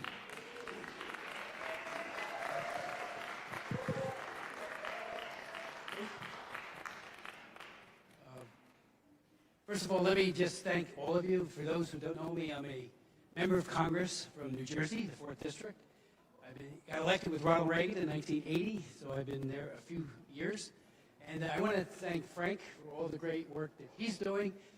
You know, it does take leadership, and he is an extraordinary leader. And Frank, thank you, because you are making a huge difference. Matt and Mercedes as well. I mean, it's a leadership that is absolutely needed, because there are problems not just with the issue, but also with getting legislation passed, as I think many of you know. Just by way of background, I began working on human trafficking in 1995. We saw that with the breakup of the Soviet Union a few years earlier than that many of the people that used to be the apparatchiks, the KGB, and the very nefarious actors in the Soviet Union, East Bloc countries, all of a sudden were not just selling drugs and weapons, they were selling women. They commodified women, and we at first thought it was a problem over there, and then very quickly found out it's a problem everywhere, including in the United States. So I introduced a bill. It failed in the Senate. Introduced a second bill called the Trafficking Victims Protection Act, and that legislation took 3 years to get enacted. It was on life support several times. Sam Brownback in the Senate was our great friend and ally over there, and together we got it across the goal line and then into law. That legislation is everything that's in our trafficking federal response, both domestically and international.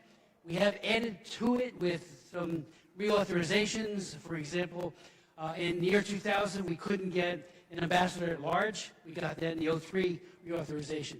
We found out that peacekeepers all over the world, especially a few years later in DR Congo, I actually went over there and found out that the peacekeepers in DR Congo were raping little children. These are UN peacekeepers. Had 4 hearings on it. We added language that said that when you look at the TIP report and who do we study as to how well or poorly that country is doing, now the military and peacekeeping efforts will be part of the analysis as to whether or not a country gets designated as either a Tier 1, which means you're good, Tier 2, you're okay, but you're trying, Tier 3, you're an egregious violator, and you can be and should be sanctioned by the U.S. government until you get it right. You know, George W. Bush, to his credit, put some of our best allies on the Tier 3 based on their record. South Korea and Israel both had very poor records. He looked at it and said, that's it, put them on. Within 6 months, they were already taking serious efforts to end their complicity government-wide with trafficking. And by the next year, they were back to Tier 1. So it shows that it works when you have a penalty phase affixed to all of this. We also, as you know, the TVPA was both a domestic and an international response to this heinous crime called human trafficking. And I say that because a lot of people thought it was all foreign. It equally applies to the domestic. And one of the things we did in the bill, now law, TVPA, was to put 20 years to up to life imprisonment for the trafficker. We found, we put in the law that anyone who has not attained the age of 14, that trafficker could go to jail for the rest of his or her life. For those who have not attained the age of 18, it is likely they'll get a very serious sanction, like up to 20 years. And after 20, where there's an element of force, fraud, or coercion, then they too could get a very significant jail sentence. We've had many thousands of convictions. One estimate, and that's a few years late, and we don't have a more up-to-date one, 5,200 of the worst are behind bars for between 20 years to 50 life because of their terrible engagement in human trafficking. We also put in a provision that was at first controversial, that we never treat a trafficked person as a criminal. And teenagers, there's no such thing as teenage trafficking. That's a total oxymoron. It doesn't exist. In my mind and the minds as we got this passed, they too cannot be prosecuted. And then around all of that, we built a whole array of protections. And that's the work that continues to this day, trying to figure out best practices. How do we make sure that the victims are not re-victimized? We have a new bill, H.R. 1144. It's not so new. It got passed twice in the House, last Congress, the Congress before. I was the author of it. I couldn't believe it. It died in the Senate because of opposition in the Foreign Relations Committee by Bob Menendez, who was then the chairman. I appealed to him over and over again. Just pass it. You can do it by unanimous consent. Who's going to object to it? And he wouldn't do it. So we lost 4 years there. And now this year, our bill is ready to go. It's already been approved by the Judiciary Committee, the Education and Labor Committee, and of course the Foreign Affairs Committee. It's all ready for House consideration, and it has not yet been voted on in the House. So I'm angry and I hate to say that, but the delay is denial. And I keep arguing the longer we delay, the more of these new services don't get put into effect. For example, we put in a provision for $35 million a year, times 5, it's a 5-year bill, for housing, to make sure that trafficked women have a place when they're rescued to live, so they're not re-trafficked because of their vulnerability. We also have wraparound services across the board, mental health and the like, to make sure, again, the woman, as best as possible, or man, but they're mostly women, are reintegrated, loved, and cared for, so that they can get back into with education and then maybe employment if that's what they want. Gina Cavallo, who's sitting over here to my right, she's testified at several of our hearings. What an advocate, and so many of you know or are someone who has experienced the cruelty of trafficking. Holly, and to me, you are the greatest advocates ever for not only having good public policy and good law, but good, aggressive, and faithful implementation of the law. It's one thing to have a law, and then, it sits and collects dust through lack of faithful enforcement. So we are calling on the administration to enforce existing law and to embrace this new bill, which we named, by the way, after Frederick Douglass. Frederick Douglass was one of the greatest abolitionists who ever lived on earth. He was a Republican, I would point out, and his great-great-grandson worked with us in writing, Kenneth Morrison, in writing this bill. So we put a big emphasis on prevention. We have a provision in this bill that K through 12, every child in this country should be educated to be situationally aware as to what to look out for, what are the signs, how drugs are very often used to ensnare and then to retain a victim. And the more people are aware of this, friends, educators, the less likely, it empowers everyone, especially potential victims. That's in the bill. And we have a big rollout that we want to do with the Department of Education and HHS, and the bill is still sitting waiting to be considered on the House floor. So I'm calling on my leadership to pass it, and to pass it yesterday. We thought it would be up last week. It did not get up for a vote.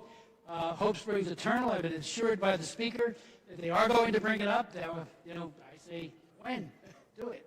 So, again, you guys are really the advocates that can help make the difference to get this over the line. And then we go into implementation. And just let me say one thing about implementation. After we got the TPP passed, George W. Bush was the president, and when you talk about faithfulness and implementation, at first they didn't do it. So I kept calling over to HHS, calling over to having meetings at the Justice Department, and said, where is it? Even the T visa, to help women who have been trafficked overseas to here, to give them an ability to get protection and their families, because we put in a family provision so they don't say, okay, you go and leave the terrible situation you're in. This is the trafficker talking. We'll go after your little sister in Moscow or wherever it might be. So he gave them protection as well. They weren't doing anything. And I said, I didn't say it to the president, I didn't get to see him, but I said, it says, you shall do this, you shall do that. And they weren't doing it. So we did a big hearing of oversight. I'm a Republican. I'll call out a Republican or a Democrat any day of the week. And then we started to get some things done. So we've got to really redouble our efforts. This Frederick Douglass Act will make a huge, huge difference. There's money in there for prosecution. Prosecutorial discretion is such, as you all know, that prosecutors can decide, what am I going to go after? What am I going to go after? What am I going to focus on? We want this to be at the top. There might be others like terrorism at the top, but don't in any way denigrate this on your list of what you want to do. Make this right at the top. So that's something that's embedded in the bill in terms of money. And I would finally just say, I'll answer any questions if that's permitted.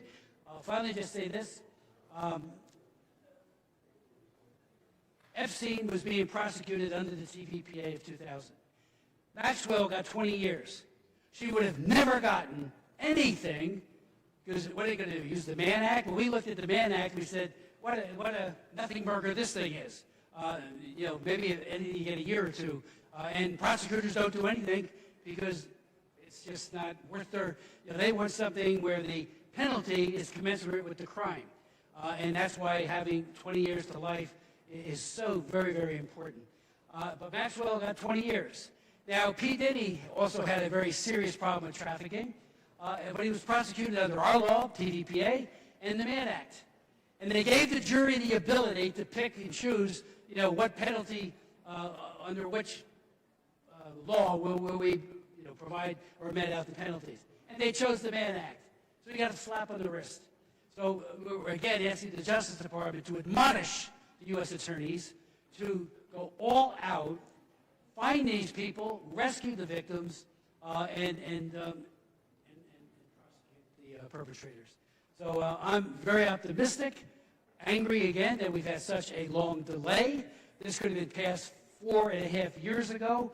And why is a reauthorization important? One, it tells the administration, if you don't have the legal authority embedded in the law to do all of this, yes, you can get some of it covered year over year by appropriations process, but if you don't have it in there in black and white, it gets diminished, it gets demoted, and that's what I'm concerned about. And also we have brand new things in it, like I mentioned, the housing piece and some of the others that will make a serious difference, in my opinion. I had a woman come up to me after I spoke at a conference that the former Attorney General of Virginia held, and she says, "That's me. I had no place to live, and I got re-trafficked." So we've got to meet the needs wherever they are, and this legislation makes a very faithful effort to do so. But again, I can't thank you enough, and I can't thank the Schlaps for doing this and getting us all on the same page. Talk to our leadership, ask them to put it up. Talk to the president, to get this and say, I want this bill. When we did the 20th anniversary of the TVPA in a big White House summit, it was beautiful. A lot of great speakers. The greatest speakers of all were women who had been victimized, who told their stories, and you could have heard a pin drop. And I learned that lesson myself. When the TVPA in 1998, 99, it looks like it was dying, like so much legislation does in this place, I brought over two women that my wife and I had met in Leningrad, St. Petersburg it was called now, then too, in 1999 at a human rights summit. And we spent 6 hours listening to their stories. They were unbelievably moving. The brokenness was just, we brought two of those women over, they testified, and that helped get the bill moving again. Because everyone's saying, oh, what's this? When I talked to a half a dozen U.S. attorneys in 1998, 99 about trafficking, their first question was drug trafficking, right? I mean, it was always drug or weapons, but almost always just drugs. And I said, no, people, women, children, men who are trafficked and turned into commodities. So now that's changed. We need to sustain and expand this, and the Frederick Douglass Act does just that. Thank you so very much, and God bless you.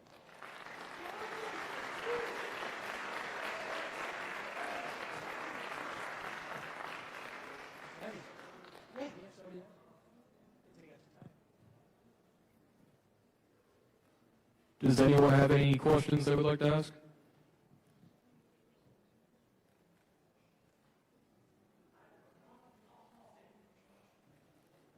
It's late in the day. I'll break the rules. Thank you all again for being here. And I have to tell you really quickly, first, Congressman, we would not do this work if it wasn't for folks like you, and really you in particular, who led us to this light.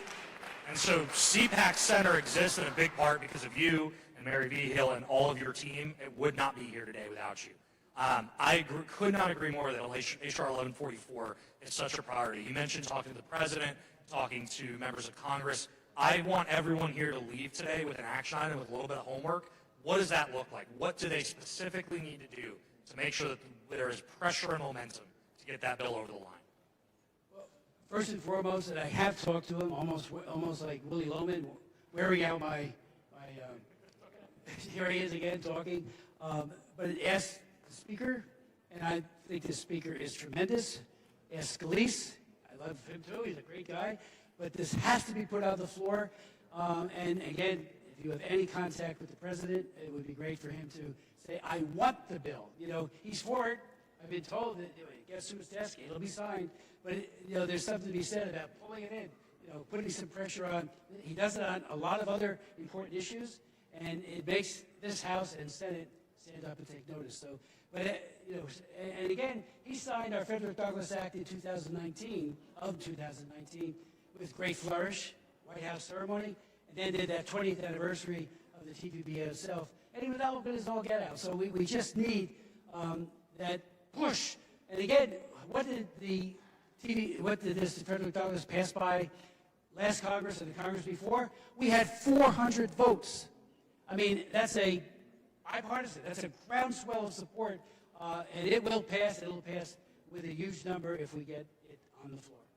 Thank you. One question left. I got time for one more question. Go ahead, Kate. Actually, just make a comment. Congressman Smith, I just want to thank you for being such a champion for children, especially the unborn children. You've been a champion of that for decades now, and we appreciate you so much. Thank you so much. All children are precious, including the unborn. And you know, you're going to hear from Jan in a moment. We do have another bill, a trafficking bill dealing with organ parts. Twice now, 2 Congresses. I have a bill called Stop Forced Organ Harvesting Act, and it's mostly Falun Gong and the Uyghurs who are having their average age 28, 50 to 60,000 people killed in China every year. Falun Gong, they take their organs. I mean, it's something that Joseph Mengele of Nazi Germany would love. Our bill would criminalize it. We parallel the language for the TVPA up to 20 years imprisonment, goes after people that we can't reach in China with all kinds of sanctions, and puts more robust reporting on the part of the State Department. And that passed 406 to 1 more than a year ago, sitting over in the Senate. So that's it. Thank you. And you got to read Jan's book. That's great. Ladies and gentlemen, as we conclude today's summit, please join us in welcoming to the stage Frank Russo, Cpac Senior Advisor, Jan Jekielek, Senior Editor for the Epoch Times, and Alan Wilcat, Senior Advisor, U.S. Department of Health and Human Services.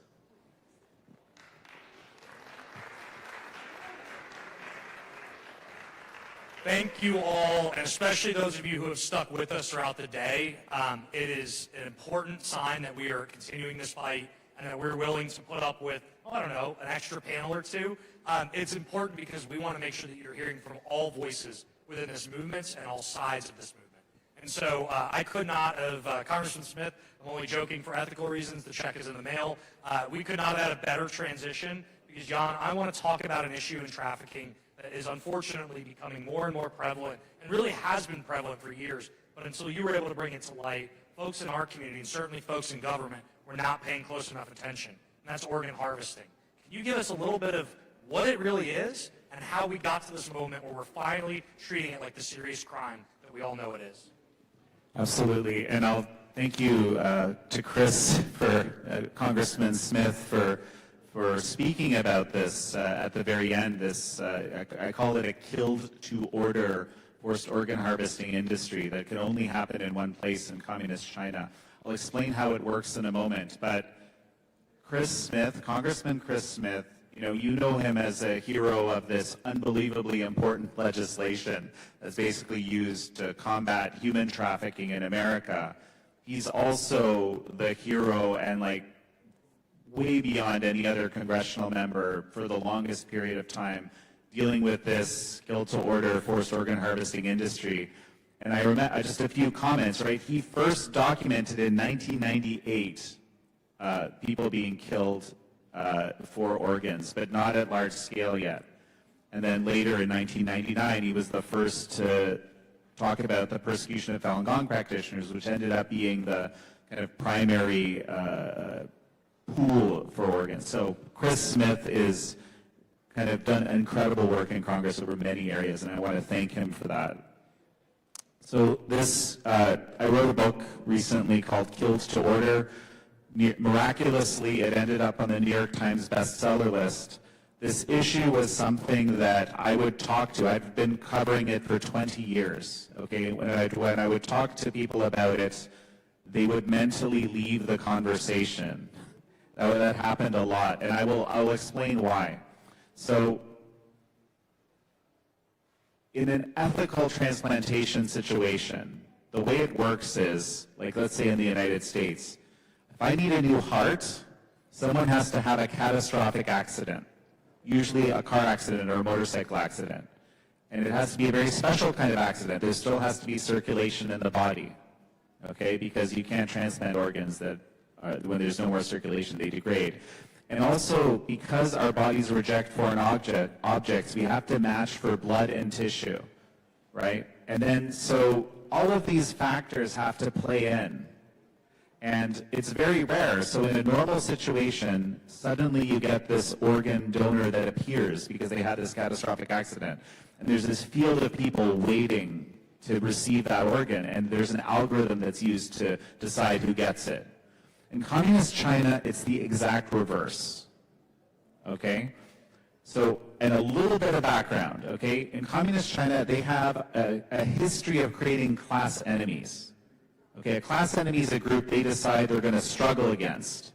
Okay, first group was landowners. They wanted to take people's land, so they pushed mass dehumanizing propaganda through the system to convince the rest of the society, to condition the rest of society to treat these people as dangerous, less than human, contemptible, right? And the only way out, you could confess that landowning was evil and you were glad that the Communist Party took your land. If you did that, you might live, okay? And they've done this to many, many groups over the years.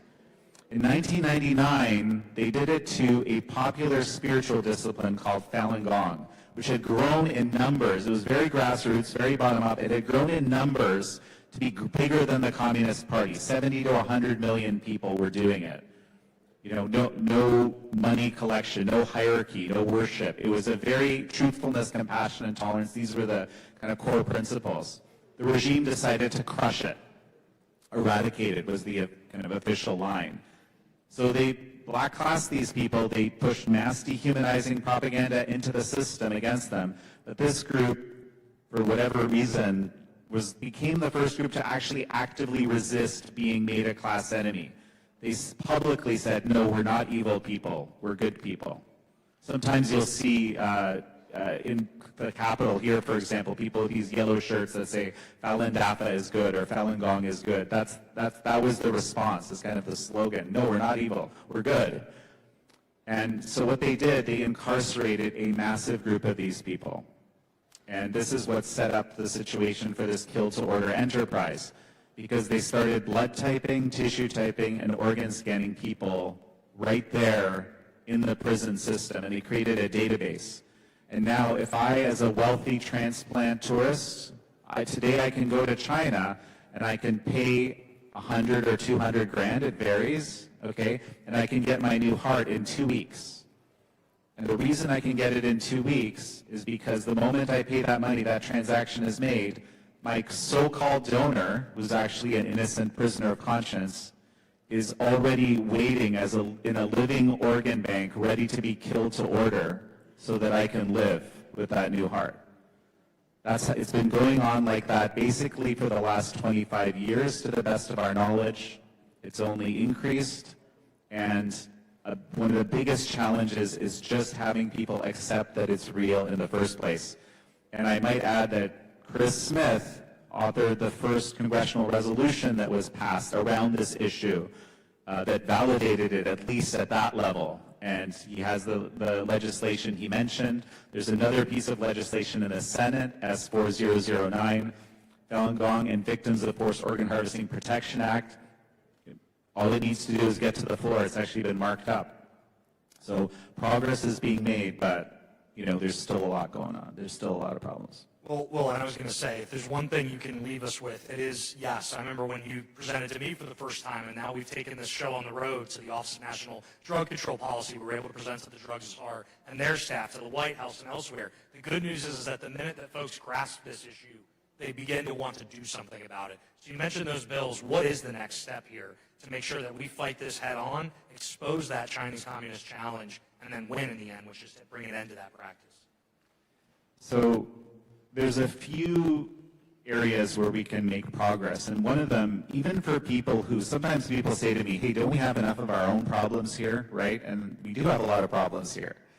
But the very least we can do is stop our own complicity in this. And I write a lot about this in here. For example, we train some of those transplant surgeons that do this here, right? We shouldn't do that.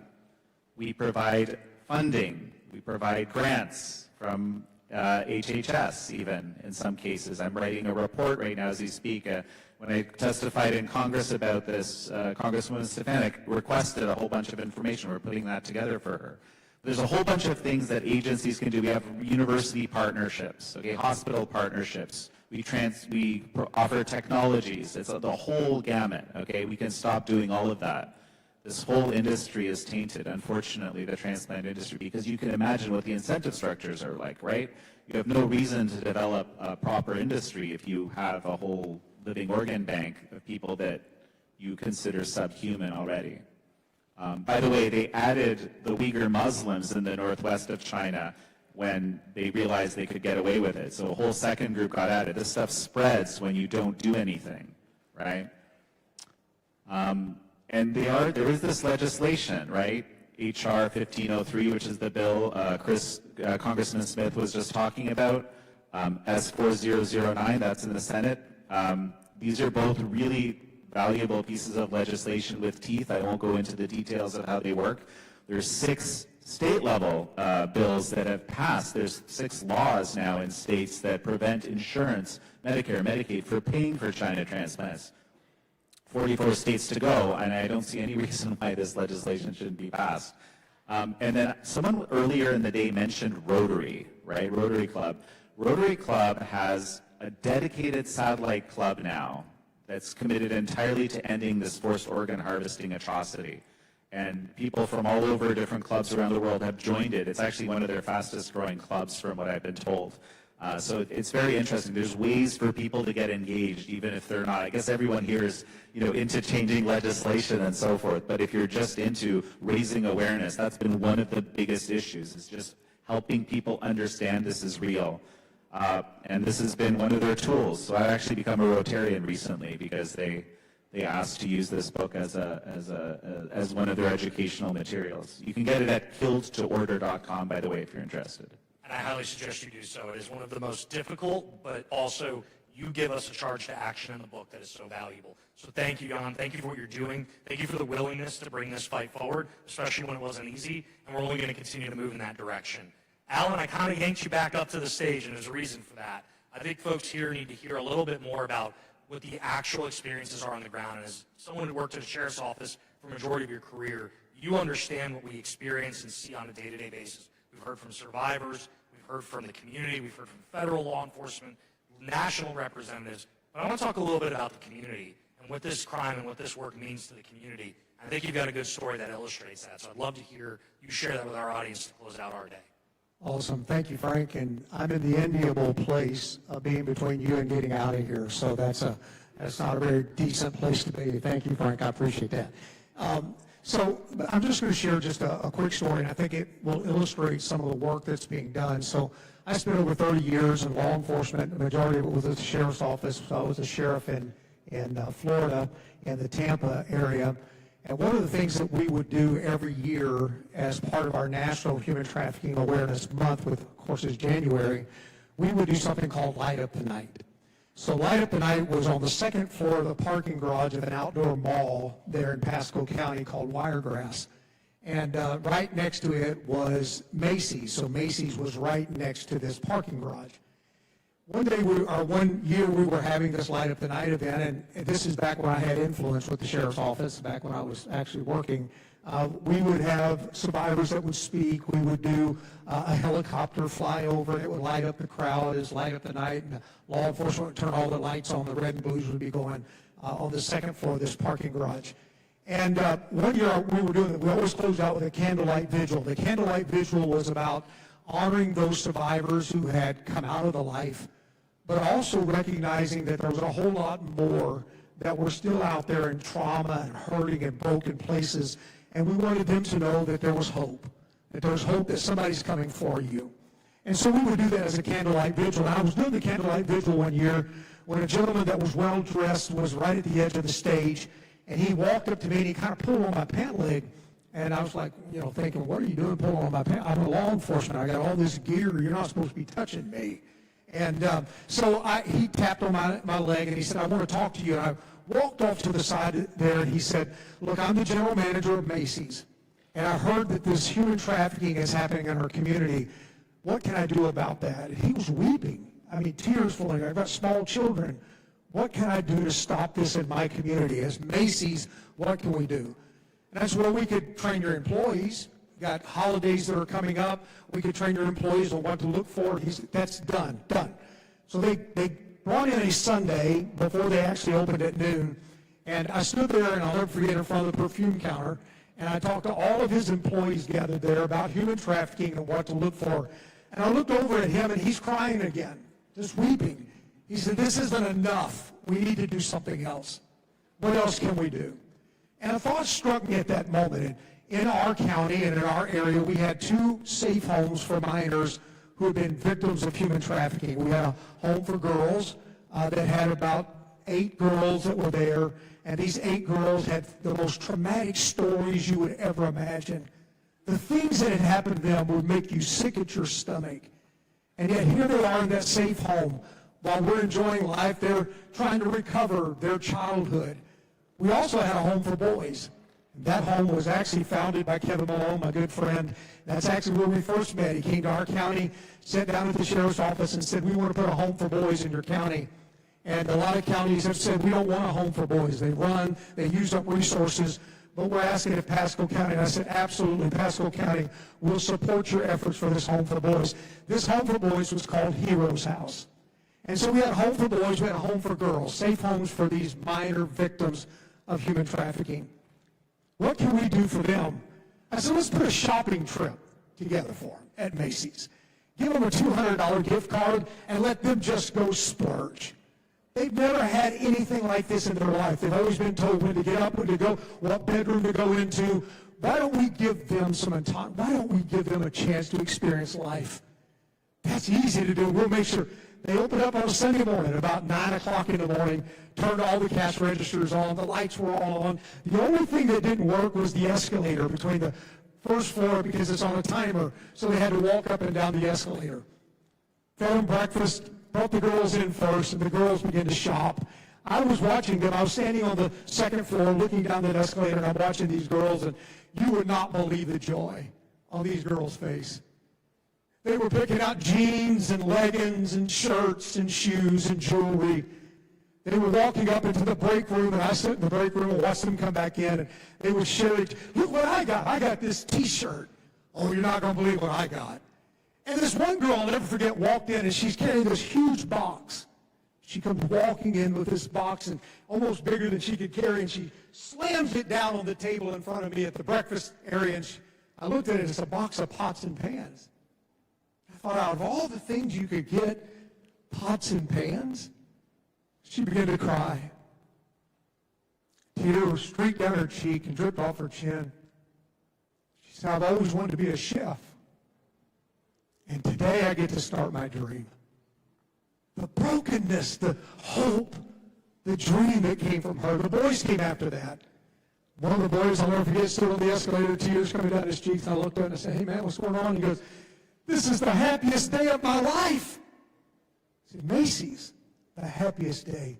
It was like 2 days later or so, I get a ring, I get an alarm on my Ring, a door cam.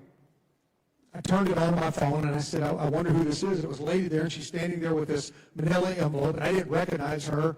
I was on duty, and I didn't recognize her, so I just let her ring again, and I still didn't respond. And eventually, she just put down the manila envelope, and she left. And later that night, when I got home, I opened up the front door and pulled out that manila envelope and looked at it. There was a letter and a note, and it was from the boys' home. It was from the Heroes House.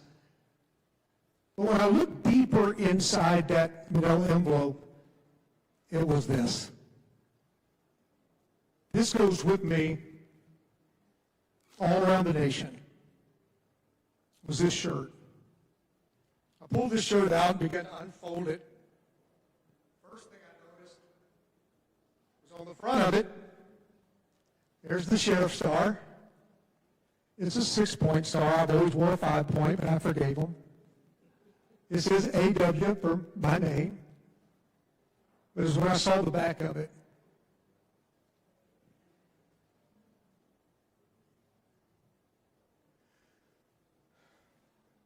And on the back of it is handprints. And the note that came in with the package said simply, these are the actual handprints of the boys.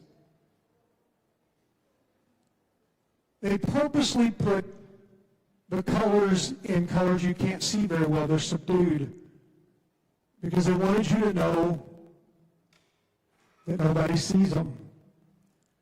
The only people that see them are the ones who are pure in heart. I looked at these handprints and my heart broke inside of me because I recognized that in this broken world that we call human trafficking, all somebody is really looking for at times is for somebody to see them. CPAC, I close today with this simple encouragement. There's no one in the world more positioned to do awesome things than the group that is assembled here when we see them.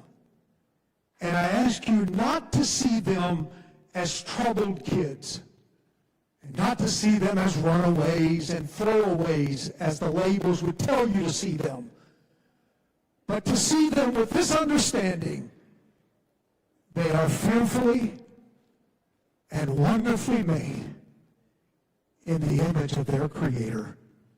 CPAC, let's see them.